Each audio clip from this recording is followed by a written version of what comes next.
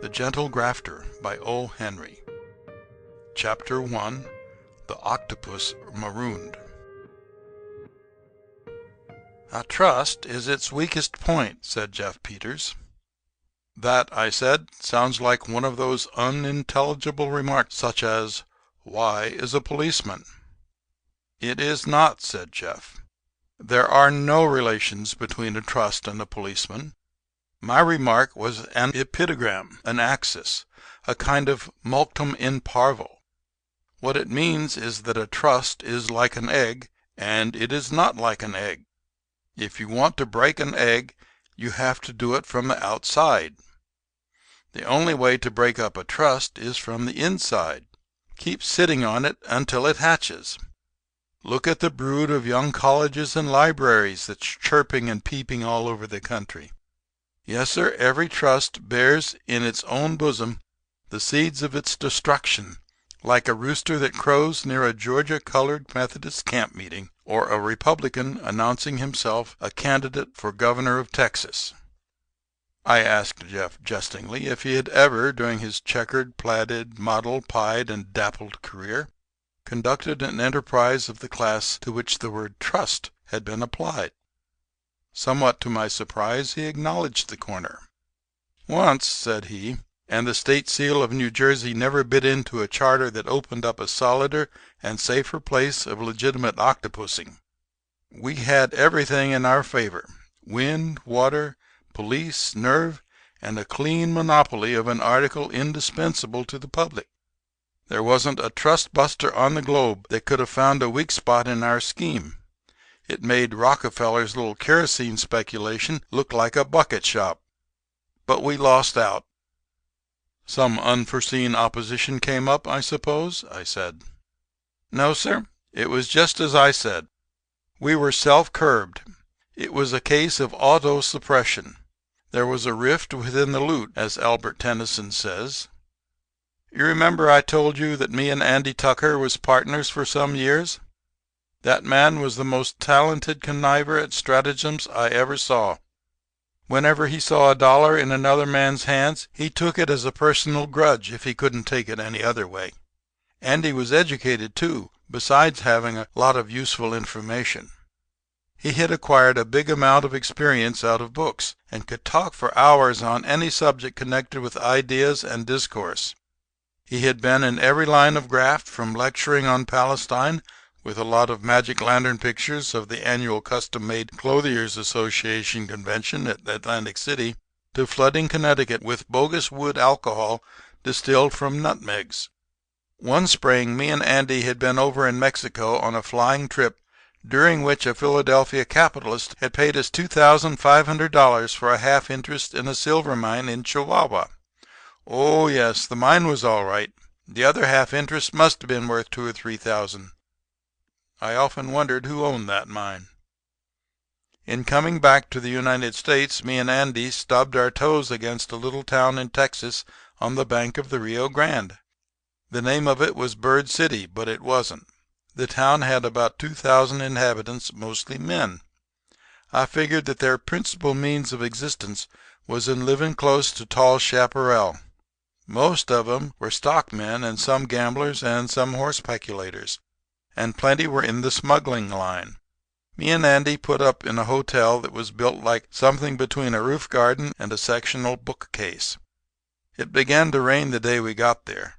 As the saying is, Juniper Aquarius was sure turning on the water plugs on Mount Amphibious. Now, there were 3 saloons in Bird City, though neither Andy nor me drank. But we could see the townspeople making a triangular procession from one to another all day and half the night. Everybody seemed to know what to do with as much money as they had. The 3rd day of the rain it slacked up a while in the afternoon, so me and Andy walked out to the edge of town to view the mudscape. Bird City was built between the Rio Grande and a deep, wide arroyo that used to be the old bed of the river. The bank between the stream and its old bed was cracking and giving away when we saw it, on account of the high water caused by the rain. Andy looks at it a long time. That man's intellects was never idle. Then he unfolds to me an instantaneous idea that has occurred to him. Right there was an organized trust, and we walked back into town and put it on the market. First, we went to the main saloon in Bird City, called the Blue Snake, and bought it. It cost us $1,200. Then we dropped in, casual, at Mexican Joe's place, referred to the rain, and bought him out for $500. The other one came easy at $400. The next morning Bird City woke and found itself an island. The river had busted through its own channel, and the town was surrounded by roaring torrents. The rain was still raining, and there was heavy clouds in the northwest that presaged about 6 more mean annual rainfalls during the next 2 weeks. But the worst was yet to come. Bird City hopped out of its nest, waggled its pin feathers, and strolled out for its matutinal toot.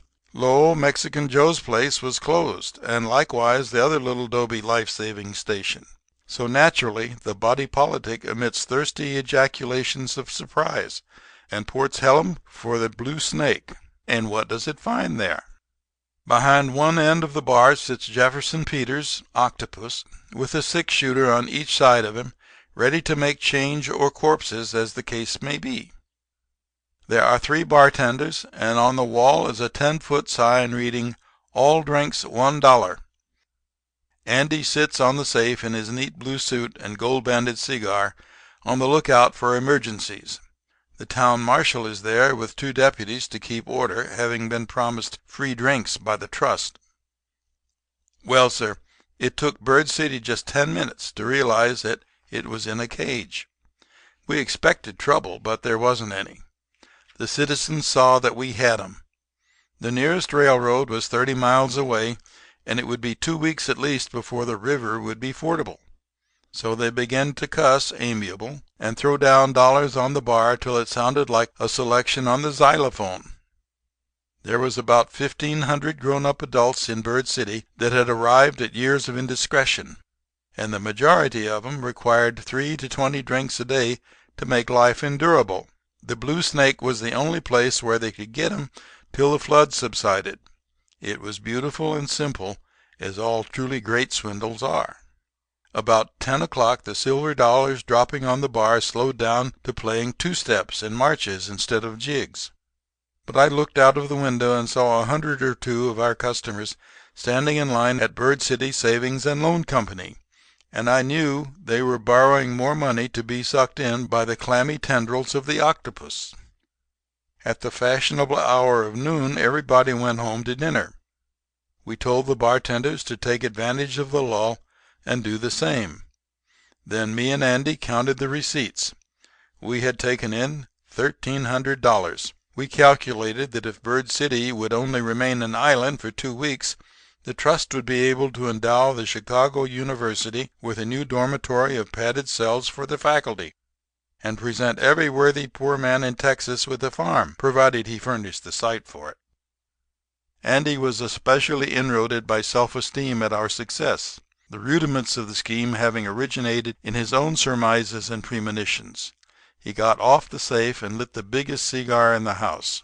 "Jeff," says he, "I don't suppose that anywhere in the world you could find 3 cormorants with brighter ideas about downtreading the proletariat than the firm of Peters, Satan, and Tucker, Incorporated. We have sure handed the small consumer a giant blow in his sole apoplectic region, no?" "Well," says I, "it does look as if we would have to take up gastritis and golf or be measured for kilts in spite of ourselves.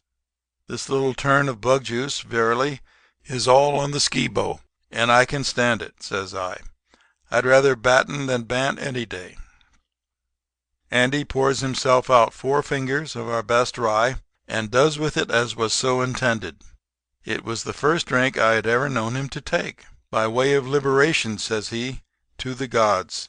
And then, after thus doing umbrage to the heathen diabetes, he drinks another to our success. And then he begins to toast the trade, beginning with Rasooli and the North Pacific, and on down the line to the little ones like the School Book Combine and the Oleomargarine outrages and the Lehigh Valley and Great Scott Coal Federation. "It's all right, Andy," says I.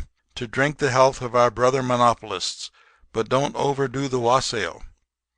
You know our most eminent and loathed multi-corporationists live on weak tea and dog biscuits." Andy went in the back room a while and came out dressed in his best clothes. There was a kind of murderous and soulful look of gentle riotousness in his eye that I didn't like. I watched him to see what turn the whiskey was going to take in him. There are two times when you can never tell what is going to happen. One is when a man takes his first drink, and the other is when a woman takes her latest. In less than an hour Andy's skate had turned to an ice yacht. He was outwardly decent and managed to preserve his aquarium, but inside he was impromptu and full of unexpectedness. "Jeff," says he, "do you know that I'm a crater, a living crater?" "That is a self-evident hypothesis," says I. "But you're not Irish. Why don't you say creature according to the rules and syntax of America?" "I'm the crater of a volcano," says he. "I'm all aflame and crammed inside with an assortment of words and phrases that have got to have an exodus. I can feel millions of synonyms and parts of speech rising in me," says he, "and I've got to make a speech of some sort. Drink," says Andy, "always drives me to oratory." "It could do no worse," says I. "From my earliest recollections," says he, "alcohol seemed to stimulate my sense of recitation and rhetoric. Why, in Bryan's second campaign," says Andy, "they used to give me 3 gin rickeys, and I'd speak for 2 hours longer than Billy himself could on the silver question. Finally, they persuaded me to take the gold cure." "If you've got to get rid of your excess verbiage," says I, "why not go out on the river bank and speak a piece? It seems to me there was an old spellbinder named Cantharides that used to go and disincorporate himself of his windy numbers along the seashore." "No," says Andy, "I must have an audience. I feel that if I once turn loose people would begin to call Senator Beveridge the grand young sphinx of the Wabash.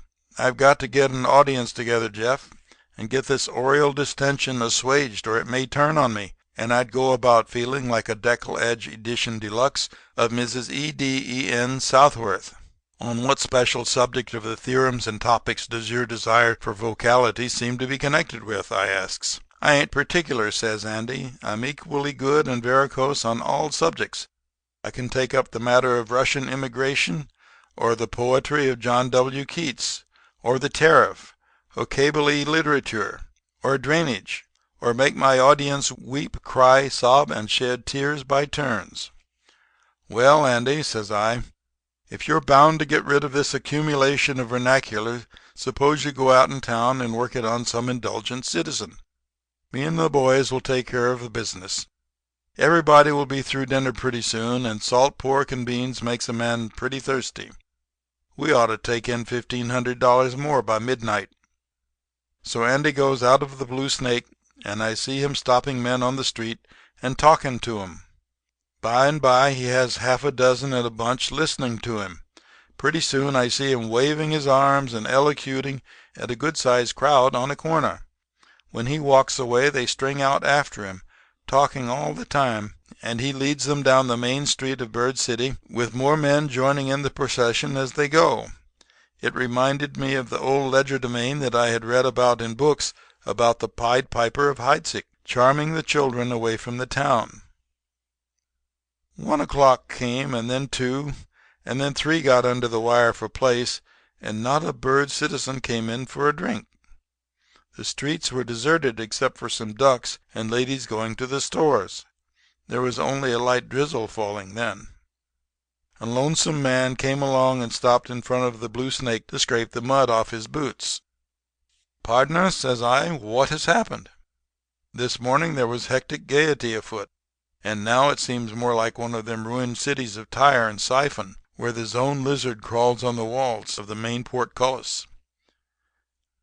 The whole town," says the muddy man, "is up in Sperry's wool warehouse listening to your sidekicker make a speech. He is some gravy on delivering himself of audible sounds relating to matters and conclusions," says the man. "Well, I hope he'll adjourn sine qua non pretty soon," says I, "for trade languishes." Not a customer did we have that afternoon. At 6 o'clock 2 Mexicans brought Andy to the saloon lying across the back of a burro. We put him in bed while he still muttered and gesticulated with his hands and feet. Then I locked up the cash and went out to see what had happened.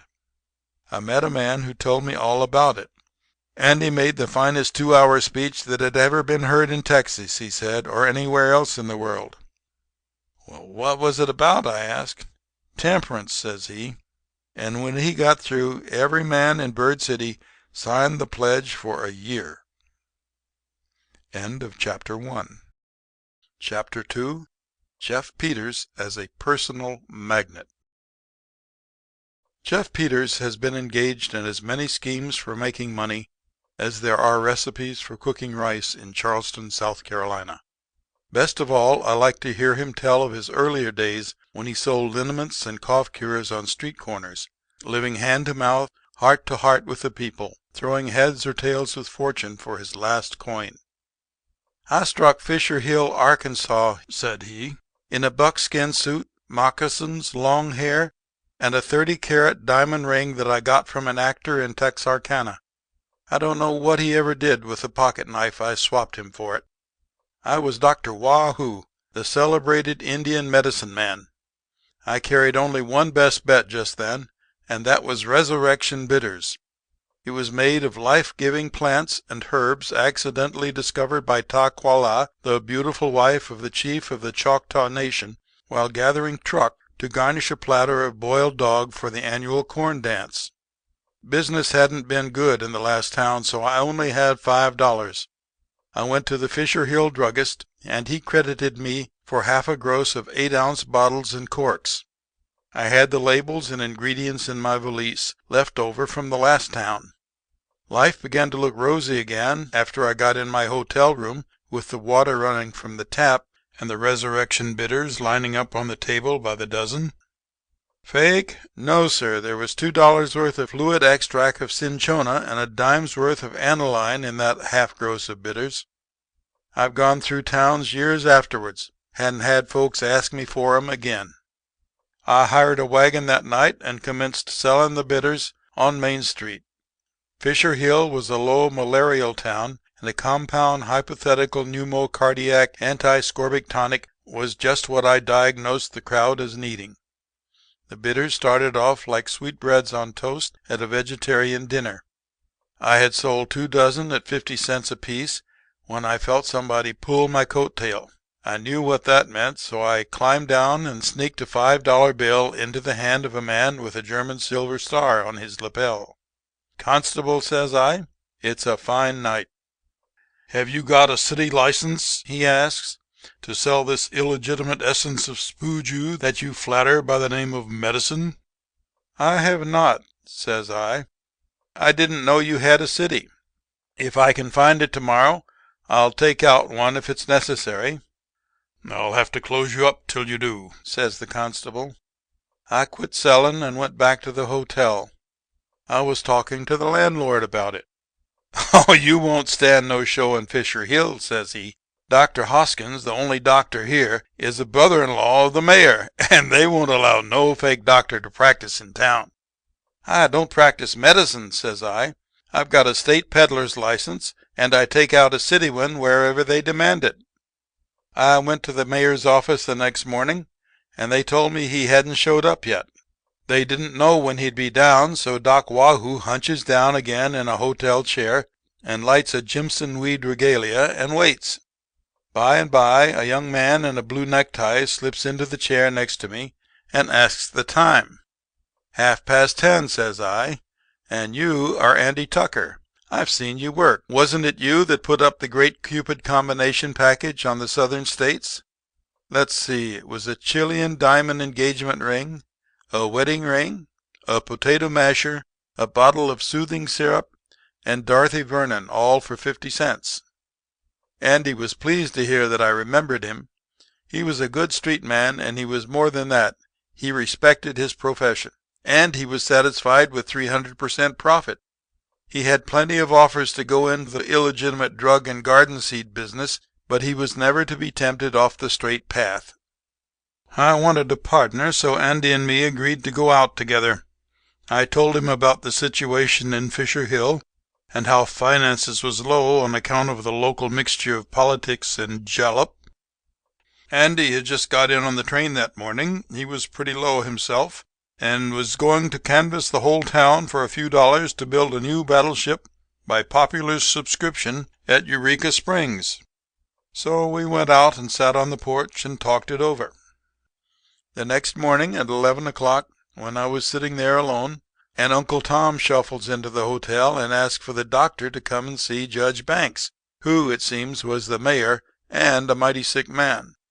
I'm no doctor, says I. Why don't you go and get the doctor? Boss, says he.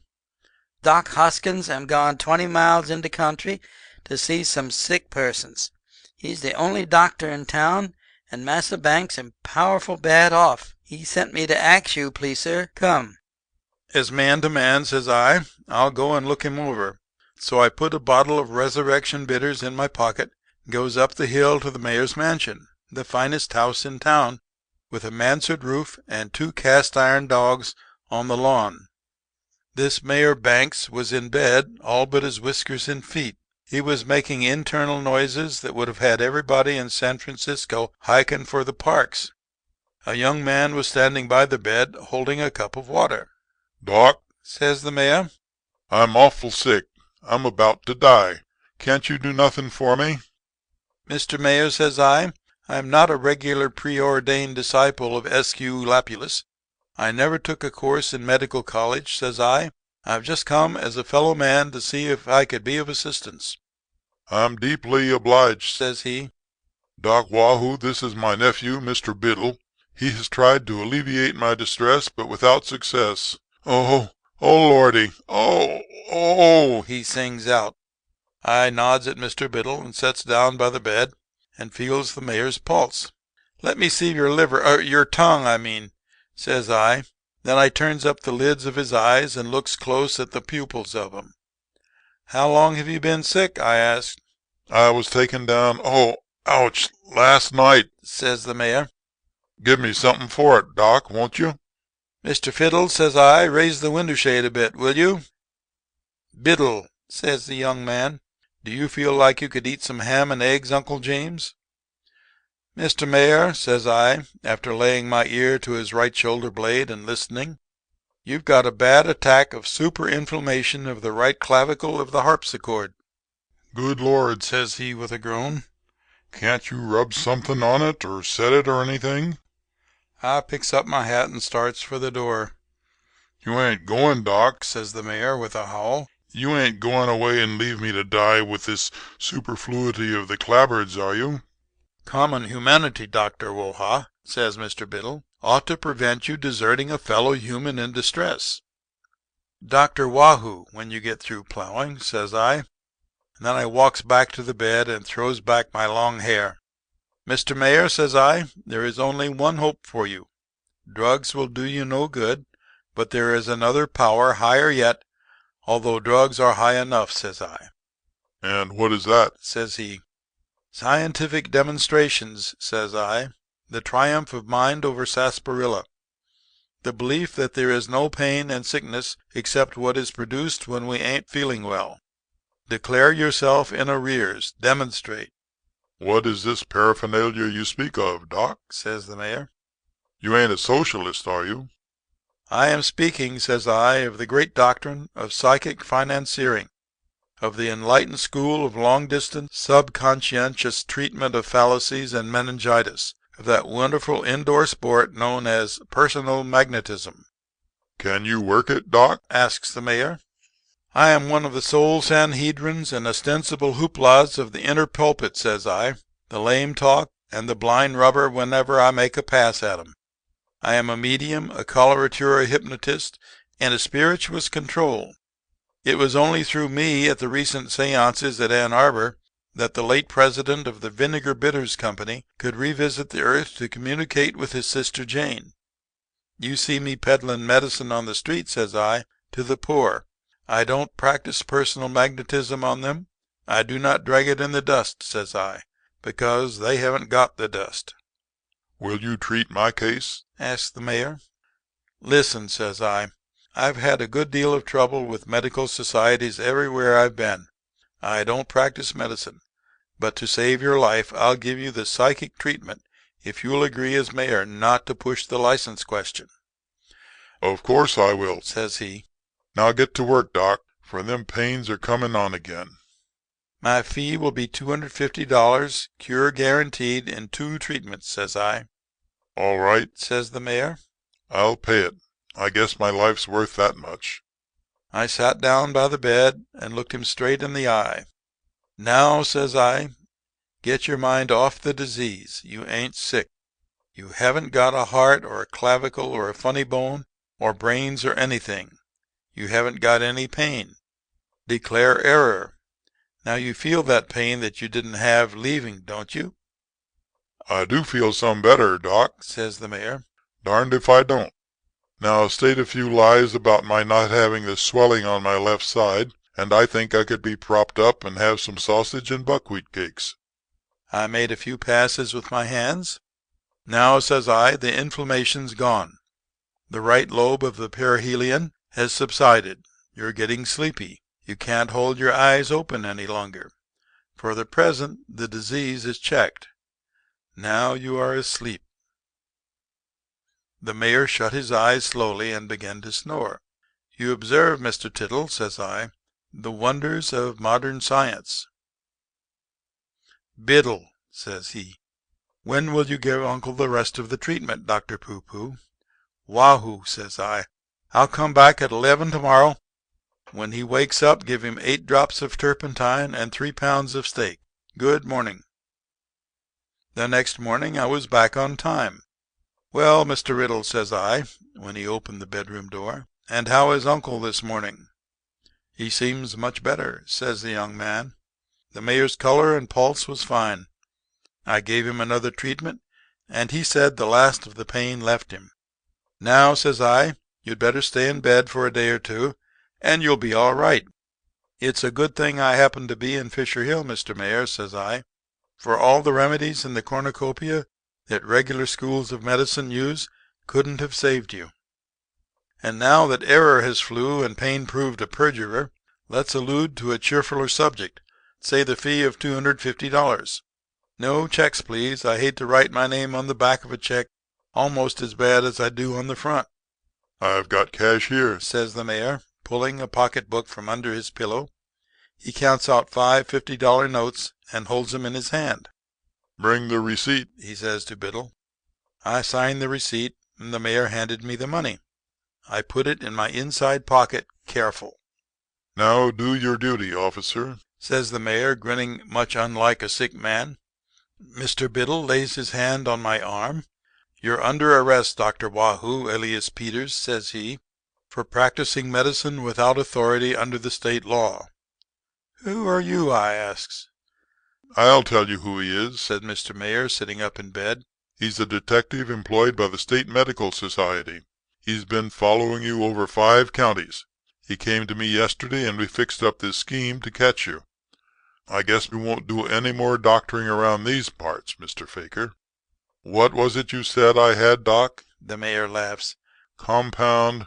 Well, it wasn't softening of the brain, I guess, anyway." "A detective," says I. "Correct," says Biddle. "I'll have to turn you over to the sheriff." "Let's see you do it," says I, and I grabs Biddle by the throat and half throws him out the window. But he pulls a gun and sticks it under my chin, and I stand still. Then he puts handcuffs on me, and, "Eyewitness," says he, "that they're the same bank bills that you and I marked, Judge Banks. I'll turn them over to the sheriff when we get to his office, and he'll send you a receipt. They'll have to be used as evidence in the case." "All right, Mr. Biddle," says the mayor. "And now, Doc Wahoo," he goes on, "why don't you demonstrate? Can't you pull the cork out of your magnetism with your teeth and hocus pocus them handcuffs off?" "Come on, officer," says I, dignified. "I may as well make the best of it." And I turns to old Banks and rattles my chains. "Mr. Mayor," says I, "the time will come soon when you'll believe that personal magnetism is a success. And you'll be sure that it succeeded in this case, too." And I guess it did. When we got nearly to the gate, I says, "We might meet somebody now, Andy. I reckon you better take 'em off and—" Hey, why, of course, it was Andy Tucker. That was his scheme, and that's how we got the capital to go into business together. End of Chapter 2. Chapter 3, Modern Rural Sports. Jeff Peters must be reminded. Whenever he is called upon, pointedly, for a story, he will maintain that his life has been as devoid of incident as the longest of Trollope's novels. But lured, he will divulge. Therefore I cast many and divers flies upon the currents of his thoughts before I feel a nibble. I noticed, said I, that the Western farmers, in spite of their prosperity, are running after their old populistic idols again. It's the running season, said Jeff, for farmers, shad, maple trees, and the Conemaugh River. I know something about farmers. I thought I struck one once that had got out of the rut, but Andy Tucker proved me I was mistaken. Once a farmer, always a sucker, says Andy. He's the man that's shoved into the front row among bullets, ballots, and the ballet. He's the funny bone and gristle of the country, said Andy, and I don't know who we would do without him. One morning, me and Andy wakes up with 68 cents between us in a yellow pine hotel on the edge of the pre-digested hoe cake belt of southern Indiana. How we got off the train the night before, I can't tell you, for she went through the village so fast that what looked like a saloon to us through the car window turned out to be a composite view of a drugstore and a water tank 2 blocks apart. Why we got off at the first station we could belongs to a little Oro-eyed gold watch and Alaska diamond deal we failed to pull off the day before over the Kentucky line. When I woke up I heard roosters crowing and smelt something like the fumes of nitromuriatic acid, and heard something heavy fall on the floor below us, and a man swearing. Cheer up, Andy, says I. We're in a rural community. Somebody has just tested a gold brick downstairs. We'll go out and get what's coming to us from a farmer, and then yoicks and away. Farmers always was a kind of reserve fund to me. Whenever I was in hard luck, I'd go to the crossroads, hook a finger in a farmer's suspender, recite the prospectus of my swindle in a mechanical kind of way, look over what he had, give him back his keys, whetstone, and papers that was of no value except to owner, and stroll away without asking any questions. Farmers are not fair game to me as high up in our business as me and Andy was, but there was times when we found 'em useful, just as Wall Street does the Secretary of the Treasury now and then. When we went downstairs, we saw we was in the midst of the finest farming section we ever see. About 2 miles away on a hill was a big white house and a grove surrounded by a widespread agricultural agglomeration of fields and barns and pastures and outhouses. Whose house is that? We asked the landlord. That, says he, is the domicile and the arboreal, terrestrial, and horticultural accessories of Farmer Ezra Plunkett, one of our county's most progressive citizens. After breakfast, me and Andy, with 8 cents capital left, cast the horoscope of the rural potentate. Let me go alone, says I. 2 of us against one farmer would look as one-sided as Roosevelt using both hands to kill a grizzly. All right, says Andy. I like to be a true sport even when I'm only collecting rebates from the rutabaga raisers. What bait are you going to use for this Ezra thing? Andy asks me. Oh, says I, the first thing that comes to hand in the suitcase. I reckon I'll take along some of the new income tax receipts and the recipe for making clover honey out of clabber and apple peelings, and the order blanks for McGuffey's Readers, which afterwards turn out to be McCormick's Reapers, and the pearl necklace found on the train, and a pocket-sized gold brick, and oh, that'll be enough, says Andy. Any one of the lot ought to land on Ezra. And say, Jeff, make that succotash fancier give you nice, clean, new bills. It's a disgrace to our Department of Agriculture, Civil Service, and Pure Food Law the kind of stuff some of these farmers hand out to use. I've had to take rolls from them that look like bundles of microbe cultures captured out of a Red Cross ambulance. So I goes to a livery stable and hires a buggy on my looks. I drove out to the Plunkett farm and hitched. There was a man sitting on the front steps of the house. He had a white flannel suit, a diamond ring, golf cap, and a pink ascot tie. Summer boarder, I says to myself. I'd like to see Farmer Ezra Plunkett, I says to him. You see him, says he. What seems to be on your mind? I never answered a word. I stood still, repeating to myself the rollicking lines of that merry jingle, The Man with the Hoe. When I looked at the farmer, the little devices I had in my pocket for buncoing the pushed-back brows seemed as hopeless as trying to shake down the beef trust with a minimus and a parlor rifle. Well, says he, looking at me close, speak up. I see the left pocket of your coat sags a good deal. Out with the gold brick first. I'm rather more interested in the bricks than I am in the trick 60-day notes and the lost silver mine story.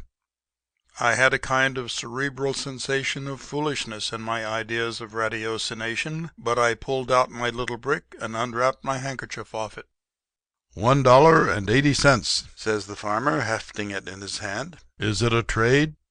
The lead in it is worth more than that, says I, dignified. I put it back in my pocket. All right, says he, but I sort of wanted it for the collection I'm starting. I got a $5,000 one last week for $2.10. Just then a telephone rings in the house. Come in, Bunk, says the farmer, and look at my place. It's kind of lonesome here sometimes. I think that's New York calling. We went inside. The room looked like a Broadway stockbroker's. Light oak desks, 2 phones, Spanish leather upholstered chairs and couches, oil paintings in gilt frames a foot deep, and a ticker hitting off the news in one corner. Hello, hello, says this funny farmer. Is that the Regent Theater? Yes, this is Plunkett of Woodbine Center. Reserved 4 orchestra seats for Friday evening. My usual ones. Yes, Friday. Goodbye. I run over to New York every 2 weeks to see a show, says the farmer, hanging up the receiver. I catch the 18-hour flyer at Indianapolis, spend 10 hours in the heyday of night on the Yappian Way, and get home in time to see the chickens go to roost 48 hours later.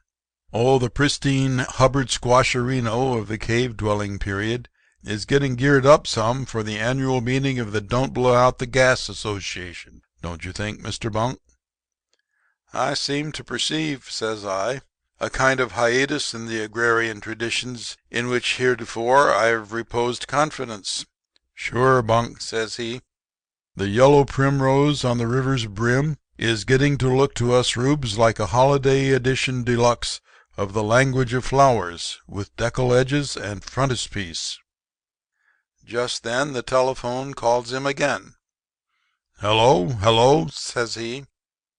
Oh, that's Perkins at Milldale. I told you $800 was too much for that horse. Have you got him there? Good, let me see him. Get away from the transmitter. Now make him trot in a circle. Faster. Yes, I can hear him. Keep on, faster yet. That'll do. Now lead him up to the phone. Closer. Get his nose nearer. There. Now wait. No, I don't want that horse. What? No, not at any price. He interferes, and he's windbroken. Goodbye. Now, Bunk, says the farmer, do you begin to realize that agriculture has had a haircut? You belong to a bygone era. Why, Tom Lawson himself knows better than to try to catch an up-to-date agriculturalist napping. It's Saturday the 14th on the farm, you bet. Now look here and see how we keep up with the day's doings. He shows me a machine on the table with 2 things for your ears like the penny in a slot affairs. I puts it on and listens. a female voice starts up reading headlines of murders, accidents, and other political casualties. "What you hear," says the farmer, "is a synopsis of today's news in the New York, Chicago, St. Louis, and San Francisco papers. It is wired to our Rural News Bureau and served hot to subscribers. On this table you see the principal dailies and weeklies of the country. Also a special service of advance sheets of the monthly magazines." I picks up one sheet and sees that it's headed "Special Advance Proofs. In July 1909 the Century will say," and so forth. The farmer rings up somebody, his manager, I reckon, and tells him to let that herd of 15 jerseys go at $600 a head, and to sow the 900-acre field in wheat, and to have 200 extra cans ready at the station for the milk trolley car.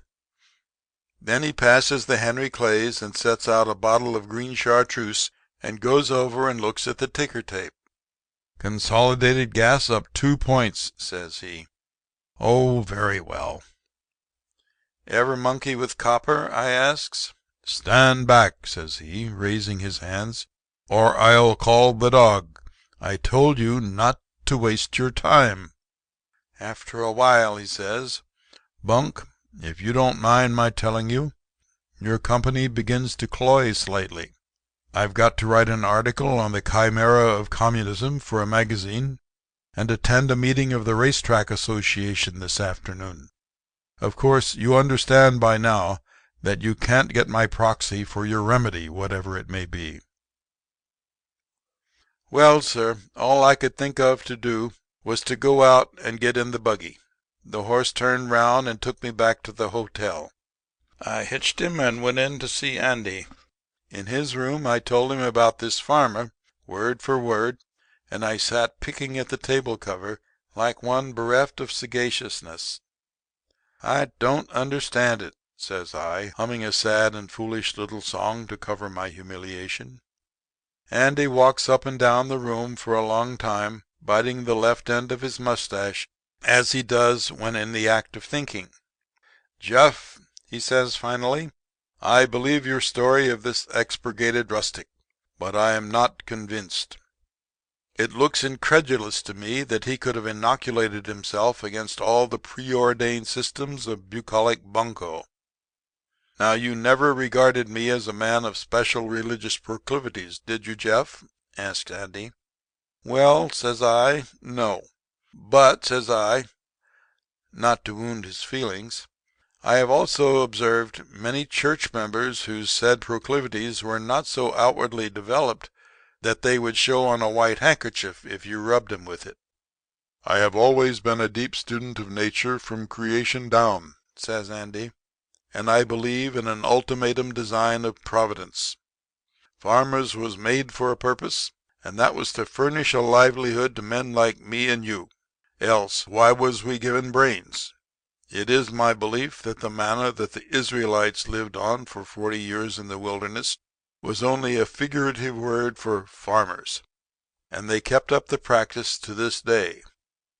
And now," says Andy, "I am going to test my theory. Once a farmer, always a come-on, in spite of the veneering and the orifices that a spurious civilization has brought to him." "You'll fail, same as I did," says I. "This one's shook off the shackles of the sheepfold. He's entrenched behind the advantages of electricity, education, literature, and intelligence." "I'll try," said Andy. "There are certain laws of nature that free rural delivery can't overcome." Andy fumbles around a while in the closet and comes out dressed in a suit with brown and yellow checks as big as your hand. His vest is red with blue dots, and he wears a high silk hat. I noticed he had soaked his sandy mustache in a kind of blue ink. "Great Barnums," says I, "you are a ringer for a circus thimble rig man." "Right," says Andy. "Is the buggy outside?" "Wait here till I come back. I won't be long." 2 hours afterwards Andy steps into the room and lays a wad of money on the table. $860, said he. Let me tell you, he was in. He looked me over and began to guy me. I didn't say a word, but got out the walnut shells and began to roll the little ball on the table. I whistled a tune or two, and then I started up the old formula. "Step up lively, gentlemen," says I, "and watch the little ball. It costs you nothing to look. There you see it, there you don't. Guess where the little joker is. The quickness of the hand deceives the eye." I steals a look at the farmer. I see the sweat coming out on his forehead. He goes over and closes the front door and watches me some more. Directly he says, "I'll bet you 20 I can pick the shell the ball's under now." After that, goes on Andy, there is nothing new to relate. He had only $860 in cash in the house. When I left, he followed me to the gate. There was tears in his eyes when he shook hands. "Bunk," says he, "thank you for the only real pleasure I've had in years. It brings up happy old days when I was only a farmer and not an agriculturalist. God bless you." Here Jeff Peters ceased, and I inferred that his story was done. "Then you think," I began. "Yes," said Jeff, "something like that.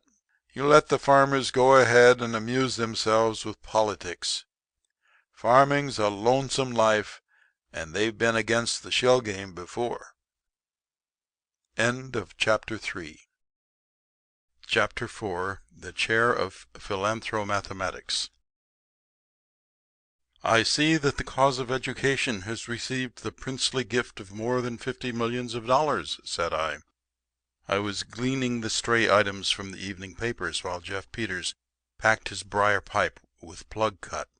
"Which same," said Jeff, "calls for a new deck and a recitation by the entire class in philanthromathematics." "Is that an allusion?" I asked. "It is," said Jeff. "I never told you about the time when me and Andy Tucker was philanthropists, did I? It was 8 years ago in Arizona. Andy and me was out in the Gila Mountains with a 2-horse wagon prospecting for silver. We struck it and sold out to parties in Tucson for $25,000. They paid our check at the bank in silver, $1,000 in a sack. We loaded it in our wagon and drove east 100 miles before we recovered our presence of intellect. $25,000 doesn't sound like so much when you're reading the annual report of the Pennsylvania Railroad or listening to an actor talking about his salary. But when you can raise up a wagon sheet and kick around your boot heel and hear every one of 'em ring against another, it makes you feel like you was a night and day bank with a clock striking 12. The third day out we drove into one of the most specious and tidy little towns that Nature or Randon McNally ever turned out. It was in the foothills and mitigated with trees and flowers and about 2,000 head of cordial and dilatory inhabitants. The town seemed to be called Floorsville, and Nature had not contaminated it with many railroads, fleas, or Eastern tourists. Me and Andy deposited our money to the credit of Peters and Tucker in the Esperanza Savings Bank and got rooms at the Skyview Hotel. After supper we lit up and sat out on the gallery and smoked. Then was when the philanthropy idea struck me. I suppose every grafter gets it sometime. When a man swindles the public out of a certain amount, he begins to get scared and wants to return part of it. And if you'll watch close and notice the way his charity runs, you'll see that he tries to restore it to the same people he got it from. As a hydrostatical case, take, let's say, A. A made his millions selling oil to poor students who sit up nights studying political economy and methods for regulating the trusts. So back to the universities and colleges goes his conscience dollars. There's B, got his from the common laboring man that works with his hands and tools. How's he to get some of the remorse fund back into their overalls? "Aha," says B, "I'll do it in the name of education. I've skinned the laboring man," says he to himself, "but according to the old proverb, Charity covers a multitude of skins. So he puts up $80 million worth of libraries, and the boys with the dinner pail that builds them gets the benefit. Where's the books? Asked the reading public. I dinna ken, says B. I offered ye libraries, and there they are. I suppose if I'd given ye preferred steel trust stock instead, you'd have wanted the water in it set out in cut glass decanters. Hoot to ye. But as I said, the owning of so much money was beginning to give me philanthropitis. It was the first time me and Andy had ever made a pile big enough to make us stop and think how we got it. Andy, says I, we're wealthy. Not beyond the dreams of average, but in our humble way we are comparatively as rich as greasers. I feel I'd like to do something for as well as to humanity. I was thinking the same thing, Jeff, says he. We've been gouging the public for a long time with all kinds of little schemes, from selling self-igniting celluloid collars to flooding Georgia with Hoke Smith presidential campaign buttons. I'd like, myself, to hedge a bet or two in the graft game, if I could do it without actually banging the Cymbalines in the Salvation Army or teaching a Bible class by the Bertillon system. What'll we do? Asked Andy. Give free grub to the poor or send a couple thousand to George Cortelyou? Neither, says I. We've got too much money to be implicated in plain charity, and we haven't got enough to make restitution. So we'll look about for something that's about halfway between the two. The next day, in walking around Floresville, we see on a hill a big red brick building that appears to be disinhabited. The citizens speak up and tell us that it was begun for a residence several years before by a mine owner.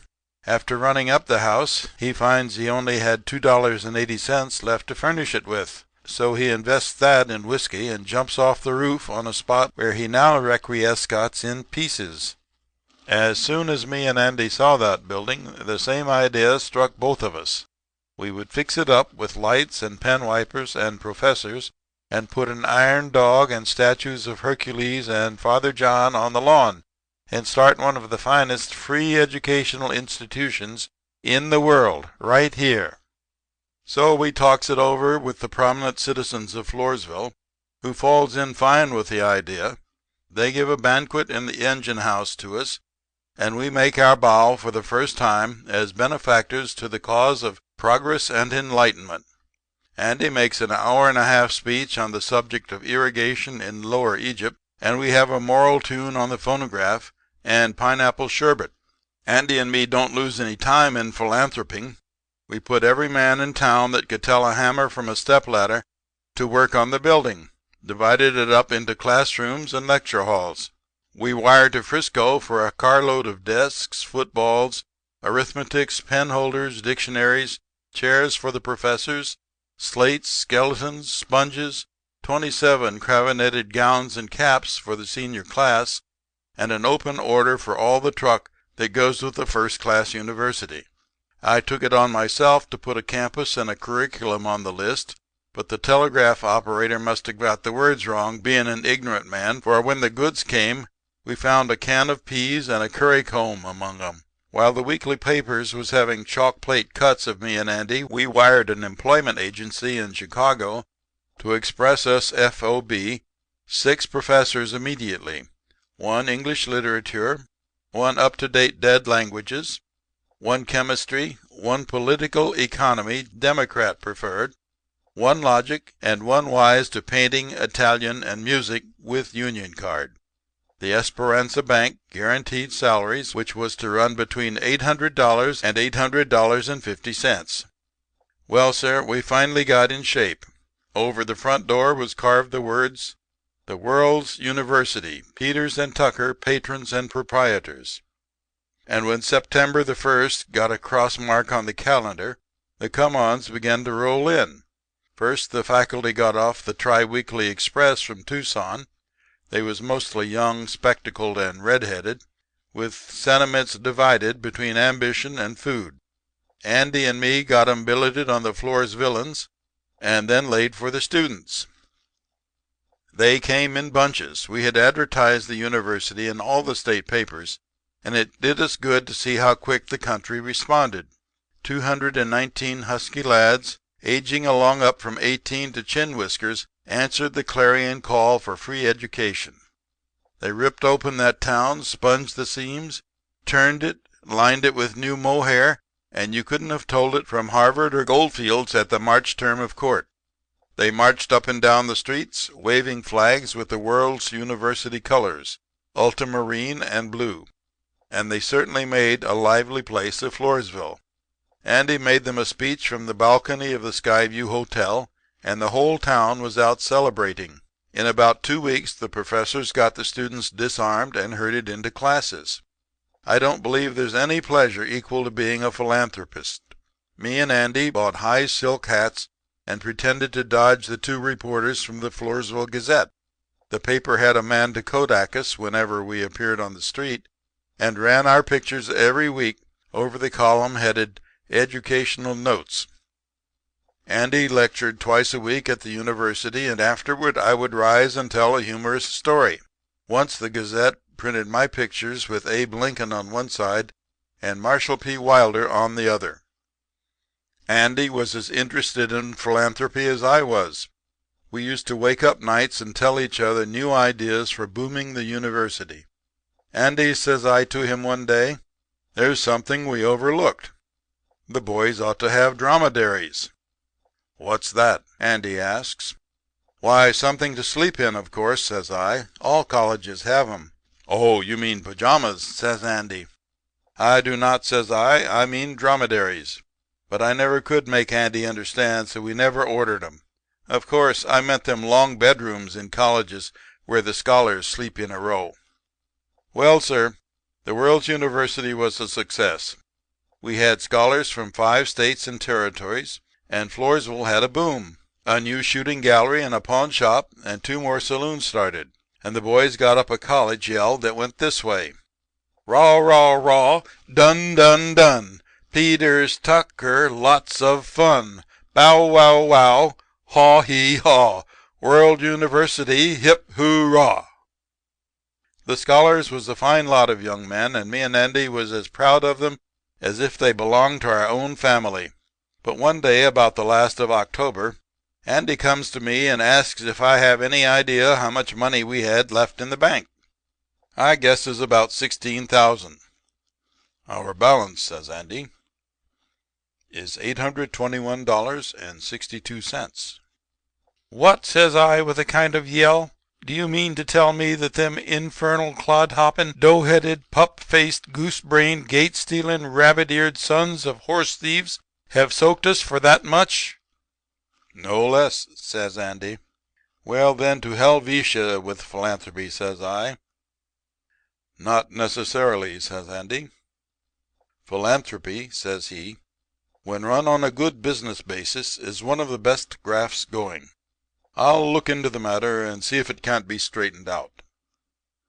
Next week I'm looking over the payroll of our faculty when I run across a new name.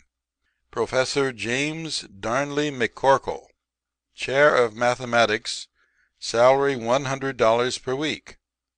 I yells so loud that Andy runs in quick. What's this, says I, a professor of mathematics at more than $5,000 a year? How did this happen? Did he get in through the window and appoint himself? I wired Frisco for him a week ago, says Andy. In ordering the faculty, we seem to overlook the chair of mathematics. Good thing we did, says I. We can pay his salary 2 weeks, and then our philanthropy will look like the 9th hole on the Skibo golf links. Wait a while, says Andy, and see how things turn out. We have taken up too noble a cause to draw out now. Besides, the further I gaze into the retail philanthropy business, the better it looks to me. I never thought about investigating it before. Come to think of it now, goes on Andy, all the philanthropists I ever knew had plenty of money. I ought to have looked into that matter long ago and located which was the cause and which was the effect. I had confidence in Andy's chicanery in financial affairs, so I left the whole thing in his hands.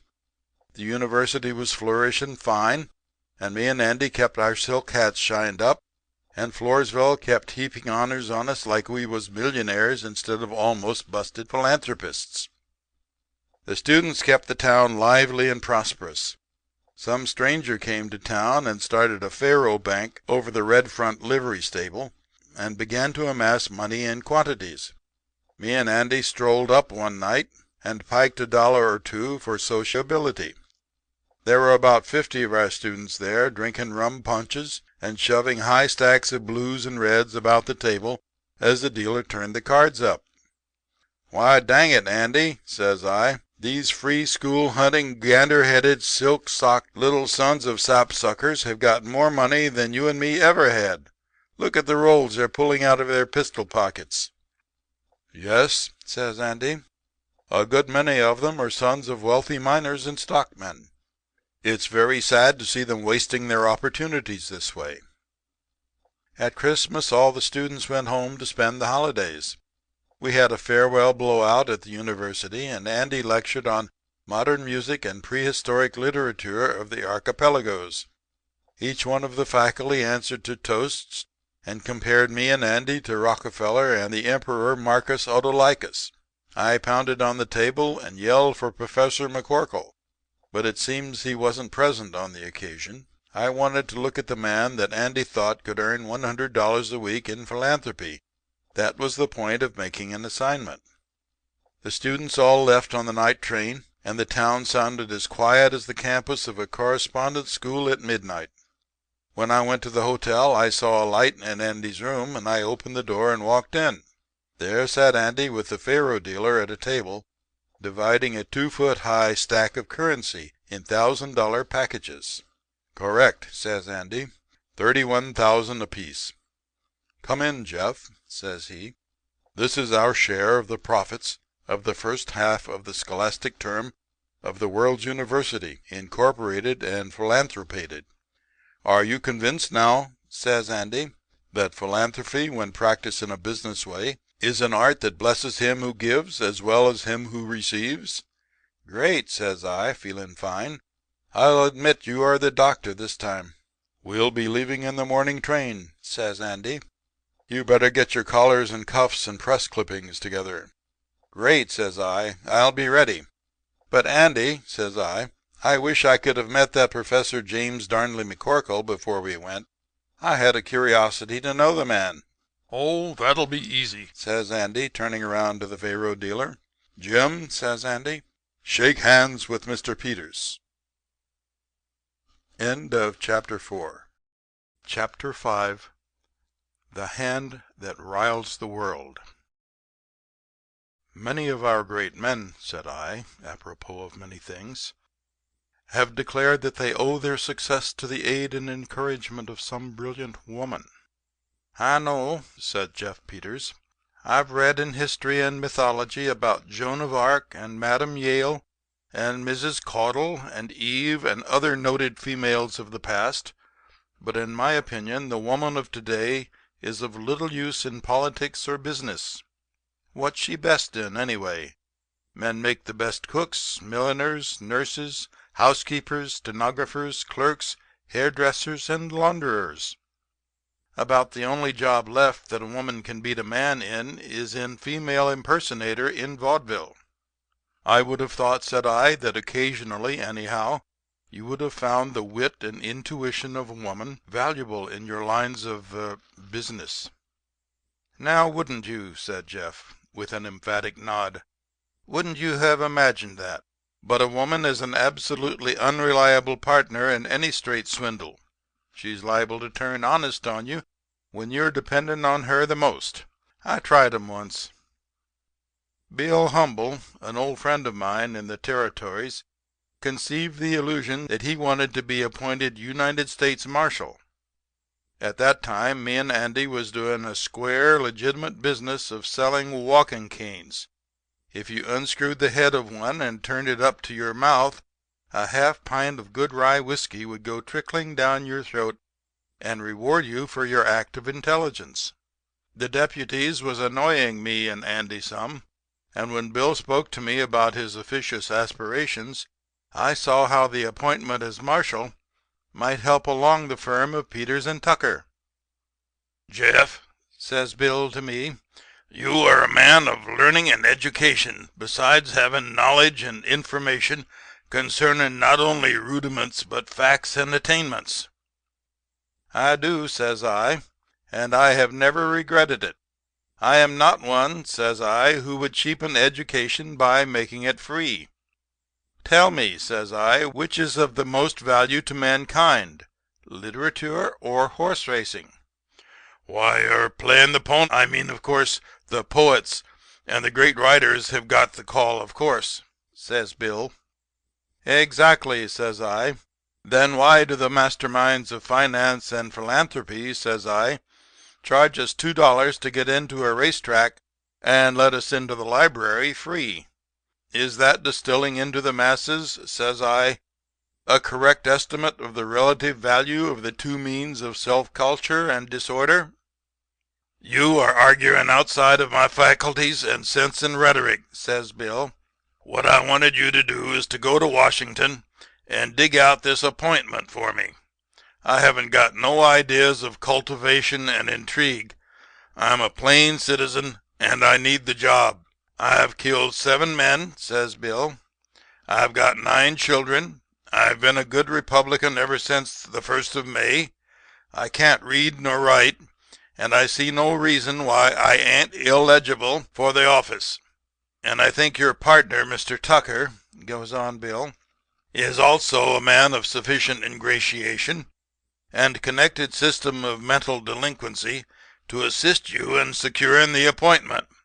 I will give you preliminary," says Bill, "$1,000 for drinks, bribes, and car fare in Washington.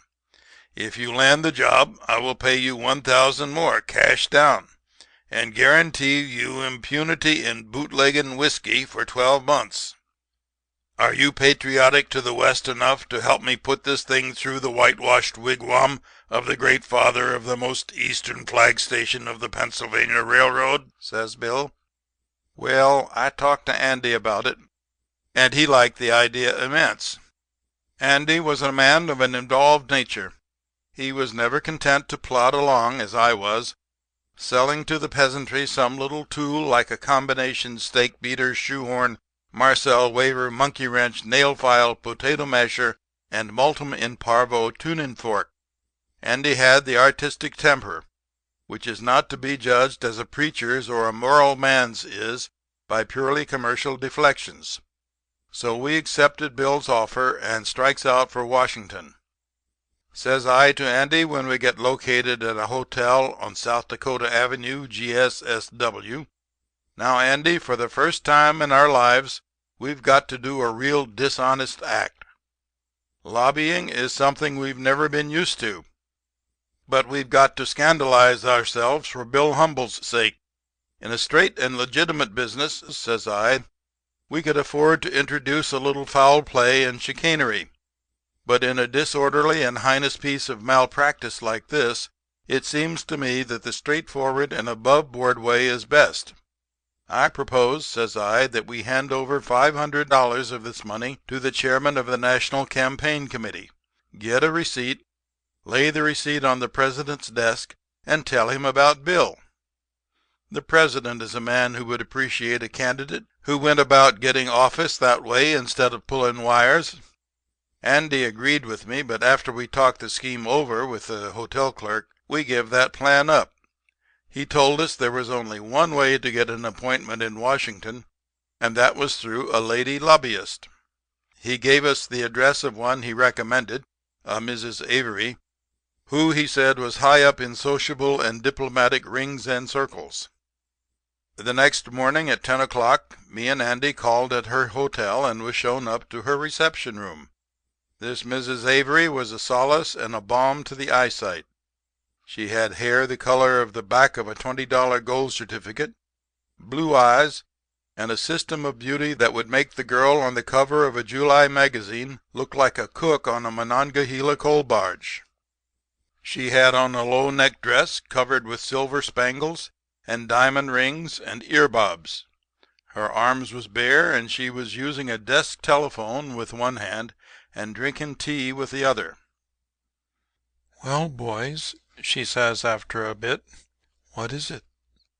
I told her in as few words as possible what we wanted for Bill and the price we could pay. "Those Western appointments," says she, "are easy. Let me see now," says she. "Who could put that through for us? No use fooling with the territorial delegates, I guess," says she. "That Senator Sniper would be about the man. He's from somewheres in the West.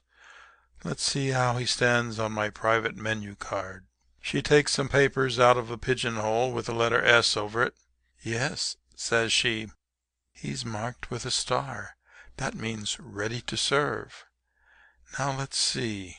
Age 55, married twice, Presbyterian, likes blondes, Tolstoy, poker, and stewed terrapin, sentimental at third bottle of wine.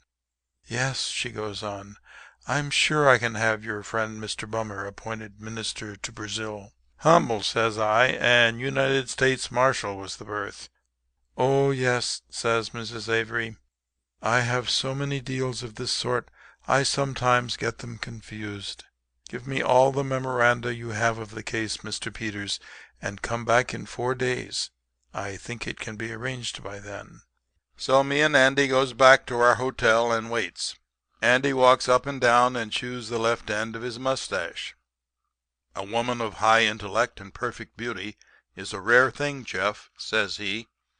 "As rare," says I, "as an omelet made from the eggs of the fabulous bird known as the epidermis," says I. "A woman like that," says Andy, "ought to lead a man to the highest positions of opulence and fame." "I misdoubt," says I, "if any woman ever helped a man to secure a job any more than to have his meals ready promptly and spread a report that the other candidate's wife had once been a shoplifter. They are no more adapted for business and politics," says I, "than Algernon Charles Swinburne is to be floor manager at one of Chuck Connor's annual balls. I know," says I to Andy, "that sometimes a woman seems to step out of the calcimine light as the charge d'affaires of her man's political job. But how does it come out? Say they have a neat little berth somewhere as foreign consul of record to Afghanistan or lockkeeper on the Delaware and Raritan Canal. One day this man finds his wife putting on her overshoes and 3 months' supply of birdseed into the canary's cage. Sioux Falls?" he asks with a kind of hopeful light in his eye. "No, Arthur," says she. "Washington. We're wasted here," says she. "You ought to be toady extraordinary to the court of St. Bridget, or head porter on the island of Puerto Rico. I'm going to see about it." "Then this lady," I says to Andy, "moves against the authorities at Washington with her baggage and munitions, consisting of 5 dozen indiscriminating letters written to her by a member of the cabinet when she was 15. A letter of introduction from King Leopold to the Smithsonian Institute, and a pink silk costume with canary-colored spats." "Well, and then what?" I goes. "She has the letters printed in the evening papers that match her costume. She lectures at an informal tea given in the palm room of the B&O Depot, and then calls on the president. The 9th Assistant Secretary of Commerce and Labor, the first aide de camp of the Blue Room, and an unidentified colored man are waiting there to grasp her by the hands and feet. They carry her out to SWB Street and leave her on a cellar door. That ends it. The next time we hear of her she's writing postcards to the Chinese minister asking him to get Arthur a job in a tea store." "Then," says Andy, "you don't think Mrs. Avery will land the marshalship for Bill?" "I do not," says I. "I do not wish to be a septic, but I doubt if she could do as well as you and me could have done." "I don't agree with you," says Andy. "I'll bet you she does. I'm proud of having a higher opinion of the talent and powers of negotiation of ladies." We was back at Mrs. Avery's hotel at the time she appointed. She was looking pretty and fine enough, as far as that went, to make any man let her name every officer in the country. But I hadn't much faith in looks, so I was certainly surprised when she pulls out a document with the great seal of the United States on it and William Henry Humble in a fine big hand on the back. "You might have had it the next day, boys," says Mrs. Avery, smiling. "I hadn't the slightest trouble in getting it," says she. "I just asked for it, that's all. Now, I'd like to talk to you a while," she goes on, "but I'm awfully busy, and I know you'll excuse me. I've got an ambassadorship, 2 consulates, and a dozen other minor applications to look after. I can hardly find time to sleep at all. You'll give my compliments to Mr. Humble when you get home, of course." Well, I handed her the $500, which she pitched into her desk drawer without counting. I put Bill's appointment in my pocket, and me and Andy made our adieus. We started back for the Territory the same day. We wired Bill, "Job landed. Get the tall glasses ready." And we felt pretty good. Andy joshed me all the way about how little I knew about women. "All right," says I. "I'll admit that she surprised me. But it's the first time I ever knew one of 'em to manipulate a piece of business on time without getting it bungled up in some way," says I. Down about the edge of Arkansas, I got out Bill's appointment and looked it over. Then I handed it to Andy to read. Andy read it, but didn't add any remarks to my silence. The paper was for Bill, all right, and a genuine document, but it appointed him postmaster of Dade City, Florida. Me and Andy got off the train at Little Rock and sent Bill's appointment to him by mail. Then we struck northeast toward Lake Superior. I never saw Bill Humble after that. End of chapter 5. Chapter 6. The Exact Science of Matrimony. "As I have told you before," said Jeff Peters, "I never had much confidence in the perfidiousness of woman. As partners or coeducators in the most innocent line of graft, they are not trustworthy." "They deserve the compliment," said I. "I think they are entitled to be called the honest sex." "Why shouldn't they be?" said Jeff. "They've got the other sex either grafting or working overtime for 'em. They're all right in business till they get their emotions or their hair touched up too much. Then you want to have a flat-footed, heavy-breathing man with sandy whiskers, 5 kids, and a building and loan mortgage ready as an understudy to take her desk. Now there was that widow lady that me and Andy Tucker engaged to help us in that little matrimonial agency scheme we floated out in Cairo. When you've got enough advertising capital, say a roll as big as the little end of a wagon tongue, there's money in matrimonial agencies. We had about $6,000, and we expected to double it in 2 months, which is about as long as a scheme like ours can be carried on without taking out a New Jersey charter. We fixed up an advertisement that read about like this: "Charming widow, beautiful, home-loving, 32 years, possessing $3,000 cash, and owning valuable country property, would remarry. Would prefer a poor man with affectionate disposition to one with means, as she realizes that solid virtues are oftenest to be found in the humble walks of life. No objection to elderly man or one of homely appearance, if faithful and true and competent to manage property and invest money with judgment. Address with particulars lonely. Care of Peters and Tucker, agents, Cairo, Illinois." "So far, so pernicious," says I, when we had finished the literary concoction. "And now," says I, "where is the lady?" Andy gives me one of his looks of calm irritation. "Jeff," says he, "I thought you had lost them ideas of realism in your art. Why should there be a lady? When they sell a lot of watered stock on Wall Street, would you expect to find a mermaid in it? What has a matrimonial ad got to do with a lady?" "Now listen," says I. "You know my rule, Andy, that in all my illegitimate inroads against the legal letter of the law, the article sold must be existent, visible, producible. In that way, and by a careful study of city ordinances and train schedules, I have kept out of all trouble with the police that a $5 bill and a cigar would not square. Now, to work this scheme, we've got to be able to produce bodily a charming widow or its equivalent, with or without the beauty, hereditaments, and appurtenances set forth in the catalog and writ of errors, or hereafter be held by a justice of the peace. Well, says Andy, reconstructing his mind, maybe it would be safer in case the post office or the peace commission should try to investigate our agency. But where, he says, could you hope to find a widow who would waste time on a matrimonial scheme that had no matrimony in it? I told Andy that I thought I knew of the exact party. An old friend of mine, Zeke Trotter, who used to draw soda water and teeth in a tent show, had made his wife a widow a year before by drinking some dyspepsia cure of the old doctor's instead of the liniment that he always got boozed up on. I used to stop in at their house often, and I thought we could get her to work with us.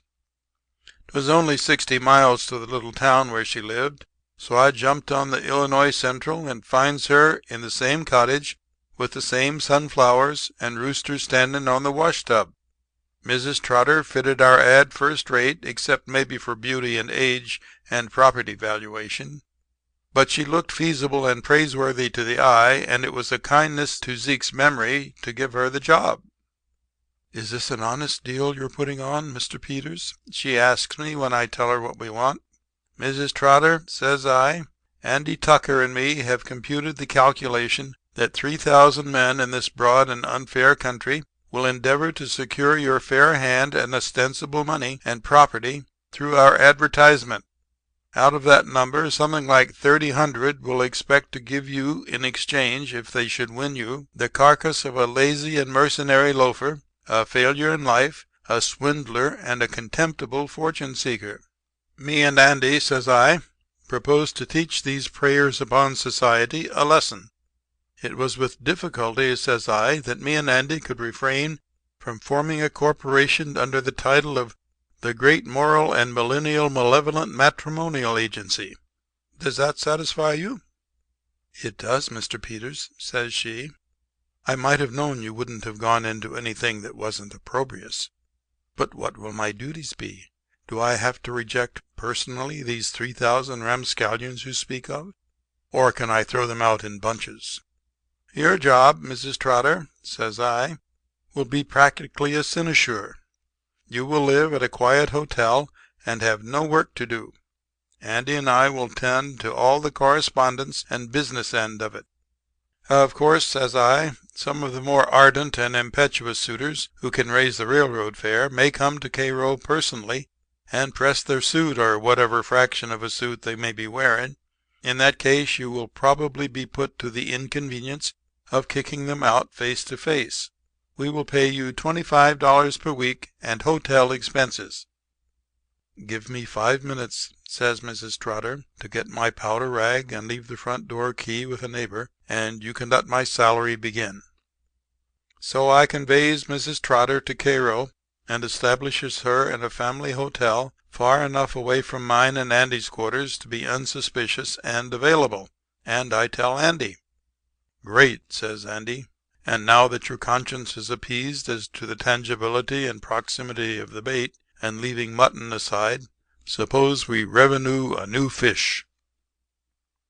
So we began to insert our advertisement in newspapers covering the country far and wide. One ad was all we used. We couldn't have used more without hiring so many clerks and Marcel paraphernalia that the sound of the gum chewing would have disturbed the Postmaster General. We placed $2,000 in a bank to Mrs. Trotter's credit, and gave her the book to show in case anybody might question the honesty and good faith of the agency. I knew Mrs. Trotter was square and reliable, and it was safe to leave it in her name. With that one ad, Andy and me put in 12 hours a day answering letters. About 100 a day was what came in. I never knew there were so many large-hearted but indigent men in the country who were willing to acquire a charming widow and assume the burden of investing her money. Most of them admitted that they ran principally to whiskers and lost jobs and were misunderstood by the world. But all of them were sure that they were so chock full of affection and manly qualities that the widow would be making the bargain of her life to get 'em. Every applicant got a reply from Peters and Tucker, informing him that the widow had been deeply impressed by his straightforward and interesting letter, and requesting them to write again, stating more particulars, and enclosing photograph if convenient. Peters and Tucker also informed the applicant that their fee for handing over the second letter to their fair client would be $2 enclosed therewith. There you see the simple beauty of the scheme. About 90% of them domestic foreign noblemen raised the price somehow and sent it in. That's all there was to it, except that me and Andy complained an amount about being put to the troubles of slicing open them envelopes and taking the money out. Some few clients called in person. We sent 'em to Miss Trotter, and she did the rest except for 3 or 4 who came back to strike us for car fare. After the letters began to get in from the R.F.D. districts, Andy and me were taking in about $200 a day. One afternoon when we were busiest and I was stuffing the 2 and 1s into cigar boxes and Andy was whistling No Wedding Bells for Her, a small slick man drops in and runs his eye over the walls like he was on the trail of a lost Gainsborough painting or two. As soon as I saw him I felt a glow of pride because we were running our business on the level. "I see you have quite a large mail today," says the man. I reached and got my hat. "Come on," says I. "We've been expecting you. I'll show you the goods. How was Teddy when you left Washington?"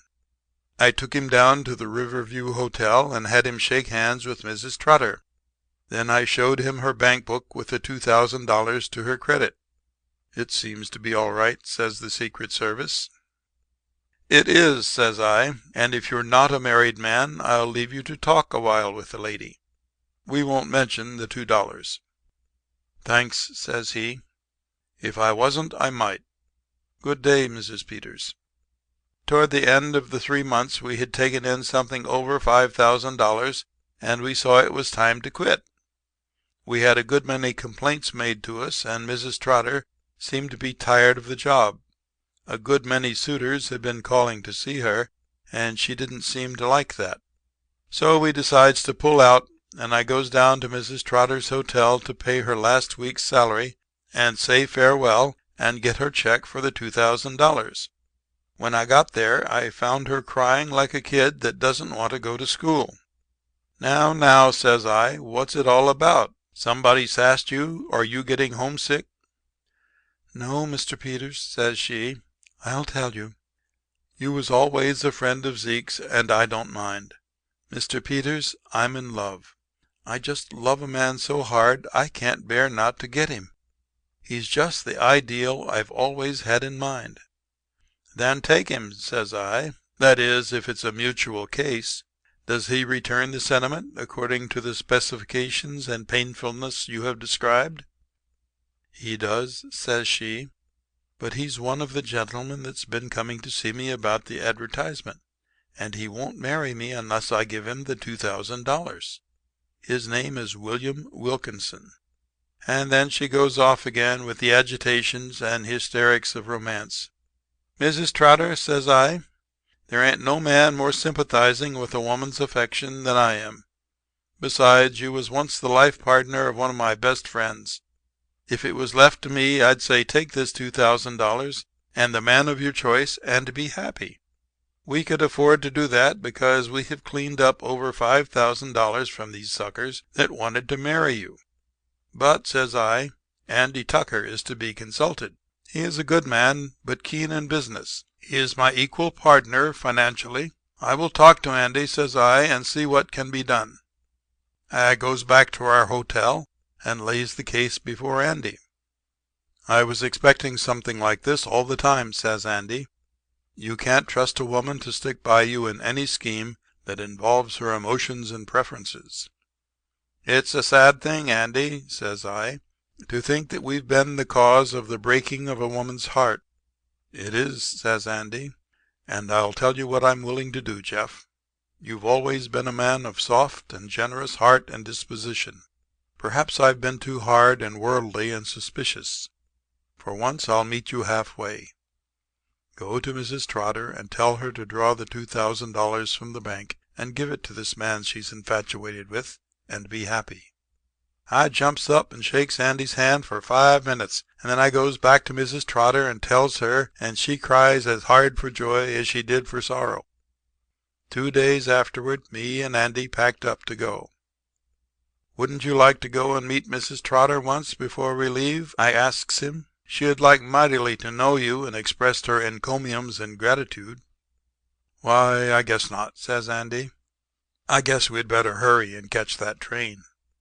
I was strapping our capital around me in a memory belt like we always carried it, when Andy pulls a roll of large bills out of his pocket and asks me to put them with the rest. "What's this?" says I. "It's Mrs. Trotter's 2,000, says Andy. "How do you come to have it?" I asks. "She gave it to me," says Andy. "I've been calling on her 3 evenings a week for more than a month." "Then you are William Wilkinson?" says I. "I was," says Andy. End of chapter 6. Chapter 7. A Midsummer Masquerade. "Satan," said Jeff Peters, "is a hard boss to work for. When other people are having their vacation is when he keeps you the busiest. As old Doc Watts or St. Paul or some other diagnostician says, he always finds somebody for idle hands to do." I remember one summer when me and my partner, Andy Tucker, tried to take a layoff from our professional and business duties. But it seems that our work followed us wherever we went. Now, with a preacher, it's different. He can throw off his responsibilities and enjoy himself. On the 31st of May he wraps mosquito netting and tinfoil around the pulpit, grabs his niblick, breviary, and fishing pole, and hikes for Lake Como or Atlantic City, according to the size of the loudness with which he has been called by his congregation. And, sir, for 3 months he don't have to think about business, except to hunt around in Deuteronomy and Proverbs and Timothy to find texts to cover and exculpate such little midsummer penances as dropping a couple of louis d'or on rouge or teaching a Presbyterian widow to swim. But I was going to tell you about mine and Andy's summer vacation that wasn't one. We was tired of finance and all the branches of unsanctified ingenuity. Even Andy, whose brain rarely ever stopped working, began to make noises like a tennis cabinet. "Hi-ho," says Andy, "I'm tired. I've got that steam up the yacht Corsair and hoe for the Riviera feeling. I want to loaf and indict my soul. As Walt Whittier says, I want to play pinochle with Mary Duval, or give a newting to the tenants on my Tarrytown estates, or do a monologue at a Chautauqua picnic in kilts or something summary and outside the line of routine and sandbagging." "Patience," says I. "You'll have to climb higher in the profession before you can taste the laurels that crown the footprints of the great captains of industry. Now, what I'd like, Andy," says I, "would be a summer sojourn in a mountain village far from the scenes of larceny, labor, and overcapitalization. I'm tired, too, and a month or so of sinlessness ought to leave us in good shape to begin to take away the white man's burdens in the fall." Andy fell in with the rest cure at once, so we struck the general passenger agents of all the railroads for summer resort literature and took a week to study out where we should go. I reckon the first passenger agent in the world was that man Genesis. But there wasn't much competition in his day, and when he said the Lord made the earth in 6 days and all very good, he hadn't any idea to what extent the press agents of summer hotels would plagiarize him later on. When we finished the booklets we perceived easy that the United States from Passadumkeag, Maine to El Paso and from Skagway to Key West was a paradise of glorious mountain peaks, crystal lakes, new-laid eggs, golf, girls, garages, cooling breezes, straw rides, open plumbing, and tennis, all within 2 hours' ride. So me and Andy dumps the books out the back window, and packs our trunk and takes the 6 o'clock tortoise flyer for Crow Knob, a kind of dernier resort in the mountains on the line of Tennessee and North Carolina. We was directed to a kind of private hotel called Woodchuck Inn, and thither me and Andy bent and almost broke our footsteps over the rocks and stumps. The inn set back from the road in a big grove of trees, and it looked fine with its broad porches and a lot of women in white dresses rocking in the shade.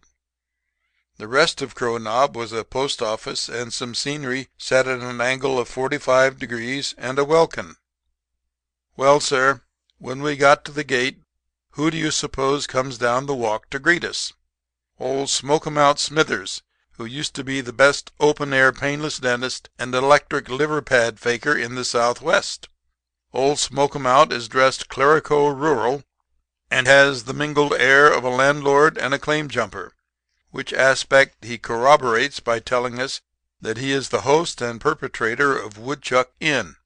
I introduces Andy, and we talk about a few volatile topics, such as will go around at meetings of boards of directors and old associates like us three were.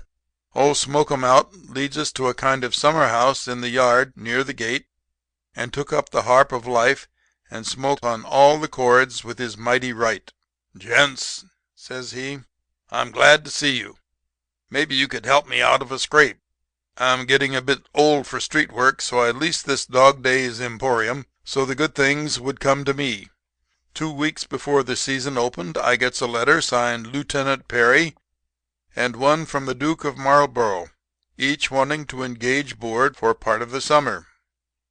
Well, sir, you gents know what a big thing for an obscure hustlery it would be to have for guests 2 gentlemen whose names are famous from long association with icebergs and the Coburgs.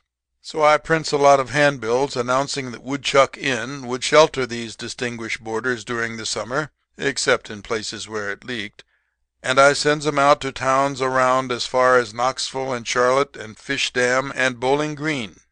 And now look up there on the porch, gents," says Smoke-'em-out, "at them disconsolate specimens of their fair sex waiting for the arrival of the Duke and the Lieutenant. The house is packed from rafters to cellar with hero worshippers. There's 4 normal school teachers and 2 abnormal. There's 3 high school graduates between 37 and 42. There's 2 literary old maids and 1 that can write. There's a couple of society women and a lady from Haw River.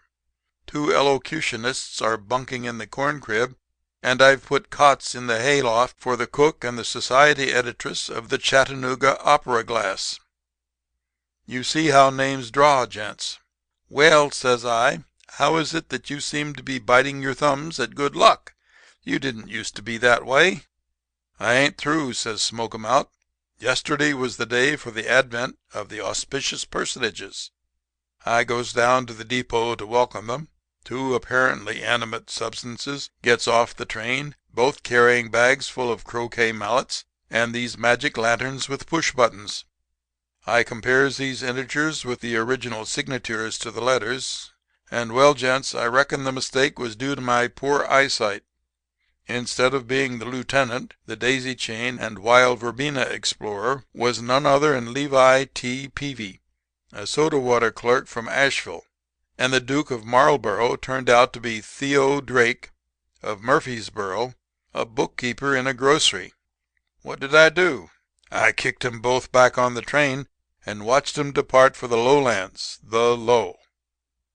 Now you see the fix I'm in, gents," goes on Smoke-'em-out Smithers. "I told the ladies that the notorious visitors had been detained on the road by some unavoidable circumstances that made a noise like an ice jam and an heiress, but they would arrive a day or 2 later.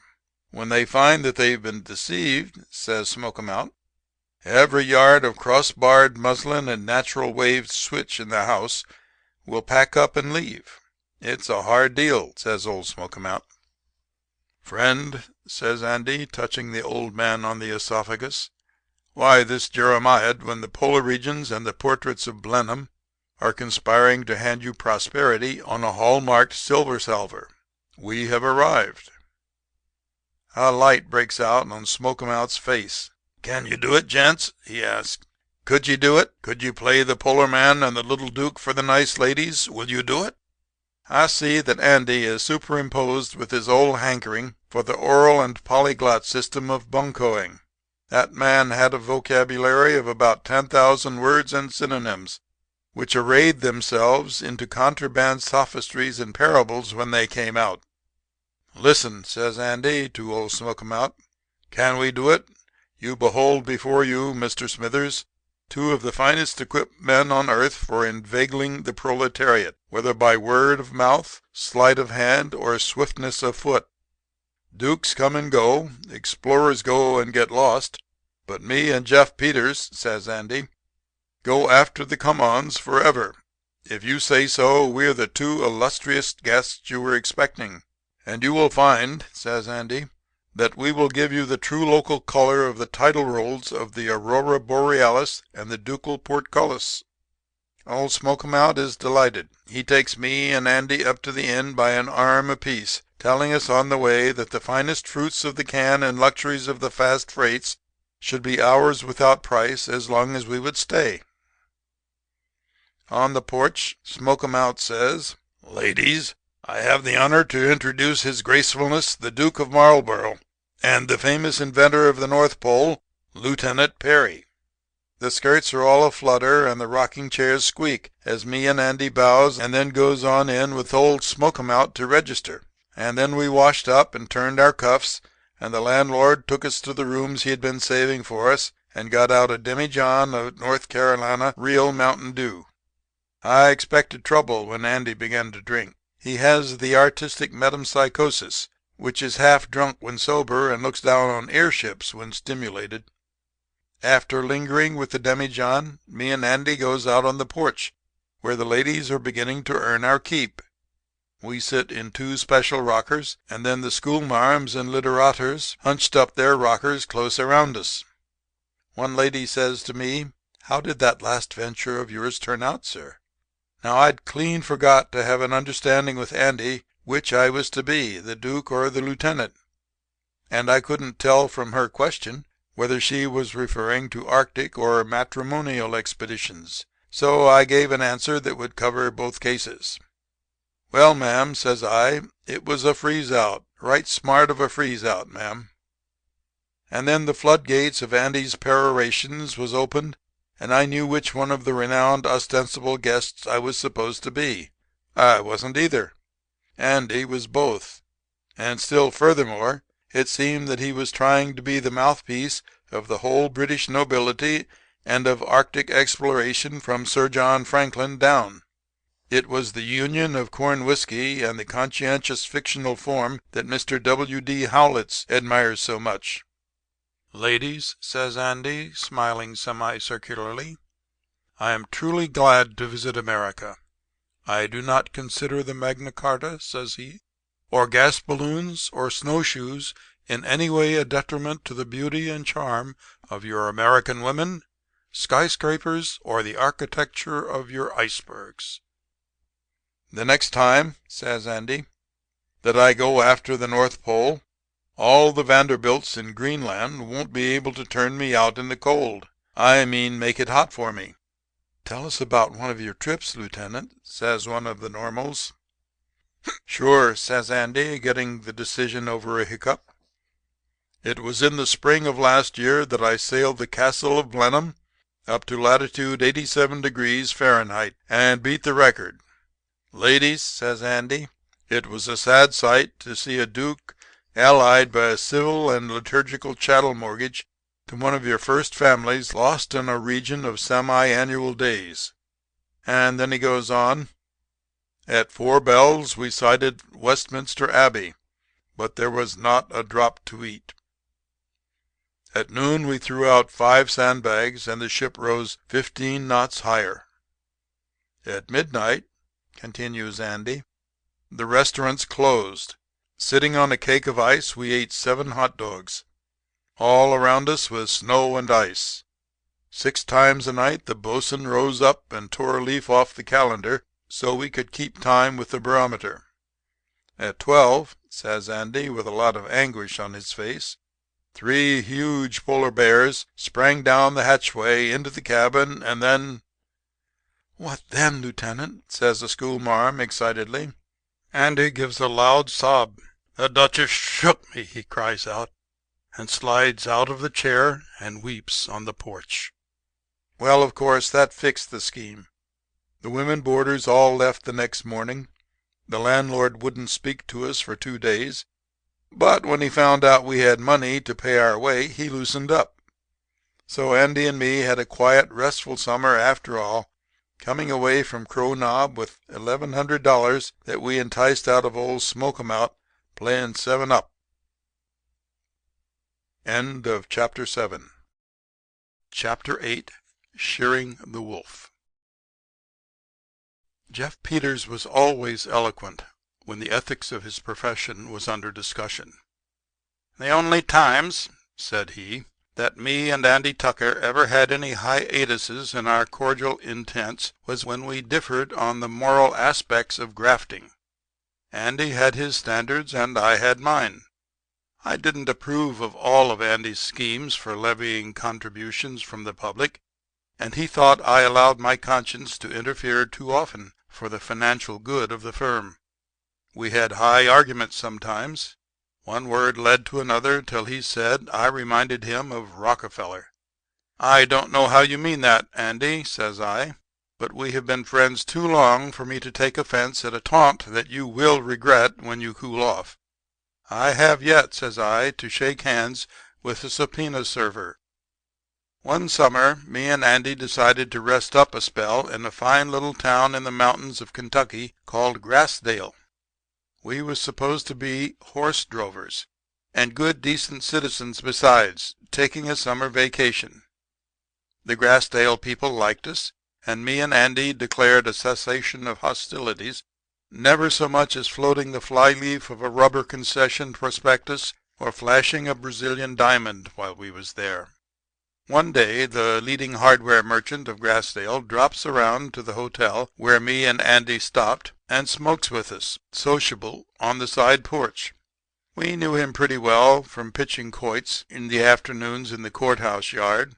He was a loud, red man, breathing hard, but fat and respectable beyond all reason.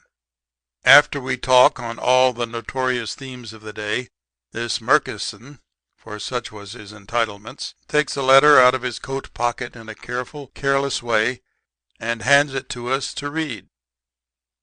"Now, what do you think of that?" says he, laughing. "A letter like that to me." Me and Andy sees at a glance what it is, but we pretend to read it through. It was one of them old-time typewritten green goods letters explaining how for $1,000 you could get $5,000 in bills that an expert couldn't tell from the genuine, and going on to tell how they were made from plates stolen by an employee of the Treasury at Washington. "Think of 'em sending a letter like that to me," says Murkison again. "There's lots of good men get 'em," says Andy. "If you don't answer the first letter, they let you drop. If you answer it, they write again, asking you to come on with your money and do business. But think of them writing to me," says Murkison. A few days later he drops around again. "Boys," says he, "I know you're all right, or I wouldn't confide in you. I wrote to them rascals again just for fun. They answered and told me to come on to Chicago. They said telegraph to J. Smith when I would start. When I get there I'm to wait on a certain street corner till a man in a gray suit comes along and drops a newspaper in front of me. Then I am to ask him how the water is, and he knows it's me and I know it's him." "Ah, yes," says Andy, gaping. "It's the same old game. I've often read about it in the papers. Then he conducts you to the private abattoir in the hotel where Mr. Jones is already waiting. They show you brand new real money and sell you all you want at 5 for 1. You see 'em put in a satchel for you, and you know it's there. Of course, it's brown paper when you come to look at it afterward." "Oh, they couldn't switch it on me," says Murkison. "I haven't built up the best paying business in Grassdale without having some witticisms about me. You say it's real money they show you, Mr. Tucker?" I see by the papers that it always is," says Andy. "Boys," says Murkison, "I've got it in my mind that them fellows can't fool me. I think I'll put a couple of thousand in my jeans and go up there and put it all over 'em. If Bill Murkison gets his eyes once on them bills they show him, he'll never take 'em off of 'em. They offer $5 for one, and they'll have to stick to the bargain if I tackle 'em. That's the kind of trader Bill Murkison is. Yes, I just believe I'll drop up Chicago way and take a 5-to-1 shot on J. Smith. I guess the water'll be fine enough." Me and Andy tries to get this financial misquotation out of Murkison's head, but we might as well have tried to keep the man who rolls peanuts with a toothpick from betting on Bryan's election. No, sir, he was going to perform a public duty catching these green goods swindlers at their own game. Maybe it would teach 'em a lesson. After Murkison left us, me and Andy sat for a while pondering over our silent meditations and heresies of reason. In our idle hours we always improved our higher selves by ratiocination and mental thought. "Jeff," says Andy after a long time, "quite unseldom I have seen fit to impugn your molars when you have been chewing the rag with me about your conscientious way of doing business. I may have been wrong, but here is a case where I think we can agree. I think it would be wrong for us to allow Mr. Murkison to go alone to meet those Chicago green goods men. There is but one way it can end. Don't you think we would both feel better if we was to intervene in some way and prevent the doing of this deed?" I got up and shook Andy Tucker's hand hard and long. "Andy," says I may have had one or two hard thoughts about the heartlessness of your corporation, but I retract 'em now. You have a kind nucleus at the interior of your exterior after all. It does you credit. I was just thinking the same thing that you have expressed. It would not be honorable or praiseworthy," says I, "for us to let Murkison go on with this project he has taken up. If he is determined to go, let us go with him and prevent this swindle from coming off."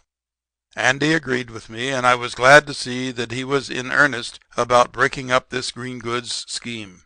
"I don't call myself a religious man," says I, "or a fanatic in moral bigotry, but I can't stand still and see a man who has built up his business by his own efforts and brains and risk be robbed by an unscrupulous trickster who is a menace to the public good." "Right, Jeff," says Andy. "We'll stick right along with Murkison if he insists on going, and block this funny business. I'd hate to see any money dropped in it as bad as you would." Well, we went to see Murkison.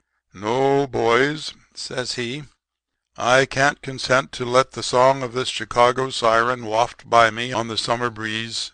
I'll fry some fat out of this ignis fatuus or burn a hole in the skillet.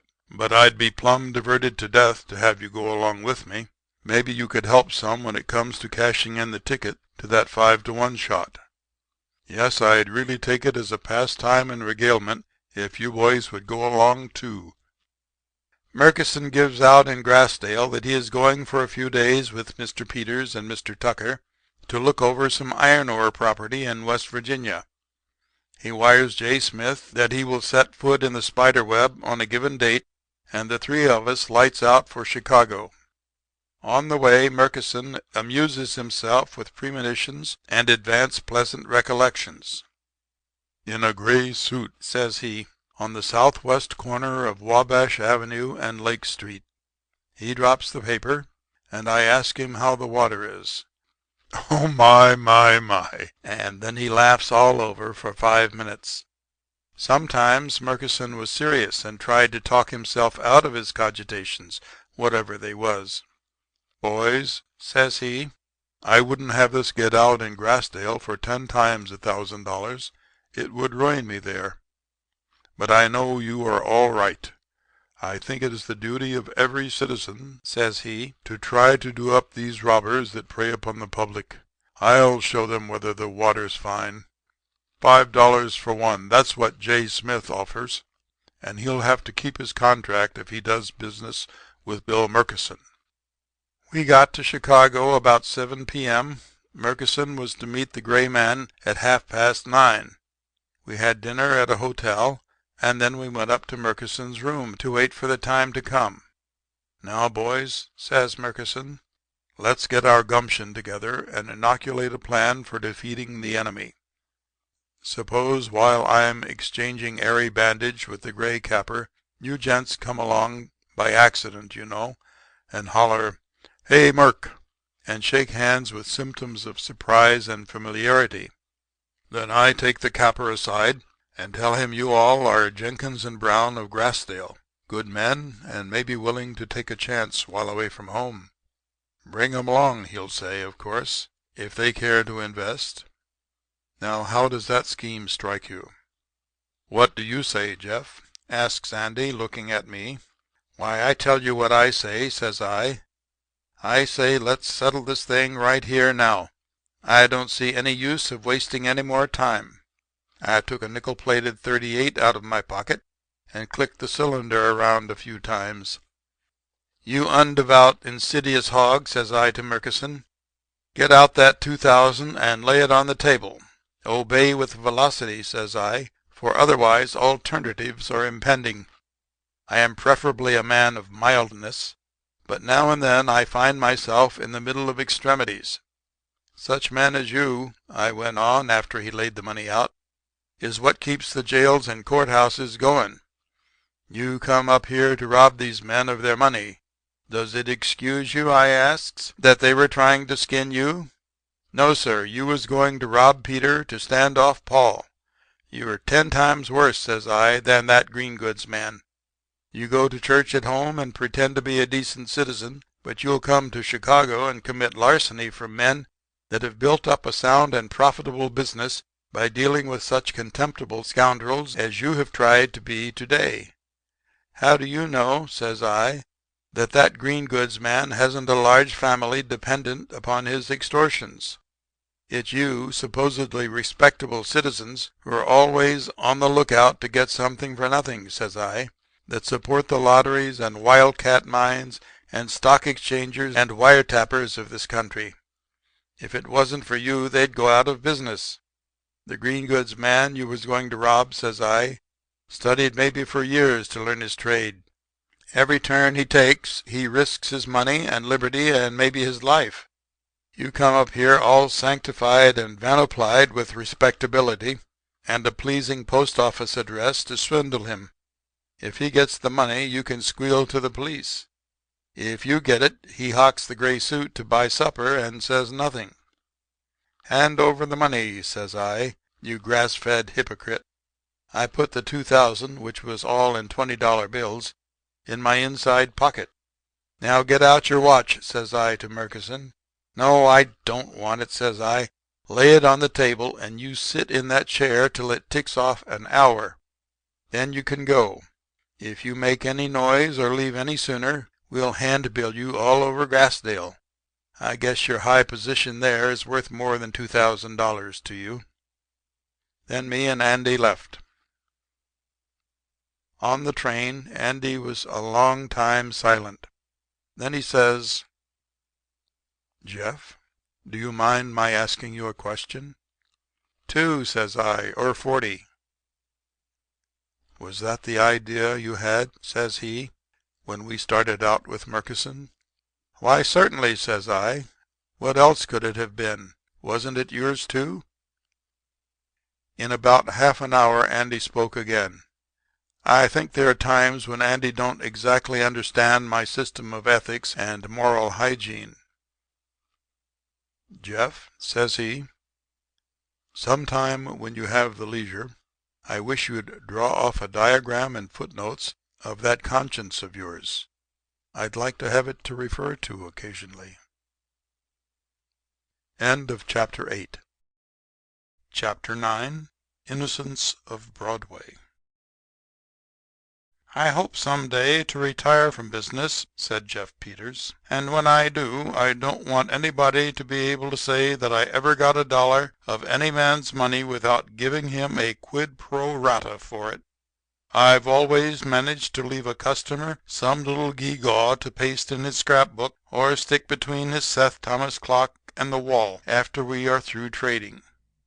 There was one time I came near having to break this rule of mine and do a profligate and ill-laudable action, but I was saved from it by the laws and statutes of our great and profitable country.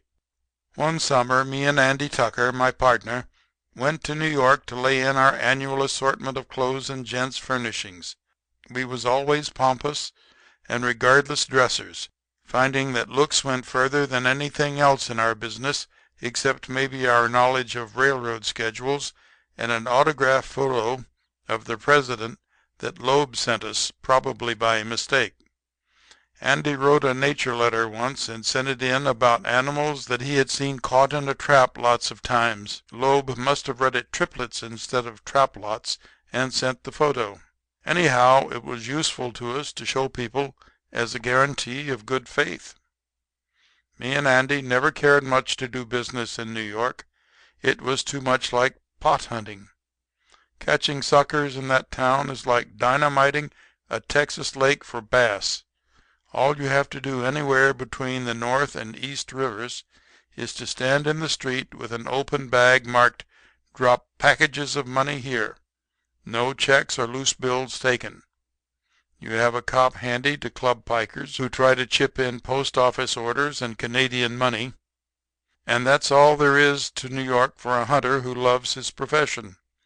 So me and Andy used to just nature fake the town.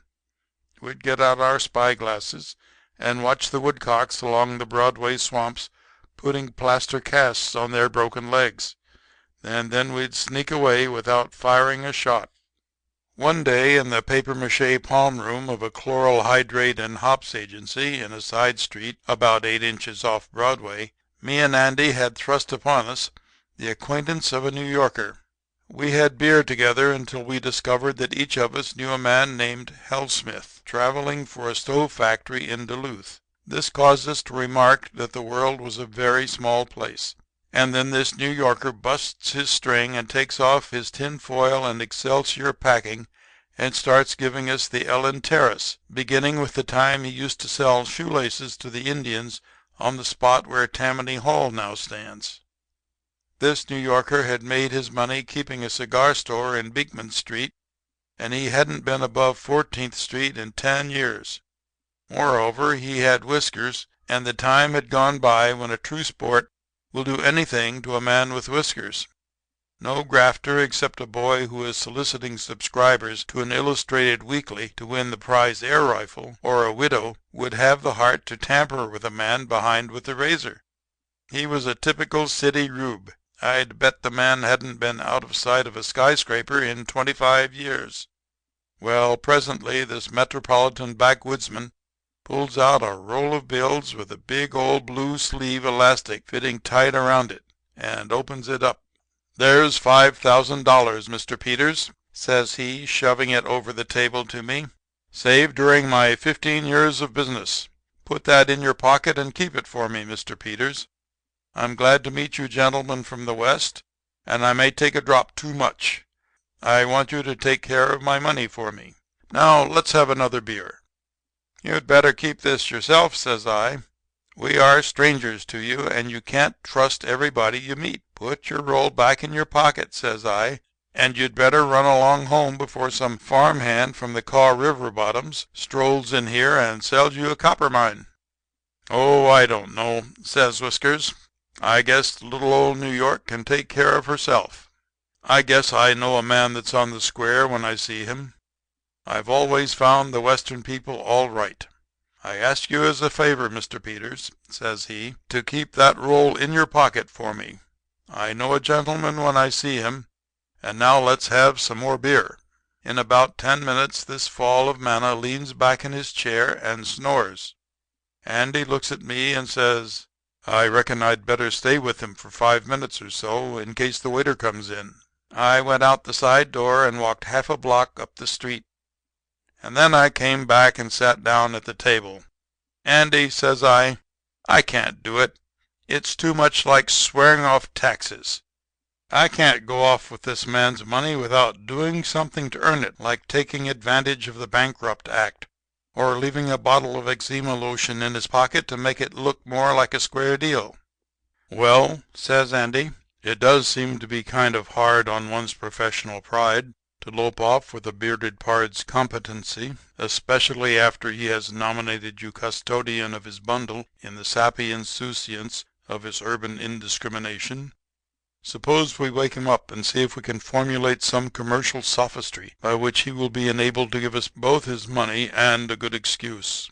We wakes up Whiskers. He stretches himself and yawns out the hypothesis that he must have dropped off for a minute. And then he says he wouldn't mind sitting in at a little gentleman's game of poker. He used to play some when he attended high school in Brooklyn, and he was out for a good time. Why, and so forth.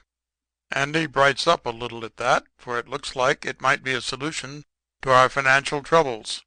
So we all three go to our hotel farther down Broadway and have the cards and chips brought up to Andy's room. I tried once more to make this babe in the horticultural gardens take his $5,000, but no. "Keep that little roll for me, Mr. Peters," says he, "and oblige. I'll ask you for it when I want it. I guess I know when I'm among friends. A man that's done business on Beekman Street for 20 years, right in the heart of the wisest old village on earth, ought to know what he's about. I guess I can tell a gentleman from a con man or a flimflammer when I meet him. I've got some odd change in my clothes, enough to start the game with, I guess." He goes through his pockets and rains $20 gold certificates on the table till it looked like a $10,000 autumn day in a London grove pictured by Turner in the salons. Andy almost smiled. The first round that was dealt, this boulevardier slaps down his hand, claims low and jack and big casino, and rakes in the pot. Andy always took a pride in his poker playing. He got up from the table and looked sadly out of the windows at the street cars. "Well, gentlemen," says the cigar man, "I don't blame you for not wanting to play. I've forgotten the fine points of the game, I guess. It's been so long since I indulged. Now, how long are you gentlemen going to be in the city?"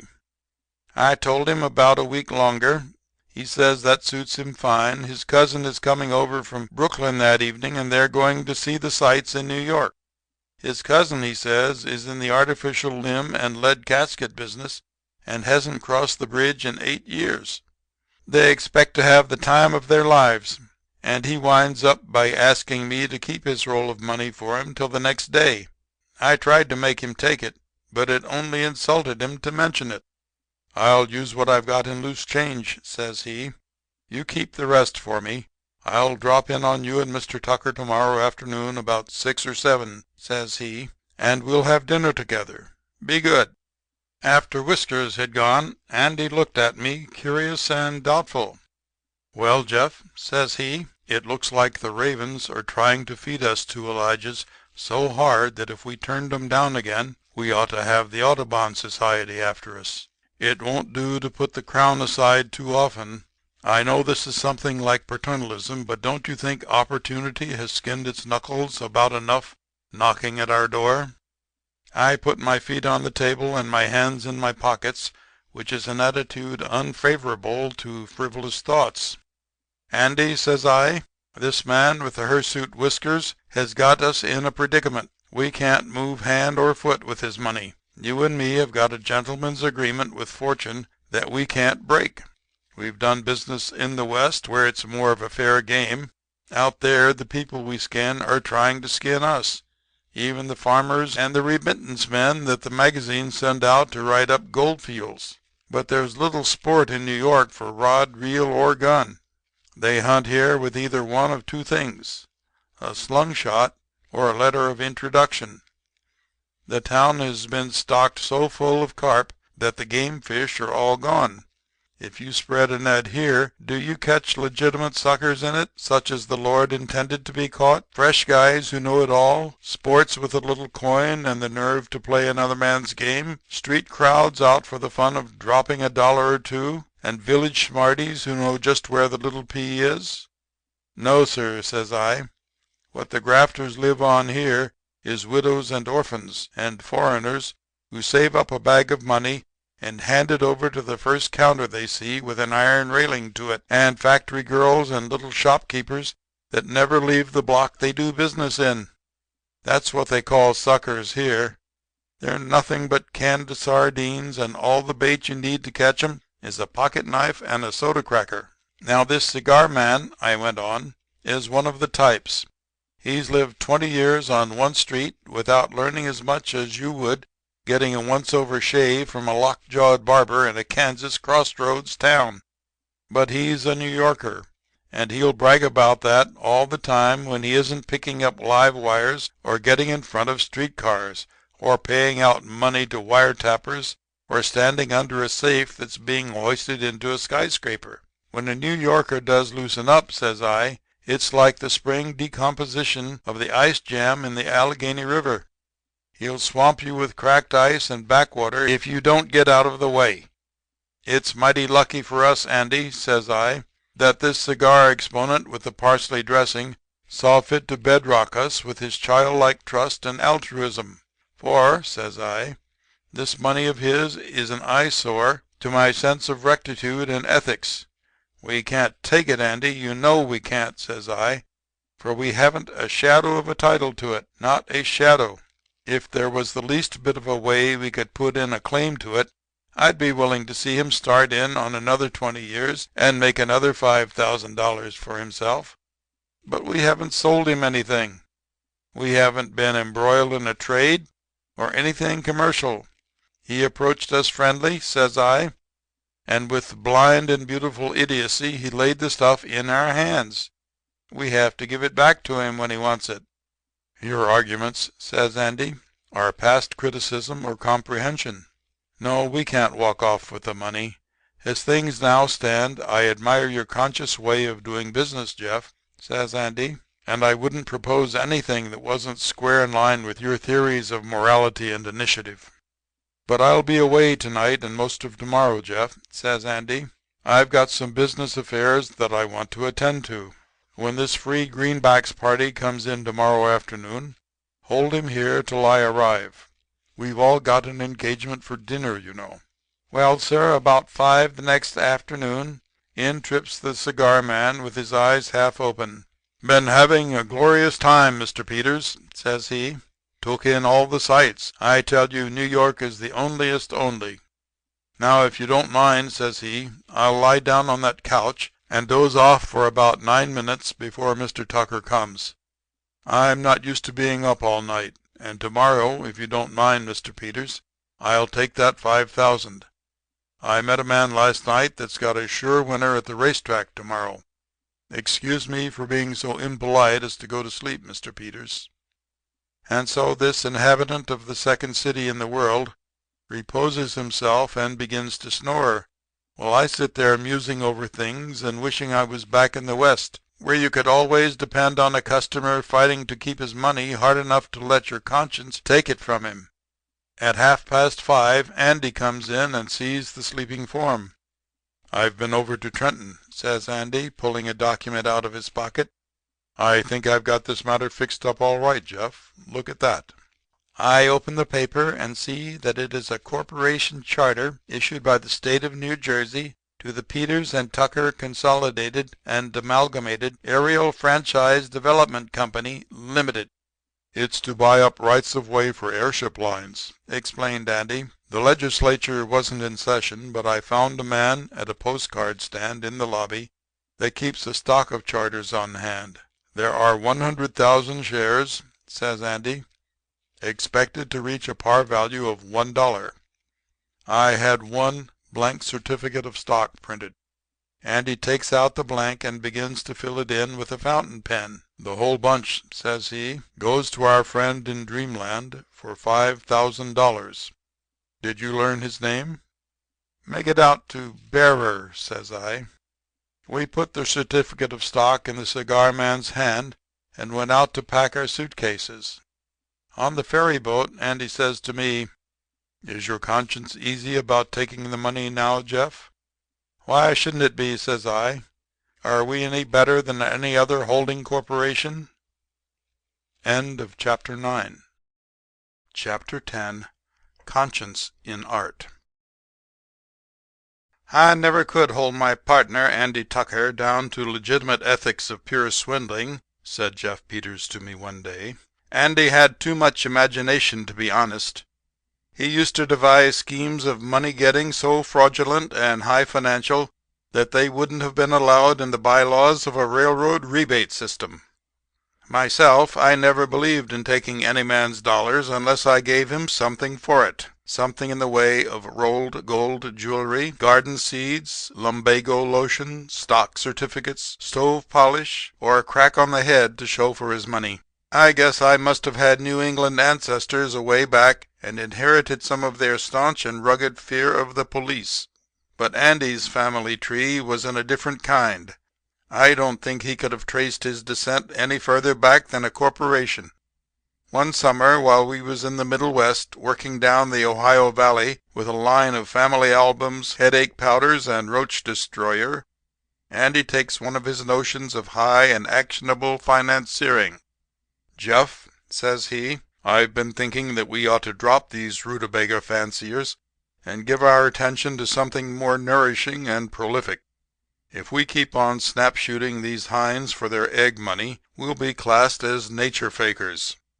How about plunging into the fastnesses of the skyscraper country and biting some big bull caribous in the chest?" "Well," says I, "you know my idiosyncrasies. I prefer a square, non-illegal style of business such as we are carrying on now.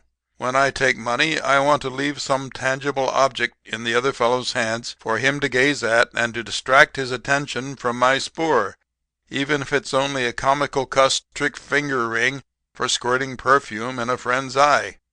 But if you've got a fresh idea, Andy," says I, "let's have a look at it. I'm not so wedded to petty graft that I would refuse something better in the way of a subsidy." "I was thinking," says Andy, "of a little hunt without horn, hound, or camera among the great herd of the Midas americanus, commonly known as the Pittsburgh millionaire." "In New York?" I asks. "No, sir," says Andy. "In Pittsburgh. That's their habitat. They don't like New York. They go there now and then just because it's expected of 'em. A Pittsburgh millionaire in New York is like a fly in a cup of hot coffee.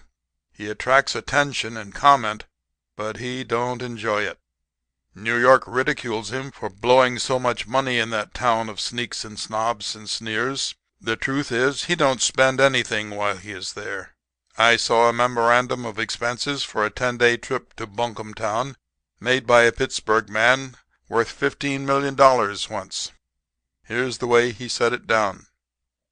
Railroad fare to and from, $21. Cab fare to and from hotel, $2. Hotel bill at $5 per day, $50. Tips, $5,750. Total, $5,823. That's the voice of New York," goes on Andy. "The town's nothing but a head waiter. If you tip it too much, it'll go and stand by the door and make fun of you to the hat check boy. When a Pittsburgher wants to spend money and have a good time, he stays at home. That's where we'll go catch him." Well, to make a dense story more condensed, me and Andy cached our Paris green and antipyrine powders and albums in a friend's cellar and took the trail to Pittsburgh.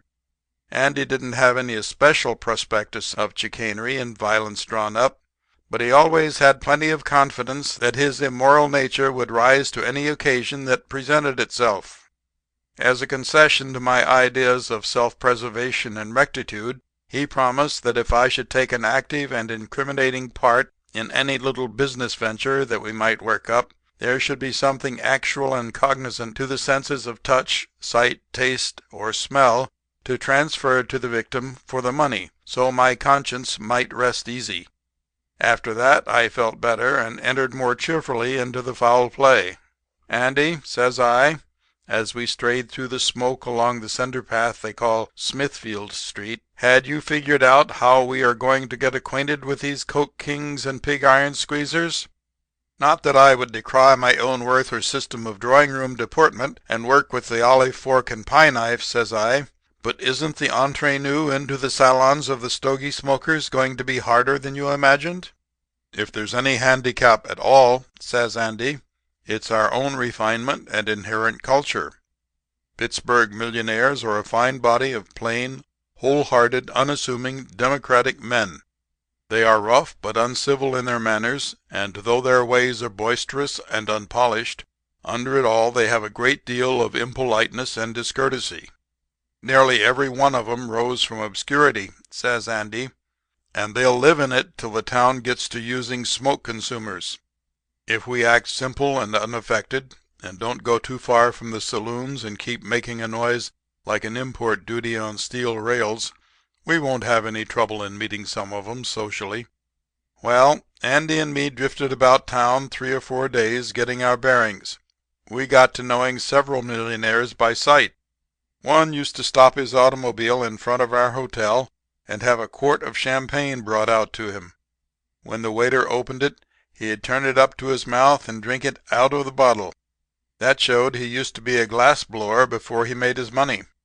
One evening Andy failed to come to the hotel for dinner. About 11 o'clock he came into my room. "Landed one, Jeff," says he. "12 millions, oil, rolling mills, real estate, and natural gas. He's a fine man, no airs about him. He's got professors posting him up now in education, art and literature and haberdashery and such things.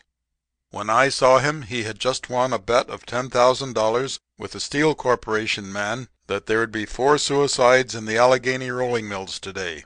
So everybody in sight had to walk up and have drinks on him. He took a fancy to me and asked me to dinner with him. We went to a restaurant in Diamond Alley and sat on stools and had a sparkling Moselle and clam chowder and apple fritters. Then he wanted to show me his bachelor apartment on Liberty Street.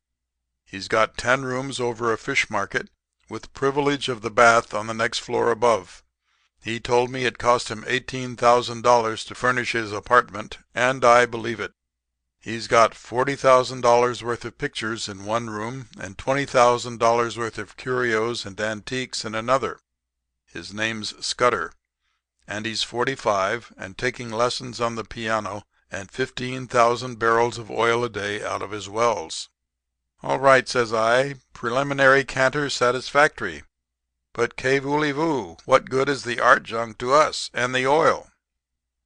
"Now that man," says Andy, sitting thoughtfully on the bed, "ain't what you would call an ordinary scut." When he was showing me his cabinet of art curios his face lighted up like the door of a coke oven. He says that if some of his big deals go through he'll make J.P. Morgan's collection of sweatshop tapestry and Augusta, Maine beadwork look like the contents of an ostrich's craw thrown on a screen by a magic lantern. "And then he showed me a little carving," went on Andy, "that anybody could see was a wonderful thing. It was something like 2,000 years old, he said. It was a lotus flower with a woman's face on it, carved out of a solid piece of ivory. Scudder looks it up in a catalog and describes it. An Egyptian carver named Khafra made 2 of 'em for King Ramses II about the year B.C. The other one can't be found. The junk shops and antique bugs have rubbered all over Europe for it, but it seems to be out of stock. Scudder paid $2,000 for the one he has." "Oh, well," says I, "this sounds like the purling of a rill to me. I thought we came here to teach the millionaires business instead of learning art from 'em." "Be patient," says Andy kindly. "Maybe we will see a rift in the smoke ere long." All the next morning Andy was out. I didn't see him until about noon. He came to the hotel and called me into his room across the hall. He pulled a roundish bundle about as big as a goose egg out of his pocket and unwrapped it. It was an ivory carving, just as he had described the millionaires to me. "I went in an old second-hand store and pawn shop a while ago," says Andy, "and I see this half hidden under a lot of old daggers and truck. The pawnbroker said he had had it several years and thinks it was soaked by some Arabs or Turks or some foreign dubs that used to live down by the river. I offered him $2 for it, and I must have looked like I wanted it, for he said it would be taking the pumpernickel out of his children's mouths to hold any conversation that did not lead up to a price of $35. I finally got it for $25. Jeff, goes on Andy, this is the exact counterpart of Scudder's carving. It's absolutely a dead ringer for it. He'll pay $2,000 for it as quick as he'd tuck a napkin under his chin. And why shouldn't it be the genuine other one anyhow that the old gypsy whittled out? Why not indeed, says I.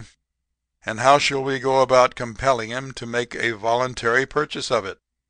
Andy had his plan all ready, and I'll tell you how we carried it out. I got a pair of blue spectacles, put on my black frock coat, rumpled my hair up, and became Professor Pickleman. I went to another hotel, registered, and sent a telegram to Scudder to come see me at once on important art business. The elevator dumped him on me in less than an hour. He was a foggy man with a clarion voice, smelling of Connecticut wrappers and naphtha. "Hello, Professor," he shouts. "How's your conduct?" I rumpled my hair some more and gave him a blue glass stare. "Sir," says I, "are you Cornelius T. Scudder of Pittsburgh, Pennsylvania?" "I am," says he. "Come out and have a drink." "I've neither the time nor the desire," says I, "for such harmful and deleterious amusements. I have come from New York," says I, "on a matter of business, on a matter of art. I learned there that you are the owner of an Egyptian ivory carving of the time of Ramses II, representing the head of Queen Isis in a lotus flower. There were only 2 such carvings made. One has been lost for many years. I recently discovered and purchased the other in an obscure museum in Vienna. I wish to purchase yours. Name your price." "Well, the great ice jams, Profess," says Scudder. "Have you found the other one? Me sell? No, I don't guess Cornelius Scudder needs to sell anything that he wants to keep. Have you got the carving with you, Profess?" I shows it to Scudder. He examines it careful all over. "It's the article," says he. "It's a duplicate of mine, every line and curve of it. Tell you what I'll do," he says. "I won't sell, but I'll buy. Give you $2,500 for yours." "Since you won't sell, I will," says I. "Large bills, please. I'm a man of few words. I must return to New York tonight. I lecture tomorrow at the aquarium." Scudder sends his check down, and the hotel cashes it. He goes off with his piece of antiquity, and I hurry back to Andy's hotel according to the arrangement. Andy is walking up and down the room looking at his watch. "Well," he says. "$2,500, says I, "cash." "We've got just 11 minutes," says Andy, "to catch the B&O westbound. Grab your baggage." "What's the hurry?" says I. "It was a square deal, and even if it was only an imitation of the original carving, it'll take him some time to find it out. He seemed to be sure it was the genuine article." "It was," says Andy. "It was his own. When I was looking at his curios yesterday, he stepped out of the room for a moment, and I pocketed it. Now, will you pick up your suitcase and hurry?" "Then," says I, "why was that story about finding another one in the pond?" "Oh," says Andy, "out of respect for that conscience of yours. Come on." End of chapter 10. Chapter 11. The Man Higher Up. Across our 2 dishes of spaghetti in a corner of Provenzano's restaurant, Jeff Peters was explaining to me the 3 kinds of graft. Every winter Jeff comes to New York to eat spaghetti, to watch the shipping in East River from the depths of his chinchilla overcoat, and to lay in a supply of Chicago-made clothing at one of the Fulton Street stores. During the other 3 seasons he may be found further west. His range is from Spokane to Tampa. In his profession he takes a pride which he supports and defends with a serious and unique philosophy of ethics. His profession is no new one. He is an incorporated, uncapitalized, unlimited asylum for the reception of the restless and unwise dollars of his fellow men. In the wilderness of stone in which Jeff seeks his annual lonely holiday, he is glad to palaver of his many adventures, as a boy will whistle after sundown in a wood. Wherefore, I mark on my calendar, the time of his coming, and open a question of privilege at Provenzano's concerning the little wine-stained table in the corner between the rakish rubber plant and the framed Palazzo della something on the wall. "There are two kinds of graft," said Jeff, "that ought to be wiped out by law. I mean Wall Street speculation and burglary." "Nearly everybody will agree with you as to one of them," said I, with a laugh. "Well, burglary ought to be wiped out, too," said Jeff, and I wondered whether the laugh had been redundant. "About 3 months ago," said Jeff, "it was my privilege to become familiar with a sample of each of the aforesaid branches of illegitimate art. I was sine qua grata with a member of the Housebreakers Union and one of the John D. Napoleons of finance at the same time." "Interesting combination," said I, with a yawn. "Did I ever tell you I bagged a duck and a ground squirrel at one shot last week over in the Ramapos?" I knew well how to draw Jeff's stories. "Let me tell you first about these barnacles that clog the wheels of society by poisoning the springs of rectitude with their upas-like eye," said Jeff, with the pure gleam of the muckraker in his own. "As I said, 3 months ago I got into bad company. There are 2 times in a man's life when he does this: when he's dead broke and when he's rich. Now and then the most legitimate business runs out of luck. It was out in Arkansas I made the wrong turn at a crossroad and drives into this town of Peavine by mistake. It seems I had already assaulted and disfigured Peavine in the spring of the year before. I had sold $600 worth of young fruit trees there: plums, cherries, peaches, and pears. The Peaviners were keeping an eye on the country road and hoping I might pass that way again. I drove down Main Street as far as the Crystal Palace drugstore before I realized I had committed ambush upon myself and my white horse, Bill. The Peaviners took me by surprise and Bill by the bridle and began a conversation that wasn't entirely disassociated with the subject of fruit trees. A committee of 'em ran some trace chains through the armholes of my vest and escorted me through their gardens and orchards. Their fruit trees hadn't lived up to their labels. Most of 'em had turned out to be persimmons and dogwoods with a grove or 2 of blackjacks and poplars. The only one that showed any signs of bearing anything was a fine young cottonwood that had put forth a hornet's nest and half of an old corset cover. The Peaviners protracted our fruitless stroll to the edge of town. They took my watch and money on account, and they kept Bill and the wagon as hostages. They said the first time one of them dogwood trees put forth an Amsden's June peach, I might come back and get my things. Then they took off the trace chains and jerked their thumbs in the direction of the Rocky Mountains, and I struck at a Lewis and Clark lope for the swollen rivers and impenetrable forests. When I regained intellectualness, I found myself walking into an unidentified town on the Atchison, Topeka, and Santa Fe Railroad. The Peaviners hadn't left anything in my pockets except a plug of chewing. They wasn't after my life, and that saved it. I bit off a chunk and sits down on a pile of ties by the track to recogitate my sensations of thought and perspicacity. And then along comes a fast freight, which slows up a little at the town, and off it drops a black bundle that rolls for 20 yards in a cloud of dust, and then gets up and begins to spit soft coal and interjections.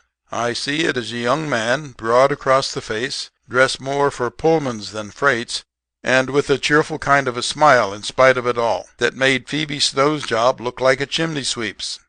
"Fall off?" says I. "Nunk," says he. Got off. Arrived at my destination. "What town is this?" "Haven't looked it up on the map yet," says I. "I got in about 5 minutes before you did. How does it strike you?"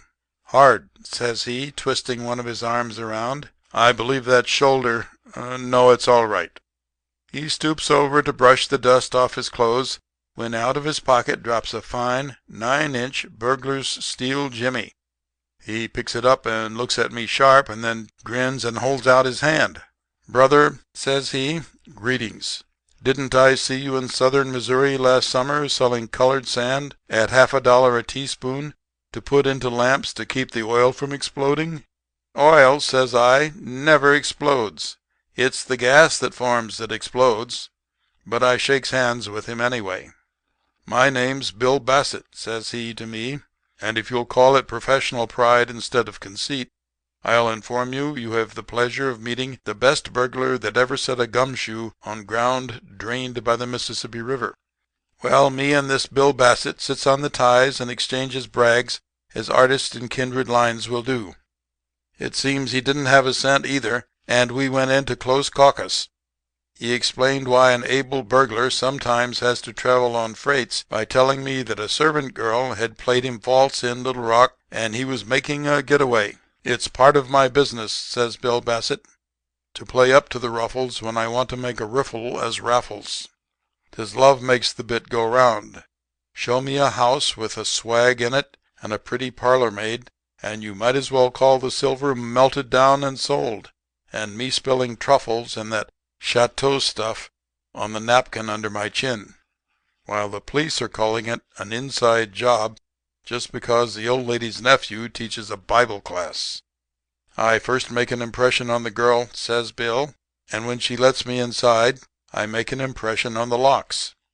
But this one in Little Rock done me, says he. She saw me taking a trolley ride with another girl, and when I came round on the night she was to leave the door open for me, it was fast. And I had keys made for the doors upstairs, but no, sir, she had cut off my locks. She was a Delilah, says Bill Bassett. It seems that Bill tried to break in anyhow with his jimmy, but the girl emitted a succession of bravura noises like the top riders of a tally-ho, and Bill had to take all the hurdles between there and the depot. As he had no baggage, they tried hard to check his departure, but he made a train that was just pulling out. Well, says Bill Bassett, when we exchanged memories of our dead lives, I could eat. This town don't look like it was kept under a Yale lock. Suppose we commit some mild atrocity that will bring in some temporary expense money. I don't suppose you've brought along any hair tonic or rolled gold watch chains or similar law-defying swindles that you could sell on the plaza to the pikers of the paretic populace, have you? No, says I. I left an elegant line of Patagonian diamond earrings and rainy day sunbursts in my valise at Peavine. But they're to stay there until some of those black gum trees begin to glut the market with yellow clings and Japanese plums. I reckon we can't count on 'em unless we take Luther Burbank in for a partner. Very well, says Bassett. We'll do the best we can. Maybe after dark I'll borrow a hairpin from some lady and open the Farmers and Drovers Marine Bank with it. While we were talking, up pulls a passenger train to the depot nearby. A person in a high hat gets off on the wrong side of the train and comes tripping down the track towards us. He was a little fat man with a big nose and rat's eyes, but dressed expensive, and carrying a hand satchel, careful, as if it had eggs or railroad bonds in it. He passes by us and keeps on down the track, not appearing to notice the town. Come on, says Bill Bassett to me, starting after him. Where? I asks. Lordy, says Bill, had you forgot you was in the desert? Didn't you see Colonel Manna drop right down before your eyes? Don't you hear the rustling of General Raven's wings? I am surprised at you, Elijah. We overtook the stranger at the edge of some woods, and as it was after sundown and in a quiet place, nobody saw us stop him. Bill takes the silk hat off the man's head and brushes it with his sleeve and puts it back. What does this mean, sir? Says the man. When I wore one of these, says Bill, and felt embarrassed, I always done that. Not having one now, I had to use yours. I hardly know how to begin, sir, in explaining our business with you, but I guess we'll try your pockets first. Bill Bassett felt in all of them and looked disgusted. Not even a watch, he says. Ain't you ashamed of yourself, you whited sculpture, going about dressed like a head waiter and financed like a count? You haven't even got car fare. What did you do with your transfer? The man speaks up and says he has no assets or valuables of any sort. But Bassett takes his hand satchel and opens it. Out comes some collars and socks and a half page of a newspaper, clipped out. Bill reads the clipping careful, and holds out his hand to the held-up party. "Brother," says he, "greetings. Accept the apologies of friends. I am Bill Bassett, the burglar. Mr. Peters, you must make the acquaintance of Mr. Alfred E. Ricks. Shake hands." "Mr. Peters," says Bill, "stands about halfway between me and you, Mr. Ricks, in the line of havoc and corruption. He always gives something for the money he gets. I'm glad to meet you, Mr. Ricks, and you, Mr. Peters. This is the first time I ever attended a full gathering of the National Synod of Sharks. Housebreaking, swindling, and financiering all represented. Please examine Mr. Ricks' credentials, Mr. Peters." The piece of newspaper that Bill Bassett handed me had a good picture of this Ricks on it. It was a Chicago paper, and it had obloquies of Ricks in every paragraph. By reading it over, I harvested the intelligence that said alleged Ricks had laid off all the portion of the state of Florida that lies under water into town lots, and sold them to alleged innocent investors from his magnificently furnished offices in Chicago. After he had taken in $100,000 or so, one of these fussy purchasers that are always making trouble — I've had 'em actually try gold watches I've sold 'em with acid — took a cheap excursion down to the land where it is always just before supper, to look at his lot and see if it didn't need a new paling or two on the fence, and market a few lemons in time for the Christmas present trade. He hires a surveyor to find his lot for him. They run the line out and find the flourishing town of Paradise Hollow, so advertised, to be about 40 rods and 16 poles south, 27 degrees east, in the middle of Lake Okeechobee. This man's lot was under 36 feet of water, and besides, it had been preempted so long by the alligators and gars that his title looked fishy. Naturally, the man goes back to Chicago and makes it as hot for Alfred E. Ricks as the morning after a prediction of snow by the Weather Bureau. Ricks defied the allegation, but he couldn't deny the alligators. One morning the papers came out with a column about it, and Ricks come out by the fire escape. It seems the alleged authorities had beat him to the safe deposit box where he kept his winnings, and Ricks was to Westward Ho with only feetwear and a dozen 15½ English pokes in his shopping bag. He happened to have some mileage left in his book, and that took him as far as the town in the wilderness where he was spilled out on me and Bill Bassett as Elijah III, with not a raven in sight for any of us. Then this Alfred E. Ricks lets out a squeak that he is hungry too, and denies the hypothesis that he is good for the value, let alone the price, of a meal. And so there was the three of us representing, if we had a mind to draw syllogisms and parabolas, labor and trade and capital. Now, when trade has no capital, there isn't a dicker to be made. And when capital has no money, there's a stagnation in steak and onions. That put it up to the man with the jimmy. "Brother bushrangers," says Bill Bassett, "never yet in trouble did I desert a pal. Hard by in yon wood I seem to see unfurnished lodgings. Let's go there and wait till dark." There was an old deserted cabin in the grove, and we three took possession of it. After dark, Bill Bassett tells us to wait, and goes out for half an hour. He comes back with an armful of bread and spare ribs and pies. "Panhandle 'em at a farmhouse in Washita Avenue," says he. "Eat, drink, and be leery." The full moon was coming up bright, so we sat on the floor of the cabin and ate in the light of it. And this Bill Bassett begins to brag. "Sometimes," says he, with his mouth full of country produce, "I lose all patience with you people that think you are higher up in the profession than I am. Now, what could either of you have done in the present emergency to set us on our feet again? Could you do it, Rixie?" "I must confess, Mr. Bassett," says Ricks, speaking nearly inaudible out of a slice of pie, "that at this immediate juncture I could not, perhaps, promote an enterprise to relieve the situation.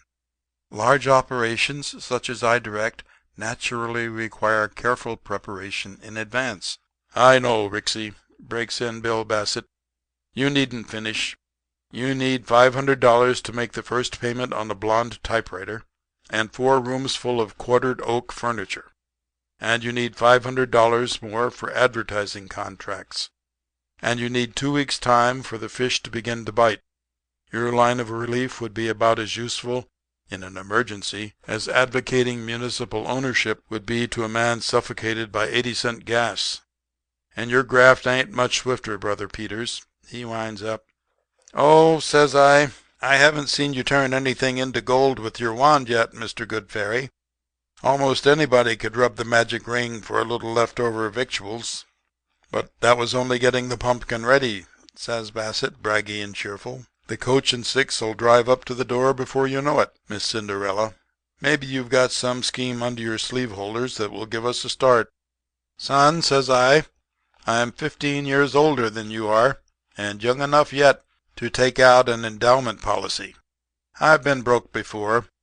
We can see the lights of that town not half a mile away. I learned from Montague Silver, the greatest street man that ever spoke from a wagon. There are hundreds of men walking those streets this moment with grease spots on their clothes. Give me a gasoline lamp, a dry goods box, and a $2 bar of white Castile soap cut into little—" "Where's your $2?" snickered Bill Bassett into my discourse. There was no use arguing with that burglar. "No," he goes on, "you're both babes in the wood. Finance has closed the mahogany desk, and trade has put the shutters up. Both of you look to labor to start the wheels going. All right, you admit it. Tonight I'll show you what Bill Bassett can do." Bassett tells me and Ricks not to leave the cabin till he comes back, even if it's daylight, and then he starts off toward town, whistling gay.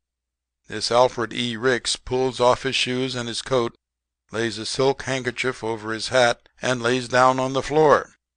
"I think I will endeavor to secure a little slumber," he squeaks. "The day has been fatiguing. Good night, my dear Mr. Peters." "My regards to Morpheus," says I. "I think I'll sit up a while." About 2 o'clock, as near as I could guess by my watch in Peavine, home comes our laboring man and kicks up Ricks. He calls us to the streak of bright moonlight shining in the cabin door. Then he spreads out 5 packages of $1,000 each on the floor and begins to cackle over the egg nest like a hen. "I'll tell you a few things about that town," says he. "It's named Rocky Springs, and they're building a Masonic temple. And it looks like the Democratic candidate for mayor is going to get soaked by a pop. And Judge Tucker's wife, who has been down with pleurisy, is getting some better. I had a talk on these Lilliputian theses before I could get a siphon in the fountain of knowledge that I was after. And there's a bank there called the Lumberman's Fidelity and Plowman's Savings Institution. It closed for business yesterday with $23,000 in cash on hand. It will open this morning with $18,000, all silver. That's the reason I didn't bring more. There you are, a trade in capital. Now will you be bad?" "My dear young friend," says Alfred E. Ricks, holding up his hands, "have you robbed this bank? Dear me, dear me." "You couldn't call it that," says Bassett. "Robbing sounds harsh. All I had to do was find out what street it was on. That town is so quiet I could stand on the corner and hear the tumblers clicking in that safe lock. Right to 45, left twice to 80, right once to 60, left to 15. As plain as the Yale captain giving orders in the football dialect. Now, boys," says Bassett, "this is an early rising town. They tell me the citizens are all up and stirring before daylight. I asked what for, and they said it was because breakfast was ready at that time. And what of Merry Robin Hood? It must be yoicks and away with the Tinker's Chorus. I'll stake you. How much do you want? Speak up, Capital." "My dear young friend," says this ground squirrel of a Ricks, standing on his hind legs and juggling nuts in his paws, "I have friends in Denver who would assist me. If I had $100, I—" Bassett unpins a package of the currency and throws 5 20s to Ricks. "Trade how much?" says he to me. "Put your money up, labor," says I. "I never yet drew upon honest toil for its hard-earned pittance. The dollars I get are surplus ones that are burning in the pockets of damn fools and greenhorns. When I stand on a street corner and sell a solid gold diamond ring to a yap for $3, I make just $2.60, and I know he's going to give it to a girl in return for all the benefits accruing from a $125 ring. His profits are $122. Which of us is the biggest faker? And when you sell a poor woman a pinch of sand for 50 cents to keep her lamp from exploding," says Bassett, "what do you figure her gross earnings to be, with sand at 40 cents a ton?" "Listen," says I instruct her to keep her lamp clean and well filled. If she does that, it can't burst. And with the sand in it, she knows it can't. And she don't worry. It's a kind of industrial Christian Science. She pays 50 cents and gets both Rockefeller and Mrs. Eddy on the job. It ain't everybody that can let the Gold Dust twins do their work." Alfred E. Ricks all but licks the dust off Bill Bassett's shoes. "My dear young friend," says he, "I will never forget your generosity. Heaven will reward you. But let me implore you to turn from your ways of violence and crime." "Mousie," says Bill, "the hole in the wainscoting for yours. Your dogmas and inculcations sound to me like the last words of a bicycle pump. What has your high moral elevator service system of pillage brought you to? Penuriousness and want. Even Brother Peters, who insists upon contaminating the art of robbery with theories of commerce and trade, admitted he was on the lift. Both of you lived by the gilded rule. Brother Peters," says Bill, "you'd better choose a slice of this embalmed currency. You're welcome." I told Bill Bassett once more to put his money in his pocket. I never had the respect for burglary that some people have. I always gave something for the money I took, even if it was only some little trifle for a souvenir to remind 'em not to get caught again. And then Alfred E. Ricks grovels at Bill's feet again and bids us adieu. He says he will have a team at the farmhouse and drive to the station below and take the train for Denver. It salubrified the atmosphere when that lamentable bullworm took his departure. He was a disgrace to every non-industrial profession in the country. With all his big schemes and fine offices, he had wound up unable even to get an honest meal except by the kindness of a strange and maybe unscrupulous burglar. I was glad to see him go, though I felt a little sorry for him, now that he was ruined forever. What could such a man do without a big capital to work with? Why, Alfred E. Ricks, as we left him, was as helpless as a turtle on its back. He couldn't have worked a scheme to beat a little girl out of a penny slate pencil. When me and Bill Bassett was left alone, I did a little sleight of mind turn in my head with a trade secret at the end of it. Thinks I, I'll show this Mr. Burglar man the difference between business and labor. He had hurt my professional self-adulation by casting his Persians upon commerce and trade. "I won't take any of your money as a gift, Mr. Bassett," says I to him. "But if you'll pay my expenses as a traveling companion until we get out of the danger zone of the immoral deficit you have caused in this town's finances tonight, I'll be obliged." Bill Bassett agreed to that, and we hiked westward as soon as we could catch a safe train. When we got to a town in Arizona called Los Perros, I suggested that we once more try our luck on terracotta. That was the home of Montague Silver, my old instructor, now retired from business. I knew Monty would stake me to web money if I could show him a fly buzzing round the locality. Bill said all the towns looked alike to him, as he worked mainly in the dark. So we got off the train in Los Perros, a fine little town in the silver region.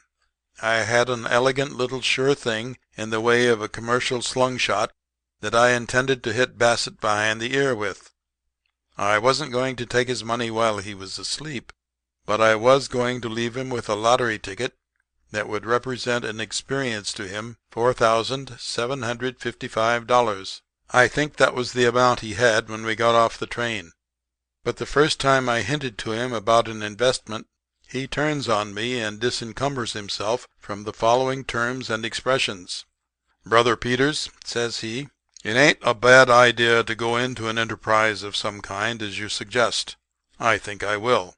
It will be such a cold proposition that nobody but Robert E. Peary and Charlie Fairbanks will be able to sit on the board of directors.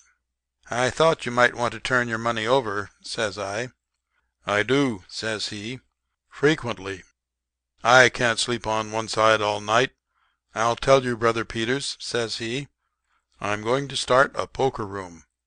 I don't seem to care for the humdrum in swindling, such as peddling egg beaters and working off breakfast food on Barnum and Bailey for sawdust to strew in their circus rings. But the gambling business," says he, "from the profitable side of the table, is a good compromise between swiping silver spoons and selling pen wipers at a Waldorf Astoria charity bazaar." "Then," says I, "Mr. Bassett, you don't care to talk over my little business proposition?" "Why," says he, "do you know you can't get a Pasteur Institute to start up within 50 miles of where I live. I bite so seldom." So Bassett rents a room over a saloon and looks around for some furniture and chromos. The same night I went to Monty Silver's house, and he let me have $200 on my prospects. Then I went to the only store in Los Perros that sold playing cards and bought every deck in the house. The next morning, when the store opened, I was there bringing all the cards back with me. I said that my partner that was going to back me in the game had changed his mind, and I wanted to sell the cards back again. The storekeeper took 'em at half price. Yes, I was $75 loser up to that time. But while I had the cards that night, I marked every one in every deck. That was labor. And then the trade and commerce had their innings, and the bread I cast upon the waters began to come back in the form of cottage pudding with wine sauce. Of course, I was among the first to buy chips at Bill Bassett's game. He had bought the only cards there was to be had in town, and I knew the back of every one of them better than I know the back of my head when the barber shows me my haircut in the 2 mirrors. When the game closed I had the 5,000 and a few odd dollars, and all Bill Bassett had was a wanderlust and a black cat he had bought for a mascot. Bill shook hands with me when I left. "Brother Peters," says he, "I have no business being in business. I was preordained to labor. When a number 1 burglar tries to make a James out of his Jimmy, he perpetrates an improfundity. You have a well-oiled and efficacious system of luck at cards," says he. "Peace go with you." And I never afterwards sees Bill Bassett again. "Well, Jeff," said I, when the Autolycan adventurer seemed to have divulged the gist of his tale, "I hope you took care of the money. That would be that is a considerable working capital if you should choose some day to settle down to some sort of regular business." "Me?" said Jeff virtuously. "You can bet I've taken care of that 5,000.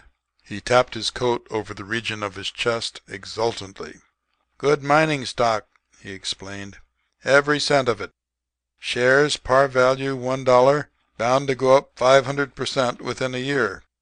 Non-assessable. The Blue Gopher Mine. Just discovered a month ago. Better get yourself in if you've got any spare dollars on hand." "Sometimes," said I, "these mines are not—" "Oh, this one's solid as an old goose," said Jeff. "$50,000 worth of ore in sight and 10% monthly earnings guaranteed." He drew out a long envelope from his pocket and cast it on the table. "Always carry it with me," said he, "so the burglar can't corrupt or the capitalist break in and water it."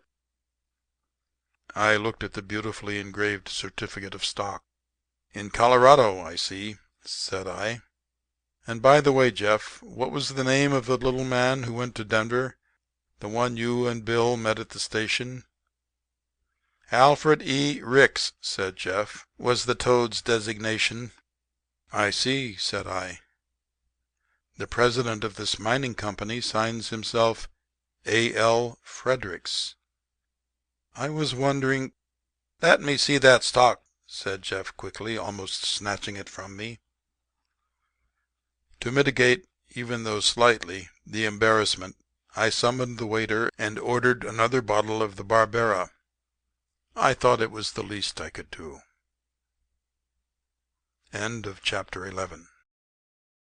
Chapter 12. A Tempered Wind. The first time my optical nerves was disturbed by the sight of Buckingham Skinner was in Kansas City. I was standing on a corner when I see Buck stick his straw-colored head out of a third-story window of a business block and holler, "Whoa there, whoa," like you would in endeavoring to assuage a team of runaway mules. I looked around, but all the animals I see in sight is a policeman having his shoes shined and a couple of delivery wagons hitched to posts. Then in a minute downstairs tumbles this Buckingham Skinner and runs to the corner and stands and gazes down the other street at the imaginary dust kicked up by the fabulous hoofs of the fictitious team of chimerical quadrupeds. And then B. Skinner goes back to the third-story room again, and I see that the lettering on the window is "The Farmer's Friend Loan Company." By and by Straw Top comes down again, and I crossed the street to meet him, for I had my ideas. Yes, sir, when I got close I could see where he overdone it. He was rube all right as far as his blue jeans and cowhide boots went, but he had a matinee actor's hands, and the rye straw stuck over his ear looked like it belonged to the property man at the old Homestead Company. Curiosity to know what his graft was got the best of me. "Was that your team broke away and run just now?" I asked him, polite. "I tried to stop 'em," says I, "but I couldn't. I guess they're halfway back to the farm by now." "Gosh blame them darn mules," says Straw Top in a voice so good that I nearly apologized. "They're always busting loose." And then he looks at me close, and then he takes off his hayseed hat and says in a different voice, "I'd like to shake hands with Parley-Boo Pickens, the greatest street man in the West, barring only Montague Silver, which you can no more than allow." I let him shake hands with me. "I learned under Silver," I said. "I don't begrudge him the lead. But what's your graft, son? I admit that the phantom flight of the non-existing animals, at which you remarked 'whoa,' has puzzled me somewhat. How do you win out on the trick?" Buckingham Skinner blushed. "Pocket money," says he. "That's all. I am temporarily unfinanced. This little coup de rye straw is good for $40 in a town of this size. How do I work it? Why, I involve myself, as you perceive, in the loathsome apparel of the rural dub. Thus embalmed, I am Jonas Stubblefield, a name impossible to improve upon. I repair noisily to the office of some loan company, conveniently located in the third-floor front. There I lay my hat and yarn gloves on the floor and ask to mortgage my farm for $2,000 to pay for my sister's musical education in Europe. Loans like that always suit the loan companies. It's 10 to 1 that when the note falls due, the foreclosure will be leading the semiquavers by a couple of links. Well, sir, I reach in my pocket for the abstract of title, but suddenly I hear my team running away. I run to the window and emit the word, or exclamation, whichever it may be, viz., "Whoa!" Then I rush downstairs and down the street, returning in a few minutes. "Dang them mules," I says. "They done run away and busted the doubletree in 2 traces. Now I got to hoof it home, for I never brought no money along. Reckon we'll talk about that loan some other time, gentlemen." Then I spreads out my tarpaulin like the Israelites and waits for the manna to drop. "Why, no, Mr. Stubblefield," says the lobster-colored party in the specs and dotted piqué vest. "Oblige us by accepting this $10 bill until tomorrow. Get your harness repaired and call in at 10. We'll be pleased to accommodate you in the matter of this loan." "It's a slight thing," says Buckingham Skinner, modest, "but as I said, only for temporary loose change." "It's nothing to be ashamed of," says I, in respect for his mortification. "In case of an emergency. Of course, it's small compared to organizing a trust or bridge whist, but even the Chicago University had to be started in a small way." "What's your graft these days?" Buckingham Skinner asks me.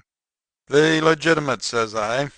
"I'm handling rhinestones and Dr. Oleum Sinapi's electric headache battery and the Swiss warbler's bird call. A small lot for the new queer 1s and 2s, and the bonanza budget, consisting of a rolled gold wedding and engagement ring, 6 Egyptian lily bulbs, a combination pickle fork and nail clipper, and 50 engraved visiting cards, no two names alike, all for the sum of 38 cents. 2 months ago," says Buckingham Skinner, "I was doing well down in Texas with a patent instantaneous fire kindler made of compressed wood ashes and benzine. I sold loads of 'em in towns where they like to burn niggers quick without having to ask somebody for a light. And just when I was doing the best, they strikes oil down there and puts me out of business. 'Your machine's too slow now, partner,' they tells me. 'We can have a coon in hell with this here petroleum before your old flint and tender truck can get him warm enough to profess religion.' And so I gives up the kindler and drifts up here to K.C. This little curtain raiser you seen me doing, Mr. Pickens, with the simulated farm and hypothetical teams, ain't in my line at all, and I'm ashamed you found me working it." "No man," says I, kindly, "need to be ashamed of putting the skibunk on a loan corporation for even so small a sum as $10 when he is financially abashed. Still, it wasn't quite the proper thing. It's too much like borrowing money without paying it back. I liked Buckingham Skinner from the start, for as good a man as ever stood over the axles and breathed gasoline smoke. And pretty soon we gets thick, and I let him in on a scheme I'd had in mind for some time, and offers to go partners. 'Anything,' says Buck, 'that is not actually dishonest will find me willing and ready. Let us perforate into the inwardness of your proposition. I feel degraded when I am forced to wear property straw in my hair and assume a bucolic air for the small sum of $10. Actually, Mr. Pickens, it makes me feel like Ophelia of the great Occidental All-Star One-Night Consolidated Theatrical Aggregation.'" This scheme of mine was one that suited my proclivities. By nature I am some sentimental, and I have always felt gentle toward the mollifying elements of existence. I am disposed to be lenient with the arts and sciences, and I find time to instigate a cordiality for the more human works of nature, such as romance and the atmosphere and grass and poetry and the seasons. I never skin a sucker without admiring the prismatic beauty of his scales. I never sell a little auriferous beauty to the man with the hoe without noticing the beautiful harmony there is between the gold and green. And that's why I liked this scheme. It was so full of outdoor air and landscapes and easy money. We had to have a young lady assistant to help us work this graft, and I asked Buck if he knew one to fill the bill. "One," says I, "that is cool and wise and strictly business from her pompadour to her Oxfords. No ex-toe dancers or gum chewers or crayon portrait canvassers for this." Buck claimed he knew a suitable feminine, and he takes me around to see Miss Sarah Malloy. The minute I see her I'm pleased. She looked to be the goods as ordered. No sign of the 3 P's about her. No peroxide, patchouli, or peau de soie. About 22, brown hair, pleasant ways, the kind of a lady for the place. "A description of the sandbag, if you please," she begins. "Why, ma'am," says I, "this graft of ours is so nice and refined and romantic it would make the balcony scene in Romeo and Juliet look like second-story work." We talked it over, and Miss Malloy agreed to come in as a business partner. She said she was glad to get a chance to give up her place as a stenographer and secretary to a suburban lot company and go into something respectable. This is the way we worked our scheme. First, I figured it out by a kind of a proverb. The best grafts in the world are built upon copybook maxims and psalms and proverbs and Esau's fables. They seem to kind of hit off human nature. Our peaceful little swindle was constructed on the old saying, "The whole push loves a lover." One evening Buck and Miss Malloy drives up like blazes in a buggy to a farmer's door. She is pale but affectionate, clinging to his arm, always clinging to his arm. Anyone can see that she is a peach, and of the cling variety. They claim they are eloping for to be married on account of cruel parents. They ask where they can find a preacher. Farmer says, By gum, there ain't any preacher nigher than Reverend Abel's, 4 miles over on Caney Creek." Farmeress wipes her hand on her apron and rubbers through her specs. Then lo and look ye, up the road from the other way jogs Parleyvoo Pickens in a gig, dressed in black, white necktie, long face, sniffing his nose, emitting a spurious kind of noise resembling the long-meter doxology. "By jinks," says the farmer, "if that ain't a preacher now." It transpires that I am Reverend Abijah Green, traveling over to Little Bethel schoolhouse for a preach next Sunday. The young folks will have it they must be married. Pa is pursuing them with the plow mules and the buckboard. So the Reverend Green, after hesitating, marries 'em in the farmer's parlor. And the farmer grins and has in cider, and says "B'gum," and farmeress sniffles a bit and pats the bride on the shoulder. And Parleyvoo Pickens, the wrong reverend, writes out a marriage certificate, and the farmer and farmeress sign it as witnesses. And the parties of the first, second, and third part gets in their vehicles and rides away. Oh, that was an idyllic graft. True love and the lowing kine and the sun setting on the red barns. It certainly had all other impostors I know about beat to a batter. I suppose I happened along in time to marry Buck and Miss Malloy at about 20 farmhouses.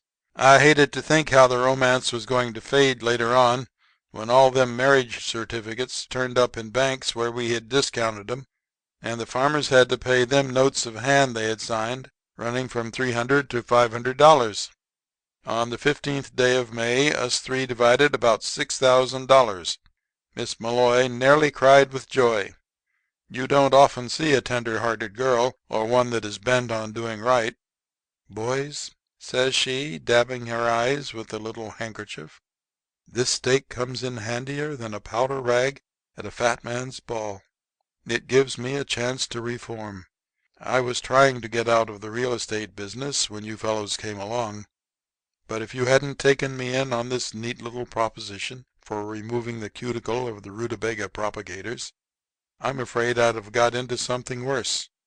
I was about to accept a place in one of these women's auxiliary bazaars, where they build a parsonage by selling a spoonful of chicken salad and a cream puff for 75 cents and calling it a business man's lunch.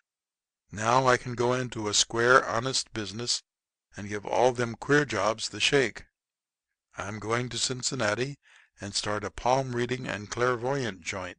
As Madame Sarah Malloy, the Egyptian sorceress, I shall give everybody $1's worth of good honest prognostication. Goodbye, boys. Take my advice and go into some decent fake. Get friendly with the police and newspapers, and you'll be all right." So then we all shook hands, and Miss Malloy left us. Me and Buck also rose up and sauntered off a few hundred miles, for we didn't care to be around when them marriage certificates fell due. With about $4,000 between us, we hit that bumptious little town off the New Jersey coast they call New York. If ever there was an aviary overstocked with jays, it's that yap town on the Hudson. Cosmopolitan, they call it, you bet. So's a piece of fly paper. You listen close when they're buzzing and trying to pull their feet out of the sticky stuff. Little New York's good enough for us. That's what they sing. There's enough rubes walk down Broadway in 1 hour to buy up a week's output of the factory in Augusta, Maine, that makes naughty novelties and the little fine fun oroid gold finger ring that sticks a needle in your friend's hand. You would think New York people was all wise, but no, they don't get a chance to learn. Everything's too compressed. Even the hayseeds are baled hayseeds. But what else can you expect from a town that's shut off from the world by the ocean on one side and New Jersey on the other? It's no place for an honest grafter with a small capital. There's too big a protective tariff on bunco. Even when Giovanni sells a quart of warm worms and chestnut hulls, he has to hand out a pint to an insectivorous cop, and the hotel man charges double for everything in the bill that he sends by the patrol wagon to the altar where the Duke is about to marry the heiress. But old Badville near Coney is the ideal burg for a refined piece of piracy if you can pay the bunco duty. Imported grafts come pretty high.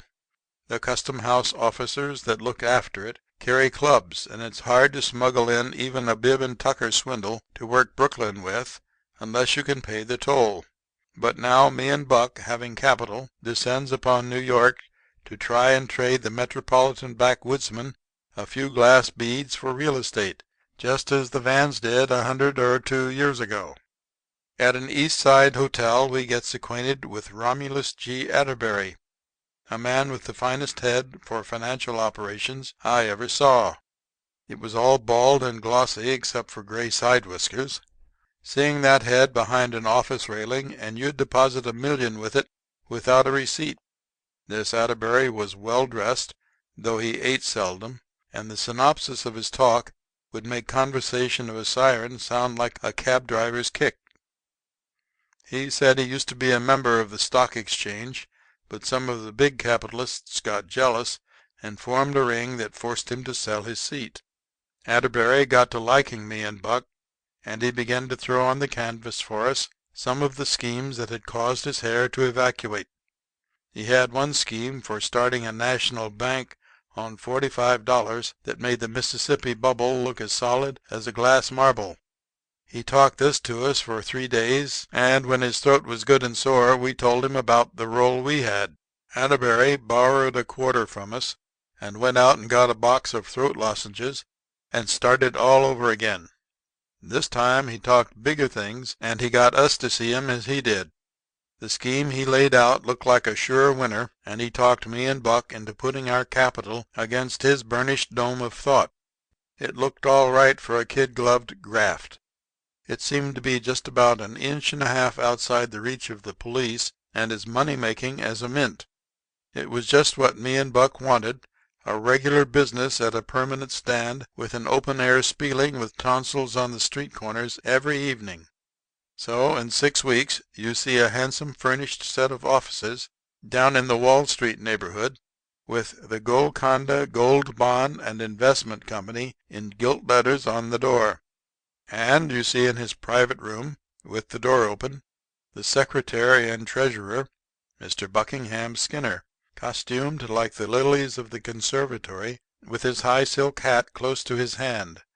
Nobody yet ever saw Buck outside of an instantaneous reach for his hat. And you might perceive the president and general manager, Mr. R.G. Atterbury, with his priceless polished poll, busy in the main office room dictating letters to a shorthand countess who has got pomp and a pompadour that is no less than a guarantee to investors. There is a bookkeeper and an assistant, and a general atmosphere of varnish and culpability. At another desk the eye is relieved by the sight of an ordinary man attired with unscrupulous plainness, sitting with his feet up, eating apples, with his obnoxious hat on the back of his head. That man is no other than Colonel Tecumseh, once Parlez-vous, Pickens, the vice president of the company. "No recherche rags for me," I says to Atterbury when we was organizing the stage properties of the robbery. "I'm a plain man," says I, "and I do not use pajamas, French, or military hairbrushes. Cast me for the role of the rhinestone in the rough, or I don't go on exhibition. If you can use me in my natural though displeasing form, do so." "Dress you up," says Atterbury. "I should say not. Just as you are, you're worth more to the business than a whole roomful of the things they pin chrysanthemums on. You're to play the part of the solid but disheveled capitalist from the far West. You despise the conventions. You've got so many stocks you can afford to shake socks. Conservative, homely, rough, shrewd, saving. That's your pose. It's a winner in New York. Keep your feet on the desk and eat apples. Whenever anybody comes in, eat an apple. Let 'em see you stuff the peelings in a drawer of your desk. Look as economical and rich and rugged as you can." I followed out Atterbury's instructions. I played the Rocky Mountain capitalist without ruching or frills. The way I deposited apple peelings to my credit in a drawer when any customers came in made Hetty Green look like a spendthrift. I could hear Atterbury saying to the victims as he smiled at me, indulgent and venerating, "That's our vice president, Colonel Pickens. Fortune in Western investments, delightfully plain manners, but could sign his check for $500,000. Simple as a child, wonderful head, conservative and careful almost to a fault." Atterbury managed the business. Me and Buck never quite understood all of it, though he explained it to us in full. It seems that the company was a kind of cooperative one, and everybody that bought stock shared in the profits. First, we officers bought up a controlling interest, we had to have that, of the shares at 50 cents a hundred, just what the printer charged us, and the rest went to the public at $1 each. The company guaranteed the stockholders a profit of 10% each month, payable on the last day thereof. When any stockholder had paid in as much as $100, the company issued him a gold bond, and he became a bondholder. I asked Atterbury one day what benefits and appurtenances these gold bonds was to an investor more so than the immunities and privileges enjoyed by the common sucker who only owned a stock. Atterbury picked up one of them gold bonds, all gilt and lettered up with flourishes and a big red seal tied with a blue ribbon in a bow knot, and he looked at me like his feelings were hurt. "My dear Colonel Pickens," says he, "you have no soul for art. Think of 1,000 homes made happy by possessing one of these beautiful gems of the lithographer's skill. Think of the joy in the household where one of these gold bonds hangs by a pink cord to the whatnot, or is chewed by the baby caroling gleefully upon the floor. Ah, I see your eye growing moist, Colonel. I have touched you, have I not?" "You have not," says I, "for I have been watching you. The moisture, you see, is apple juice. You can't expect one man to act as a human cider press and an art connoisseur, too." Atterbury attended to the details of the concern. As I understand it, they was simple. The investors in stock paid in their money, and, well, I guess that's all they had to do. The company received it, and I don't call to mind anything else. Me and Buck knew more about selling corn salve than we did about Wall Street, but even we could see how the Golconda Gold Bond Investment Company was making money. You take in money and pay back 10% of it. It's plain enough that you make a clean, legitimate profit of 90% less expenses as long as the fish bite. Atterbury wanted to be president and treasurer, too, but Buck winks an eye at him and says, "You was to furnish the brains. Do you call it good work when you propose to take in money at the door, too? Think again. I hereby nominate myself treasurer ad valorem, sine die, and by acclamation. I chip in that much brain work for free. Me and Pickens, we furnish the capital, and we'll handle the unearned increment as it incremates. It cost us $500 for office rent and first payment on furniture. $1,500 more went for printing and advertising." Atterbury knew his business. "3 months more to a minute will last," says he. "A day longer than that, and we'll have to either go under or go under an alias.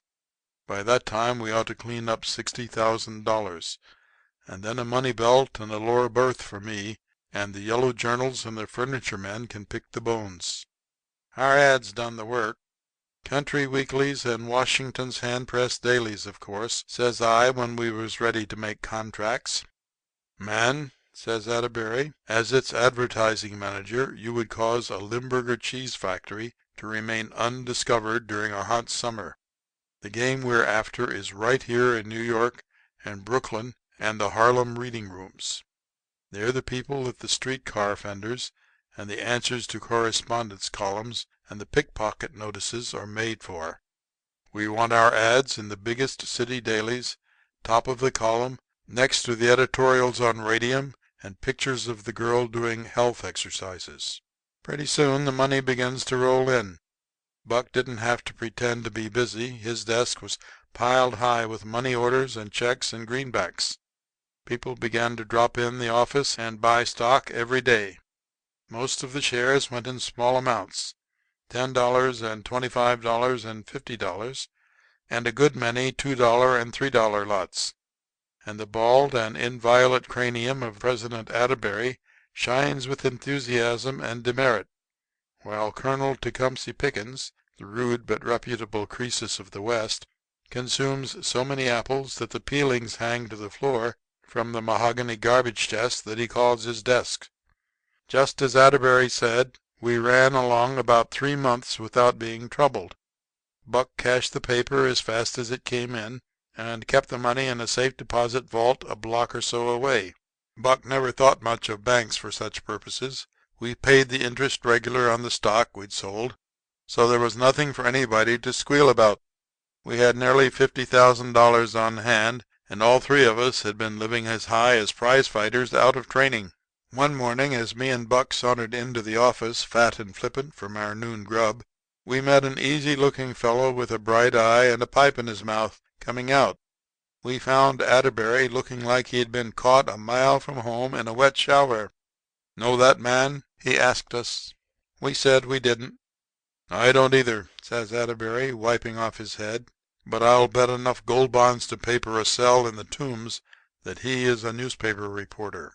"What did he want?" asked Buck. "Information," says our president. "Said he was thinking of buying some stock. He asked me about 900 questions, and every one of 'em hit some sore places in the business. I know he's on a paper. You can't fool me. You see a man about half shabby, with an eye like a gimlet, smoking cut plug, with dandruff on his coat collar, and knowing more than J.P. Morgan and Shakespeare put together. If that ain't a reporter, I never saw one. I was afraid of this. Don't mind the detectives and post office inspectors. I talk to 'em 8 minutes and sell 'em stock. But the reporters take the starch out of my collar. Boys, I recommend we declare a dividend and fade away." Me and Buck talked to Atterbury and got him to stop sweating and stand still. That fellow didn't look like a reporter to us. Reporters always pull out a pencil and tablet on you and tell you a story you've heard and strikes you for the drinks. But Atterbury was shaky and nervous all day. The next day me and Buck comes down from the hotel about 10:30. On the way we buys the papers, and the first thing we see is a column on the front page about our little imposition. It was a shame the way that reporter intimated that we were no blood relatives of the late George W. Childs. He tells all about the scheme as he sees it, in a rich, racy kind of guying style that might amuse almost anybody except a stockholder. Yes, Atterbury was right.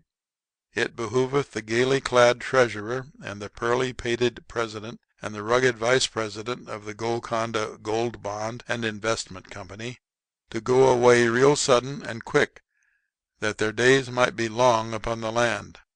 Me and Buck hurries down to the office. We finds on the stairs and in the hall a crowd of people trying to squeeze into our office, which is already jammed full inside to the railing. They've nearly all got Golconda stock and gold bonds in their hands. Me and Buck judged they had been reading the papers, too. We stopped and looked at our stockholders, some surprised. It wasn't quite the kind of a gang we supposed had been investing. They all looked like poor people. There was plenty of old women and lots of young girls that you'd say worked in factories and mills. Some was old men that looked like war veterans, and some was crippled, and a good many was just kids. Bootblacks and newsboys and messengers. Some was working men in overalls with their sleeves rolled up. Not one of the gang looked like a stockholder in anything unless it was a peanut stand. But they all had Golconda stock and looked as sick as you please. I saw a queer kind of pale look come on Buck's face when he sized up the crowd. He stepped up to a sickly-looking woman and says, "Madam, do you own any of this stock?" "I put in $100, says the woman, faint-like. "It was all I had saved in a year. One of my children is dying at home, and I haven't a cent in the house. I came to see if I could draw out some. The circulars said you could draw it out at any time, but they say now I will lose it all." There was a smart kid in the gang. I guess he was a newsboy. "I got 25, mister," he says, looking hopeful at Buck's silk hat and clothes. "They pay me $2.50 a month on it. Say, a man tells me they can't do that and be on the square. Is that right? Is that straight? Do you guess I can get out my 25?" Some of the old women was crying. The factory girls was plumb distracted. They'd lost all their savings, and they'd be docked for the time they lost coming to see about it. There was one girl, a pretty one in a red shawl, crying in a corner like her heart would dissolve. Buck goes over and asks her about it. "It ain't so much losing the money, mister," says she, shaking all over, "though I've been 2 years saving it up. But Jakey won't marry me now. He'll take Rosa Steinfeld. I know Jakey. She's got $400 in the savings bank. I, she sings out. Buck looks all around with that same funny look on his face, and then we see, leaning against the wall, puffing at his pipe, with his eyes shining at us, the newspaper reporter. Buck and me walks over to him. "You're a real interesting writer," says Buck. "How far do you mean to carry it? Anything more up your sleeve?" "Oh, I'm just waiting around," says the reporter, smoking away, "in case any news turns up. It's up to your stockholders now. Some of them might complain, you know. Isn't that the patrol wagon now?" he says, listening to a sound outside. "No," he goes on, "that's Doc Whittleford's old cadaver coupe from the Roosevelt. I ought to know that gong. Yes, I suppose I've written some interesting stuff at times." "You wait," says Buck. "I'm going to throw an item of news in your way." Buck reaches in his pocket and hands me a key. I knew what he meant before he spoke. Confounded old buccaneer, I knew what he meant. They don't make 'em any better than Buck. "Pick," says he, looking at me hard, "ain't this graft a little out of our line? Do we want Jakey to marry Rosa Steinfeld?" "You've got my vote," says I. "I'll have it here in 10 minutes." And I starts for the safety deposit vaults. I comes back with the money done up in a big bundle, and then Buck and me takes the journalist reporter around to another door, and we let ourselves into one of the office rooms. "Now, my literary friend," says Buck, "take a chair and keep still, and I'll give you an interview. You see before you 2 grafters from Graftersville, Grafter County, Arkansas. Me and Pick have sold brass jewelry, hair tonic, song books, marked cards, patent medicines, Connecticut Smyrna rugs, furniture polish, and albums in every town from Old Point Comfort to the Golden Gate. We've grafted $1 whenever we saw one that had a surplus look to it. But we never went after the simoleon in the toe of the sock under the loose brick in the corner of the kitchen hearth. There's an old saying, you may have heard it, fussily decency averni, which means it's an easy slide from the street faker's dry goods box to a desk in Wall Street. We took that slide, but we didn't know exactly what was at the bottom of it. Now, you ought to be wise, but you ain't. You've got New York wiseness, which means that you judge a man by the outside of his clothes. That ain't right. You ought to look at the lining and the seams and the buttonholes. While we're waiting for the patrol wagon, you might get out your little stub pencil and take notes for another funny piece in the paper." And then Buck turns to me and says, "I don't care what Atterbury thinks. He only put in brains, and if he gets his capital out he's lucky. But what do you say, Pick?" "Me?" says I. "You ought to know me, Buck. I didn't know who was buying the stock." "All right," says Buck, and then he goes through the inside door to the main office and looks at the gang trying to squeeze through the railing. Atterbury and his hat was gone, and Buck makes 'em a short speech. "All you lambs get in line. You're going to get your wool back. Don't shove so. Get in a line. A line. Not a pile. Lady, will you please stop bleating? Your money's waiting for you. Here, sonny, don't climb over that railing. Your dimes are safe. Don't cry, sis. You ain't out a cent. Get in line, I say. Here, Pick, come and straighten 'em out and let 'em through and out by the other door." Buck takes off his coat, pushes his silk hat on the back of his head, and lights up a Reina Victoria. He sets the table with the boodle before him, all done up in neat packages. I gets the stockholders strung out and marches 'em single file from the main room, and the reporter man passes 'em out by the side door into the hall again. As they go by, Buck takes up the stock and the gold bonds, paying 'em cash dollar for dollar, the same as they paid in. The shareholders of the Golconda Gold Bond and Investment Company can't hardly believe it. They almost grabs the money out of Buck's hands. Some of the women keep on crying, for it's a custom of the sex to cry when they have sorrow, to weep when they have joy, and to shed tears whenever they find themselves without either. The old women's fingers shake when they stuff the scads in the bosom of their rusty dresses. The factory girls just stoop over and flap their dry goods a second, and you hear the elastic go pop as the currency goes down in the ladies' department of the old domestic lisle thread bank. Some of the stockholders that had been doing the Jeremiah act the loudest outside had spasms of restored confidence and wanted to leave the money invested. "Salt away that chicken feed in your duds and skip along," says Buck. "What business have you got investing in bonds, the teapot, or the crack in the wall behind the clock for your hoard of pennies?" When the pretty girl in the red shawl cashes in, Buck hands her an extra 20. "A wedding present," says our treasurer, "from the Golconda Company. And say, if Jake ever follows his nose even at a respectable distance around the corner to where Rosa Steinfeld lives, you are hereby authorized to knock a couple of inches off of it." When they was all paid off and gone, Buck calls a newspaper reporter and shoves the rest of the money over to him. "You began this," says Buck. "Now finish it. Over there are the books showing every share and bond issued. Here's the money to cover, except what we've spent to live on. You'll have to act as receiver. I guess you'll do the square thing on account of your paper. This is the best way we know how to settle it. Me and our substantial but apple-weary vice president are going to follow the example of our revered president and skip. Now, have you got enough news for today, or do you want to interview us on etiquette and the best way to make over an old taffeta skirt?" "News?" says the newspaper man, taking out his pipe. "Do you think I could use this? I don't want to lose my job. Suppose I go around to the office and tell 'em this happened. What'll the managing editor say? He'll just hand me a pass to Bellevue and tell me to come back when I get cured. I might turn in a story about a sea serpent wiggling up Broadway, but I haven't got the nerve to try 'em with a pipe like this. A get-rich scheme, gang, giving back the boodle. Oh, no, I'm not on the comic supplement." "You can't understand it, of course," says Buck, with his hand on the doorknob. "Me and Pick ain't Wall Streeters like you know 'em. We never allowed to swindle sick old women and working girls and take nickels off of kids. In the lines of graft we've worked we took money from people the Lord made to be buncoed.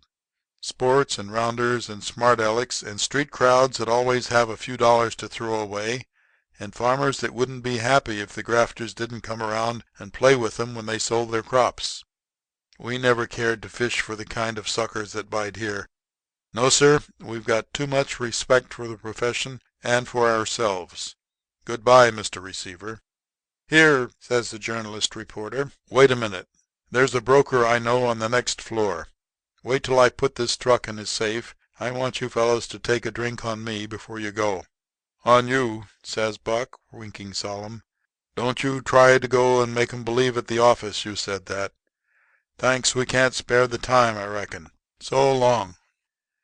And me and Buck slides out the door, and that's the way the Golconda Company went into involuntary liquefaction. If you had seen me and Buck the next night, you'd have had to go to a little bum hotel on the near West Side ferry landings. We was in a little back room, and I was filling up a gross of 6-ounce bottles with hydrant water colored with red aniline and flavored with cinnamon. Buck was smoking contented, and he wore a decent brown derby in place of his silk hat. "It's a good thing, Pick," says he, as we drove in the corks, "that we got Brady to lend us his horse and wagon for a week. We'll rustle up the stake by then. This hair tonic'll sell right along over in Jersey. Bald heads ain't popular over there on account of the mosquitoes." Directly I dragged out my valise and went down in it for labels. "Hair tonic labels are out," says I. "Only about a dozen on hand." "Well, buy some more," says Buck. We investigate our pockets and found we had just enough money to settle our hotel bill in the morning and pay our passage over the ferry. Plenty of Shake the Shake's chill cure labels, says I, after looking. What more do you want, says Buck. Slap 'em on. The chill season is just opening up in the Hackensack Lowgrounds. What's hair, anyway, if you have to shake it off? We pasted on chill cure labels about half an hour, and Buck says, making an honest living's better than that Wall Street anyhow. Ain't it, Pick? You bet, says I. End of chapter 12. Chapter 13. Hostages to Momus. Part 1. I never got inside of the legitimate line of graft but once. But one time, as I say, I reversed the decision of the revised statutes and undertook a thing that I'd have to apologize for even under the New Jersey trust laws. Me and Caligula Polk of Muskogee in the Creek Nation was down in the Mexican state of Tamaulipas, running a peripatetic lottery and monte game. Now, selling lottery tickets is a government graft in Mexico, just like selling 48 cents worth of postage stamps for 49 cents is over here. So Uncle Porfirio, he instructs the rurales to attend to our case. Rurales? They are sort of country police, but don't draw any mental crayon portraits of the worthy constables with a tin star and a gray goatee. The rurales? Well, if we'd mount our Supreme Court on broncos, arm 'em with Winchesters, and start 'em out after John Doe et al., we'd have about the same thing. When the rurales started for us, we started for the States. They chased us as far as Matamoros. We hid in a brickyard, and that night we swum the Rio Grande, Caligula with a brick in each hand, absent-minded, which he drops upon the soil of Texas, forgetting he had 'em. From there we emigrated to San Antone, and then over to New Orleans, where we took a rest. And in that town of cotton bales and other adjuncts to female beauty, we made the acquaintance of drinks invented by the Creoles during the period of Louis Quinze, in which they are still served at the side door. The most I can remember of this town is that me and Caligula and a Frenchman named McCarty, Adolphe McCarty, was trying to make the French Quarter pay up the back trading stamps due to the Louisiana Purchase, when somebody hollers that the gendarmes are coming. I have an insufficient recollection of buying 2 yellow tickets through a window. I seemed to see a man swing a lantern and say, "All aboard."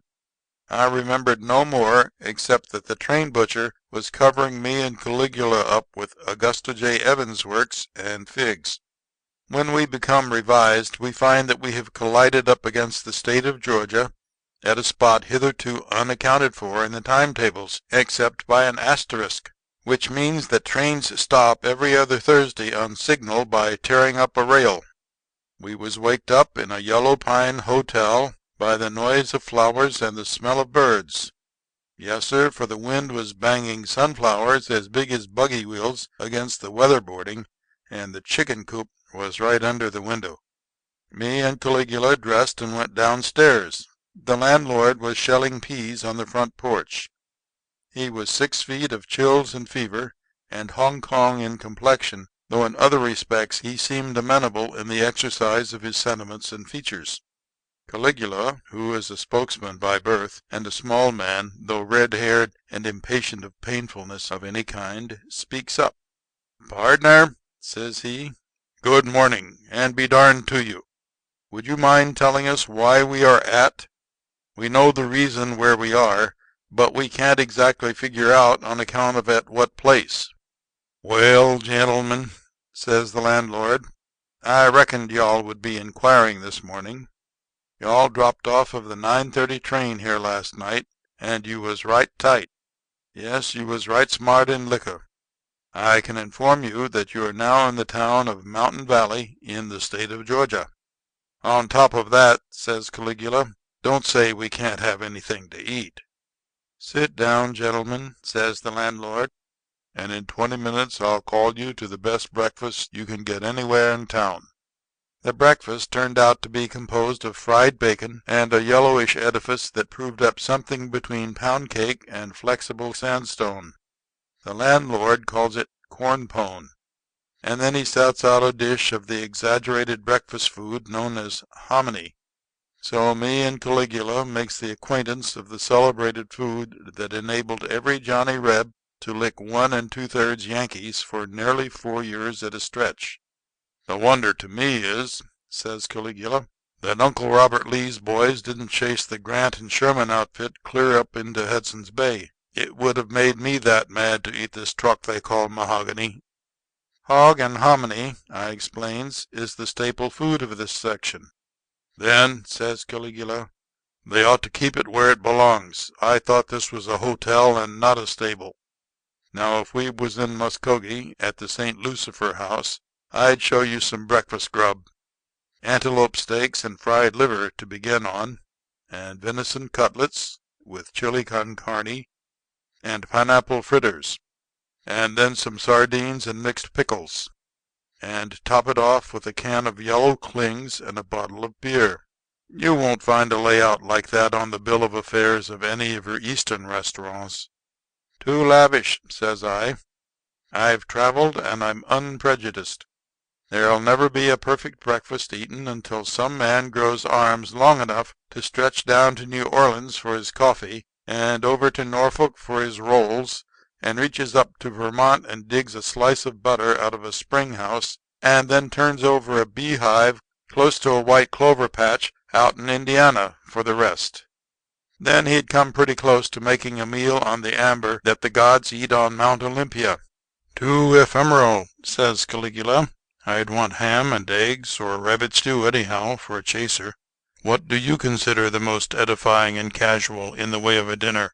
I've been infatuated from time to time, I answers, with fancy ramifications of grub such as terrapins, lobsters, reed birds, jambalaya, and canvas-covered ducks. But after all, there's nothing less displeasing to me than a beefsteak smothered in mushrooms on a balcony in sound of the Broadway streetcars, with a hand organ playing down below, and the boys hollering extras about the latest suicide. For the wine, give me a reasonable Ponticani, and that's all except a demitasse. Well, says Caligula, I reckon in New York you get to be a connoisseur, and when you go around with the demitasse you're naturally bound to buy 'em stylish grub. It's a great town for epicures, says I. You'd soon fall into their ways if you was there.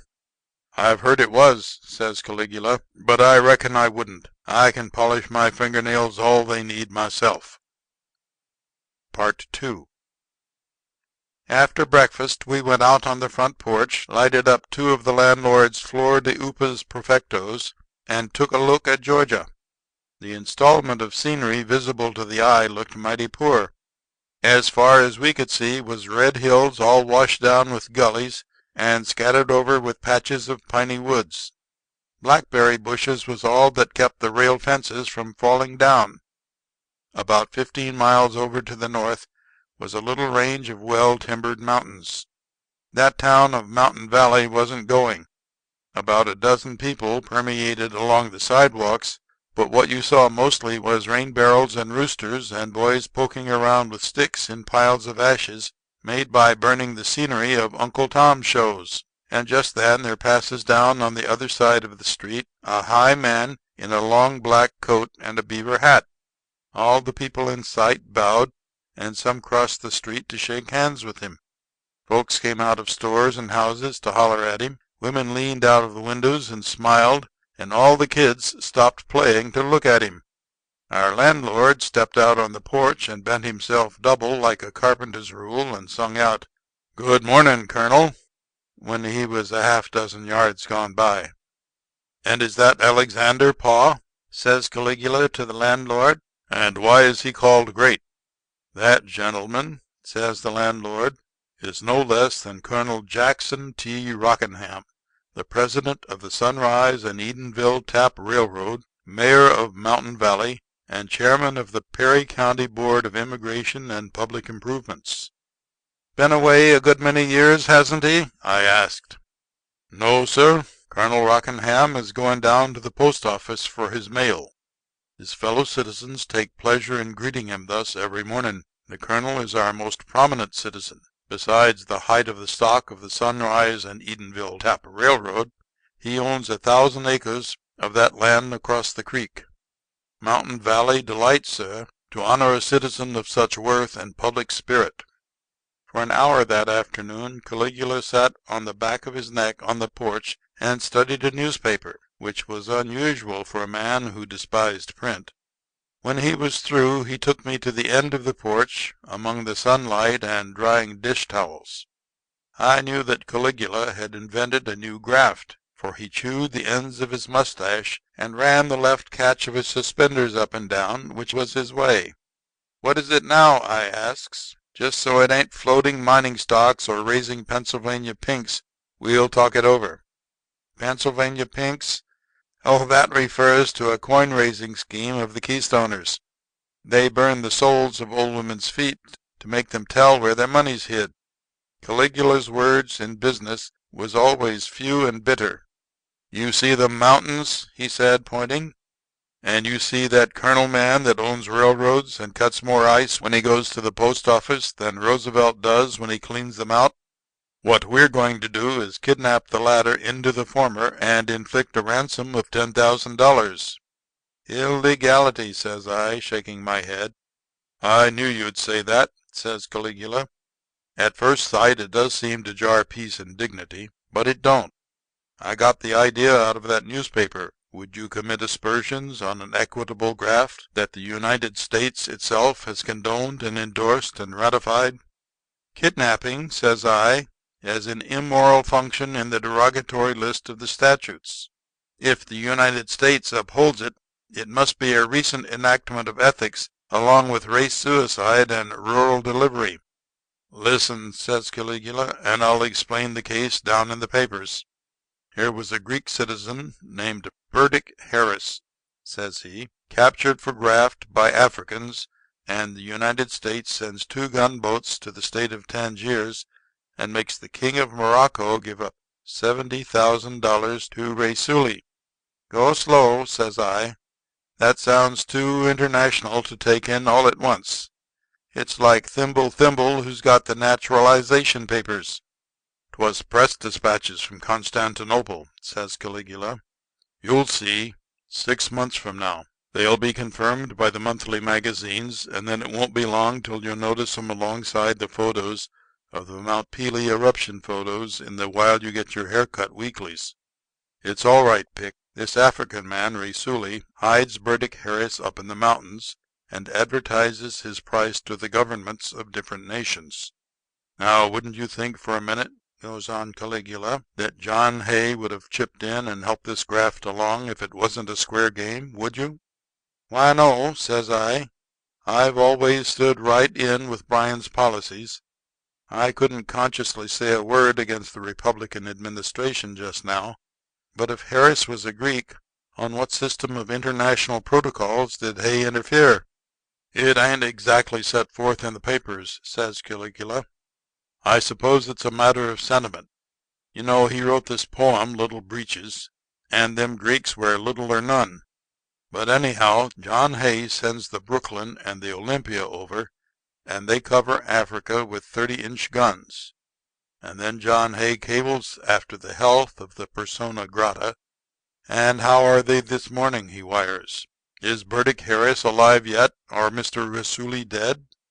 And the King of Morocco sends up $70,000, and they turn Burdick Harris loose. And there's not half the hard feelings among the nations about this little kidnapping matter as there was about the Peace Congress. And Burdick Harris says to the reporters in the Greek language that he's often heard about the United States, and he admires Roosevelt next to Raisuli, who is one of the whitest and most gentlemanly kidnappers that he ever worked alongside of. So you see, Pick," winds up Caligula, "we've got the law of nations on our side. We'll cut this colonel man out of the herd and corral him in them little mountains and stick up his heirs and assigns for $10,000. "Well, you seldom little red-headed territorial terror," I answers. "You can't bluff your Uncle Tecumseh Pickens.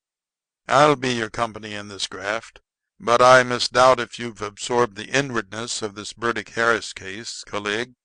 And if any morning we get a telegram from the Secretary of State asking about the health of the scheme, I proposed to acquire the most propinquitous and celeritas mule in this section and gallop diplomatically over into the neighboring and peaceful nation of Alabama. Part 3. Me and Caligula spent the next 3 days investigating the bunch of mountains into which we proposed to kidnap Colonel Jackson T. Rockingham. We finally selected an upright slice of topography covered with bushes and trees that you could only reach by a secret path that we cut up the side of it, and the only way to reach the mountain was to follow up the bend of a branch that wound among the elevations. Then I took in hand an important subdivision of the proceedings. I went up to Atlanta on the train and laid in a $250 supply of the most gratifying and efficient lines of grub that money could buy. I was always an admirer of viands in their more palliative and revised stages. Hog and hominy were not only inartistic to my stomach, but they give indigestion to my moral sentiments. And I thought of Colonel Jackson T. Rockingham, president of the Sunrise and Edenville Tap Railroad, and how he would miss the luxury of his home fare, as is so famous among wealthy Southerners. So I sunk half of mine and Caligula's capital in as elegant a layout of fresh and canned provisions as Burdick Harris or any other professional kidnappee ever saw in a camp. I put another 100 in a couple of cases of Bordeaux, 2 quarts of cognac, 200 Havana regalias with gold bands, and a camp stove and stools and folding cots.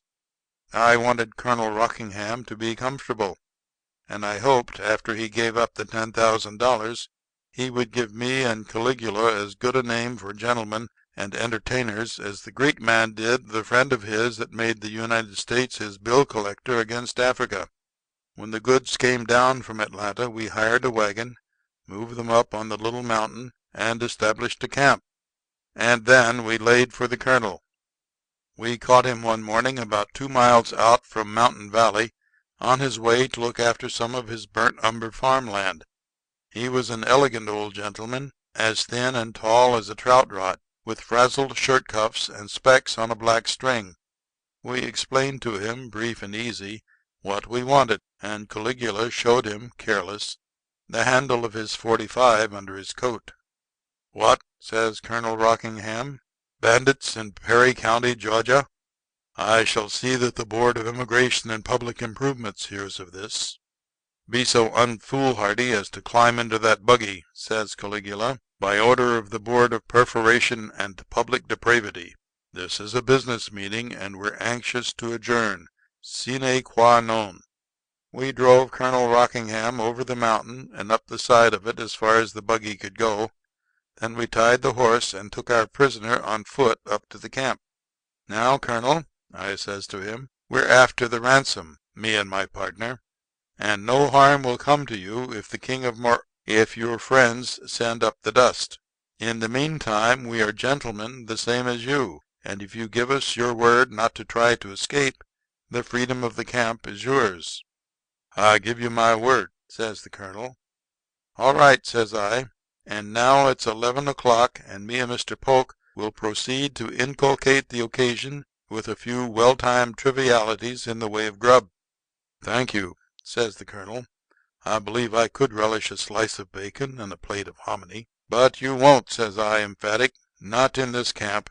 We soar in higher regions than them occupied by your celebrated but repulsive dish." While the colonel read his paper, me and Caligula took off our coats and went in for a little luncheon de luxe, just to show him. Caligula was a fine cook of the Western brand. He could toast a buffalo or fricassee a couple of steers as easy as a woman could make a cup of tea. He was gifted in the way of knocking together edibles when haste and muscle and quantity was to be considered. He held the record west of the Arkansas River for frying pancakes with his left hand, broiling venison cutlets with his right, and skinning a rabbit with his teeth at the same time. But I could do things en casserole and à la Creole, and handle the oil and tabasco as gently and nicely as a French chef. So at 12 o'clock we had a hot lunch ready that looked like a banquet on a Mississippi River steamboat. We spread it on the tops of 2 or 3 big boxes, opened 2 quarts of the red wine, set the olives and a canned oyster cocktail and a ready-made martini by the colonel's plate, and called him to grub. Colonel Rockingham drew up his camp stool, wiped off his specs, and looked at the things on the table. Then I thought he was swearing, and I felt mean because I hadn't taken more pains with the victuals. But he wasn't. He was asking a blessing. And me and Caligula hung our heads, and I saw a tear drop down from the colonel's eyes into his cocktail. I never saw a man eat with so much earnestness and application, not hastily like a grammarian or one of the canal, but slow and appreciative like a anaconda or a real viva bonjour. In an hour and a half the colonel leaned back. I brought him a pony of brandy and his black coffee, and set the box of Hannah regalias on the table. "Gentlemen," says he, blowing out the smoke and trying to breathe it back again, "when we view the eternal hills and smiling and beneficent landscape, and reflect upon the goodness of the Creator who—" "Excuse me, Colonel," says I, "but there's some business to attend to now." And I brought out pen and paper and ink and laid them before him. "Who do you want to send to for the money?" I asks. "I reckon," says he, after thinking a bit, "to the vice president of our railroad and to the general offices of the company in Edenville." "How far is it to Edenville from here?" I asked. "About 10 miles," says he. Then I dictated these lines, and Colonel Rockingham wrote them down. "I am kidnapped and held a prisoner by 2 desperate outlaws in a place which is useless to attempt to find. They demand $10,000 at once for my release. The amount must be raised immediately, and these directions followed. Come alone with the money to Stony Creek, which runs out of Blacktop Mountains. Follow the bed of the creek till you come to a big flat rock on the left bank, on which is marked a cross in red chalk. Stand on the rock and wave a white flag. A guide will come to you and conduct you to where I am held. Lose no time." After the colonel had finished this, he asked permission to take on a postscript about how he was being treated, so the railroad wouldn't feel uneasy in its bosom about him. We agreed to that. He wrote down that he had just had lunch with the 2 desperate ruffians, and then he set down the whole bill of fare from cocktails to coffee. He wound up with the remark that dinner would be ready about 6, and would probably be a more licentious and intemperate fare than lunch. Me and Caligula read it and decided to let it go, for we, being cooks, were amenable to praise, though it sounded out of place on a sight draft for $10,000. I took the letter over to the Mountain Valley Road and watched for a messenger. By and by a colored equestrian came along on horseback riding toward Edenville. I gave him $1 to take the letter to the railroad offices, and then I went back to camp. Part 4.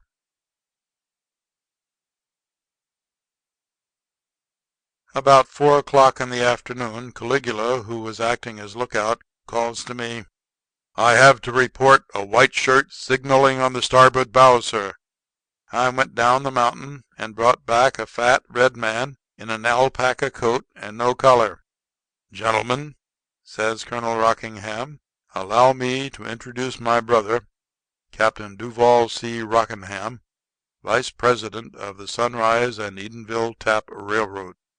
"Otherwise the King of Morocco," says I. "I reckon you don't mind my counting the ransom just as a business formality." "Well, no, not exactly," says the fat man. "Not when it comes. I turned that matter over to our second vice president. I was anxious after Brother Jackson's safetiness. I reckon he'll be along right soon. What does that lobster salad you mentioned taste like, Brother Jackson?" "Mr. Vice President," says I, "you'll oblige us by remaining here until the second V.P. arrives. This is a private rehearsal, and we don't want any roadside speculators selling tickets." In half an hour Caligula sings out again, "Sail ho! Looks like an apron on a broomstick." I perambulated down the cliff again and escorted up a man 6'3" with a sandy beard and no other dimension that you could notice. Thinks I to myself, if he's got $10,000 on his person, it's in one bill and folded lengthwise. Mr. Patterson G. Coble, our second vice president, announces the colonel. Glad to know you, gentlemen, says this Coble. I came up to disseminate the tidings that Major Tallahassee Tucker, our general passenger agent, is now negotiating a peach crate full of our railroad bonds with the Perry County Bank for a loan. My dear Colonel Rockingham, was that chicken gumbo or cracked goobers on the bill of fare in your note? Me and the conductor of 56 was having a dispute about it. Another white wings in the rocks, hollers Caligula. If I see any more, I'll fire on 'em and swear they was torpedo boats. The guide goes down again and convoys into the lair a person in blue overalls carrying an amount of inebriety and a lantern. I am so sure that this is Major Tucker that I don't even ask him until we are up above, and then I discover that it is Uncle Timothy, the yard switchman at Edenville, who is sent ahead to flag our understandings with the gossip that Judge Pendergast, the railroad's attorney, is in the process of mortgaging Colonel Rockingham's farming lands to make up the ransom. While he is talking, two men crawl from under the bushes into the camp, and Caligula, with no white flag to disinter him from his plain duty, draws his gun. But Colonel Rockingham intervenes and introduces Mr. Jones and Mr. Batts, engineer and fireman of train number 42. "Excuse us," says Batts, "but me and Jim have hunted squirrels all over this mounting, and we don't need no white flag. Was that straight, Colonel, about the plum pudding and pineapples and real store cigars?" "Towel on a fishing pole in the offing," howls Caligula. "Suppose it's the firing line of the freight conductors and brakeman." "My last trip down," says I, wiping off my face. "If the S&ET wants to run an excursion up here just because we kidnapped their president, let 'em. We'll put out our sign, 'The Kidnappers' Cafe and Trainman's Home.'" This time I caught Major Tallahassee Tucker by his own confession, and I felt easier. I asked him into the creek so I could drown him if he happened to be a track walker or a caboose porter. All the way up the mountain he drivelled to me about asparagus on toast, a thing that his intelligence in life had skipped. Up above I got his mind segregated from food and asked if he had raised the ransom. "My dear sir," says he, "I succeeded in negotiating a loan on $30,000 worth of the bonds of our railroad and—" "Never mind just now, Major," says I. "It's all right then. Wait till after dinner and we'll settle the business. All of you gentlemen," I continues to the crowd, "are invited to stay to dinner. We have mutually trusted one another, and the white flag is supposed to wave over the proceedings." "The correct idea," says Caligula, who was standing by me.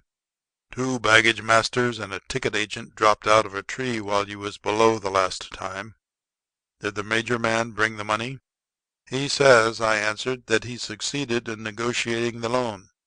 If any cooks ever earned $10,000 in 12 hours, me and Caligula did that day.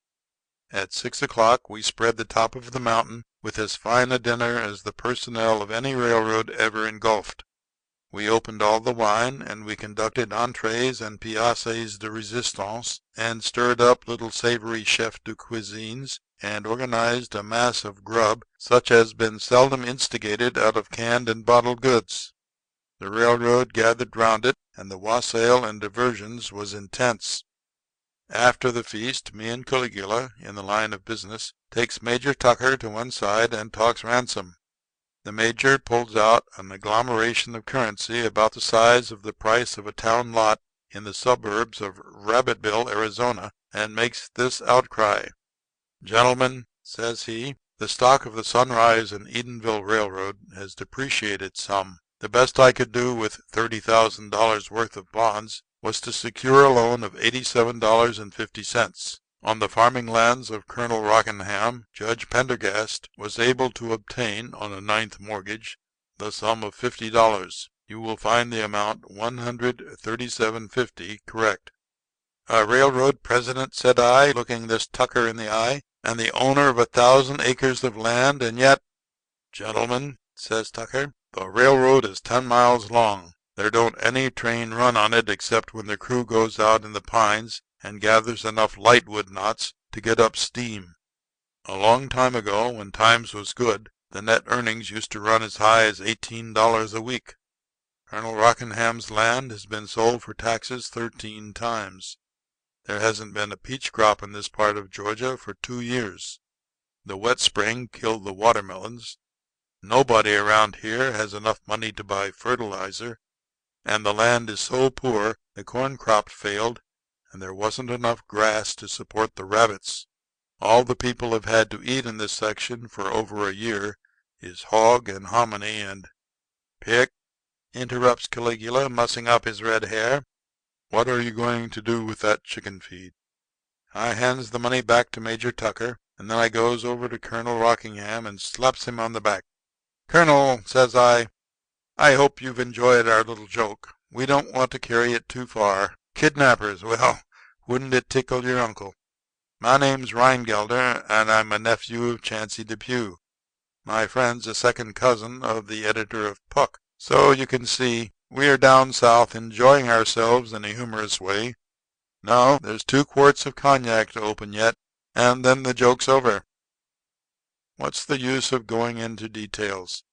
1 or 2 will be enough. I remember Major Tallahassee Tucker playing on a Jew's harp, and Caligula waltzing with his head on the watch pocket of a tall baggage master. I hesitate to refer to the cakewalk done by me and Mr. Patterson G. Coble, with Colonel Jackson T. Rockingham between us. And even on the next morning, when you wouldn't think it possible, there was a consolation for me and Caligula. We knew that Rasooli himself never made half the hit with Burdick Harris that we did with the Sunrise and Edenville Tap Railroad. End of Chapter 13. Chapter 14. The Ethics of Pig. On an eastbound train, I went into the smoker and found Jefferson Peters, the only man with a brain west of the Wabash River who can use his cerebrum, cerebellum, and medulla oblongata at the same time.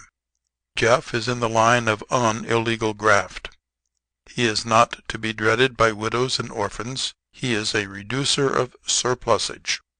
His favorite disguise is that of the target bird at which the spendthrift or the reckless investor may shy a few inconsequential dollars.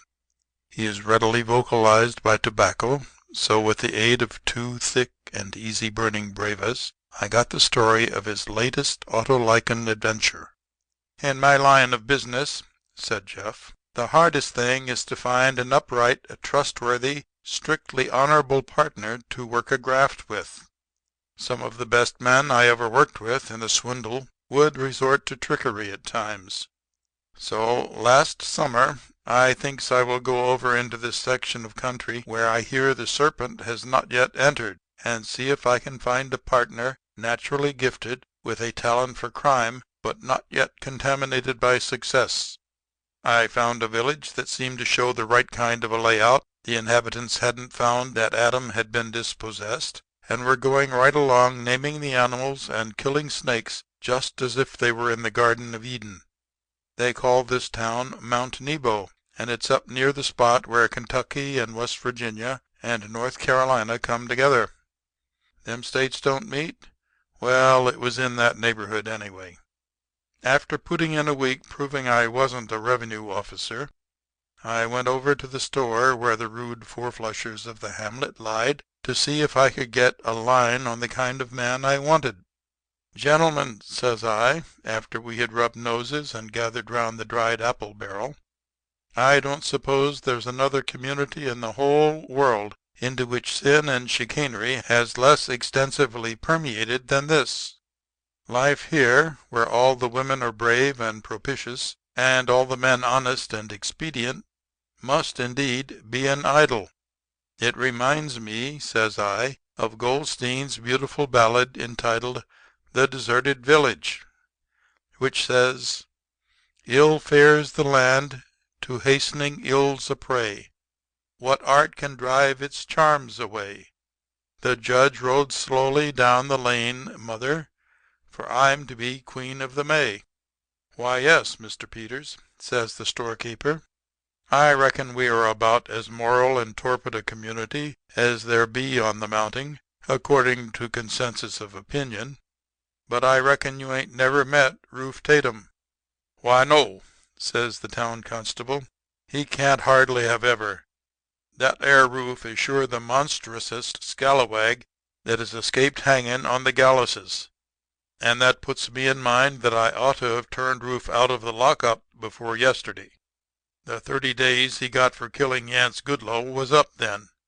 A day or two more won't hurt Rufe any, though." "Shucks now," I says in the mountain idiom. "Don't tell me there's a man in Mount Nebo as bad as that." "Worse," says the storekeeper. "He steals hogs. I think I will look up this Mr. Tatum." So a day or two after the constable turned him out I got acquainted with him and invited him out to the edge of town to sit on a log and talk business. What I wanted was a partner with a natural rural make-up to play a part in some one-act outrages that I was going to book with the pitfall and gin circuit in some of the western towns. This R. Tatum was born for the role as sure as nature cast Fairbanks for the stuff that kept Eliza from sinking into the river. He was about the size of a first baseman, and he had ambiguous blue eyes like the china dog on the mantelpiece that Aunt Harriet used to play with when she was a child. His hair waved a little bit like the statue of the dinkus thrower at the Vacation in Rome, but the color of it reminded you of sunset in the Grand Canyon by an American artist that they hang over the stovepipe holes in the salons. He was the Rube without needing a touch. You would have known him for one even if you seen him on the vaudeville stage with one cotton suspender and a straw over his ear. I told him what I wanted and found him ready to jump at the job. Overlooking such a trivial little peccadillo as the habit of manslaughter, says I, "What have you accomplished in the way of indirect brigandage or non-actionable thriftiness that you could point to with or without pride as an evidence of your qualifications for the position?" "Why," says he, in his kind of southern system of procrastinated accents, "ain't you heard tell? There ain't any man, black or white, in the Blue Ridge that can tote off a shoat as easy as I can without being heard, seen, or cotched. I can lift a shoat," he goes on, "out of a pen, from under a porch, at the trough, in the woods, day or night, anywhere or anyhow, and I guarantee nobody won't hear a squeal. It's all in the way you grab hold of 'em and carry 'em atterwards. Some day," goes on this gentle despoiler of pig pens, "I hope to become recognized as the champion shoat stealer of the world." "It's proper to be ambitious," says I, "and hog stealing will do very well for Mount Nebo. But in the outside world, Mr. Tatum, it would be considered as crude a piece of business as a bear raid on Bay State Gas. However, it will do as a guarantee of good faith. We'll go into partnership. I've got $1,000 cash capital, and with that homeward plods atmosphere of yours we ought to be able to win out a few shares of soon parted preferred in the money market." So I attaches Rufe, and we go away from Mount Nebo down into the lowlands. And all the way I coach him for his part in the grafts I had in mind. I had idled away 2 months on the Florida coast and was feeling all to the Ponce de Leon, besides having so many new schemes up my sleeve that I had to wear kimonos to hold them. I intended to assume a funnel shape and mow a path 9 miles wide through the farming belt of the Middle West. So we headed in that direction. But when we got as far as Lexington, we found Binkley Brothers Circus there, and the blue grass peasantry romping into town and pounding the Belgian blocks with their hand-pegged sabots as artless and arbitrary as an extra session of a Dato Bryan drama. I never pass a circus without pulling the valve cord and coming down for a little Key West money. So I engaged a couple of rooms and board for Rufe and me at a house near the circus grounds run by a widow named Peavy. Then I took Rufe to a clothing store and gents outfitted him. He showed up strong, as I knew he would, after he was rigged up in the ready-made rutabaga regalia. Me and old Miss Fitzky stuffed him into a bright blue suit with a Nile green visible plaid effect, and riveted on a fancy vest of a light Tuskegee normal tan color, a red necktie, and the yellowest pair of shoes in town. They were the first clothes Rufe had ever worn except the gingham layette and the butternut top dressing of his native corral, and he looked as self-conscious as an Igorrote with a new nose ring. That night I went down to the circus tents and opened a small shell game. Rufe was to be the capper. I gave him a roll of phony currency to bet with, and kept a bunch of it in a special pocket to pay his winnings out of.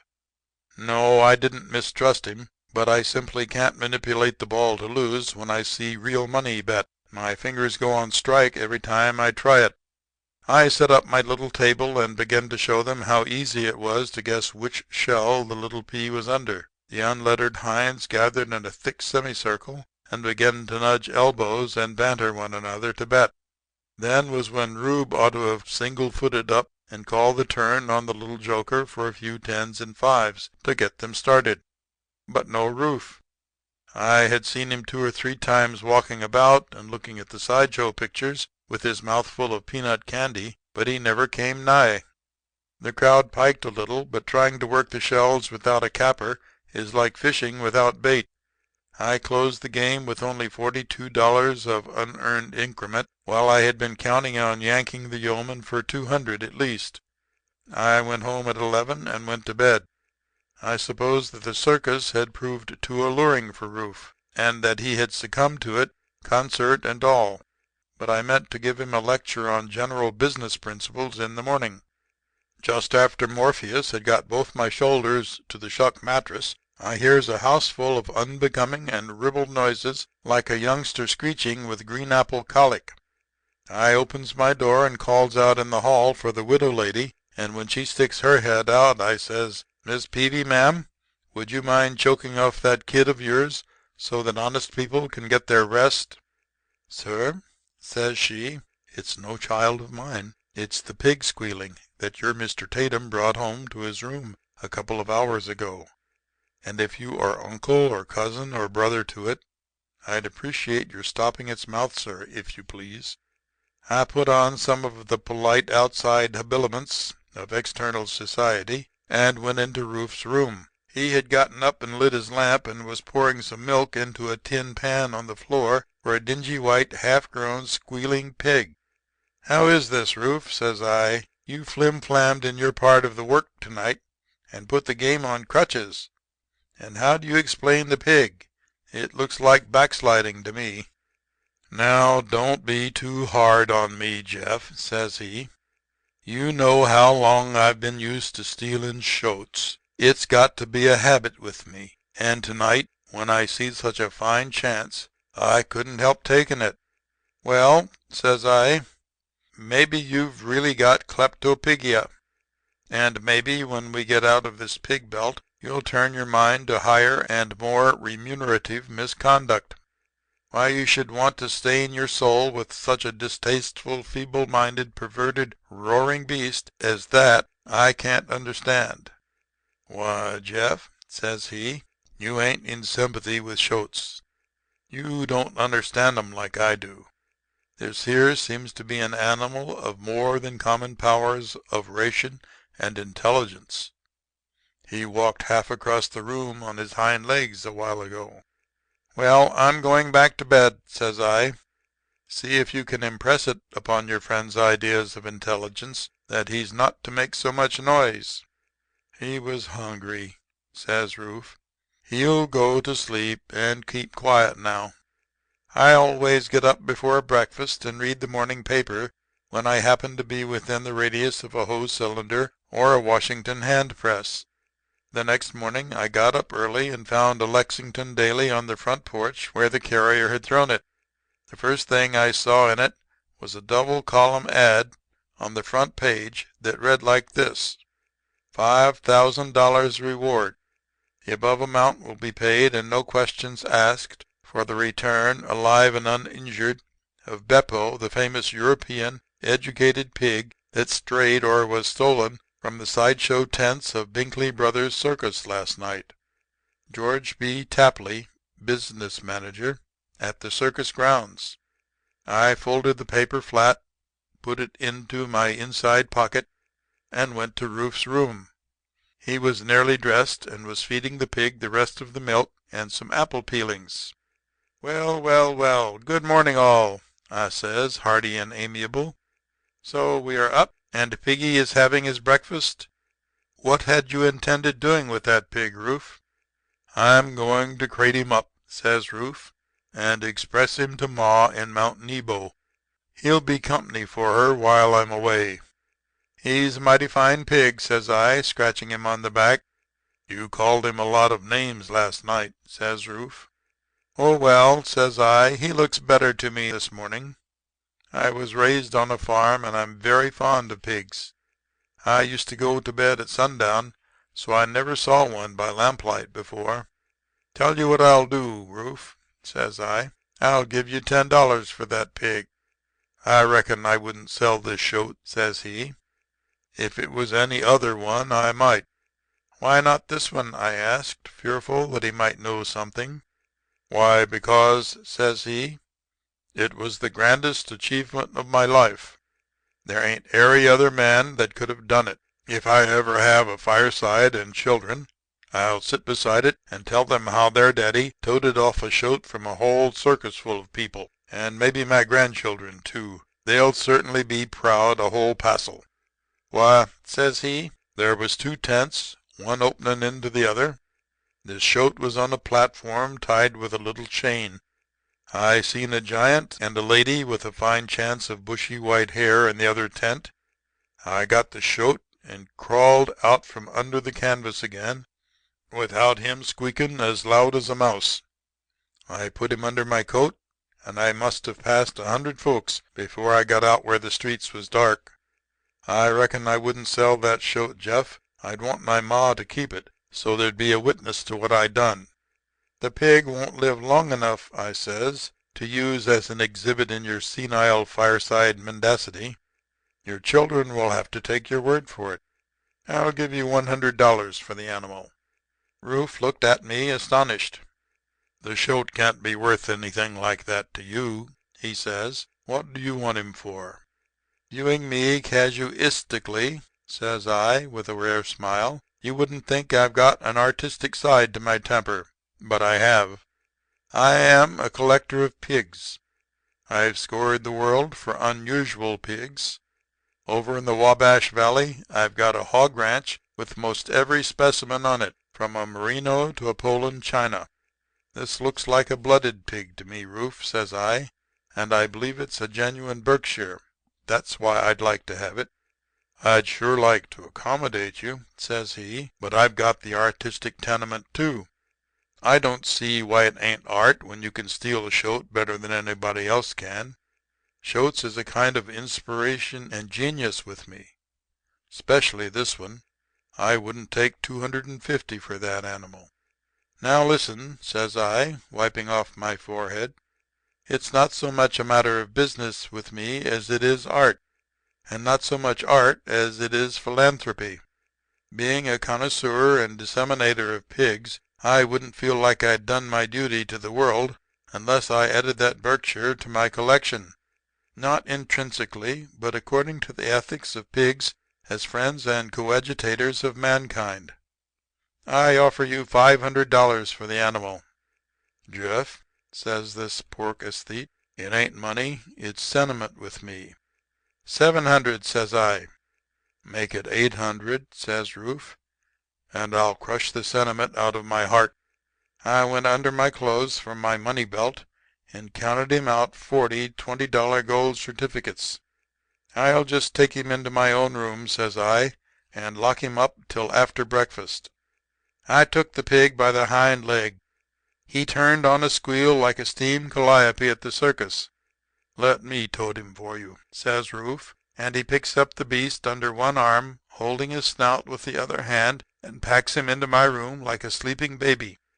After breakfast, Rufe, who had a chronic case of haberdashery ever since I got his trousseau, says he believes he will amble down to Miss Fitzky's and look over some royal purple socks. and then I got as busy as a one-armed man with nettle rash pasting on wallpaper.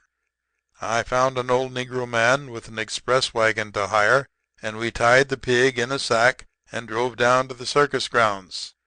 I found George B. Tapley in a little tent with the window flap open.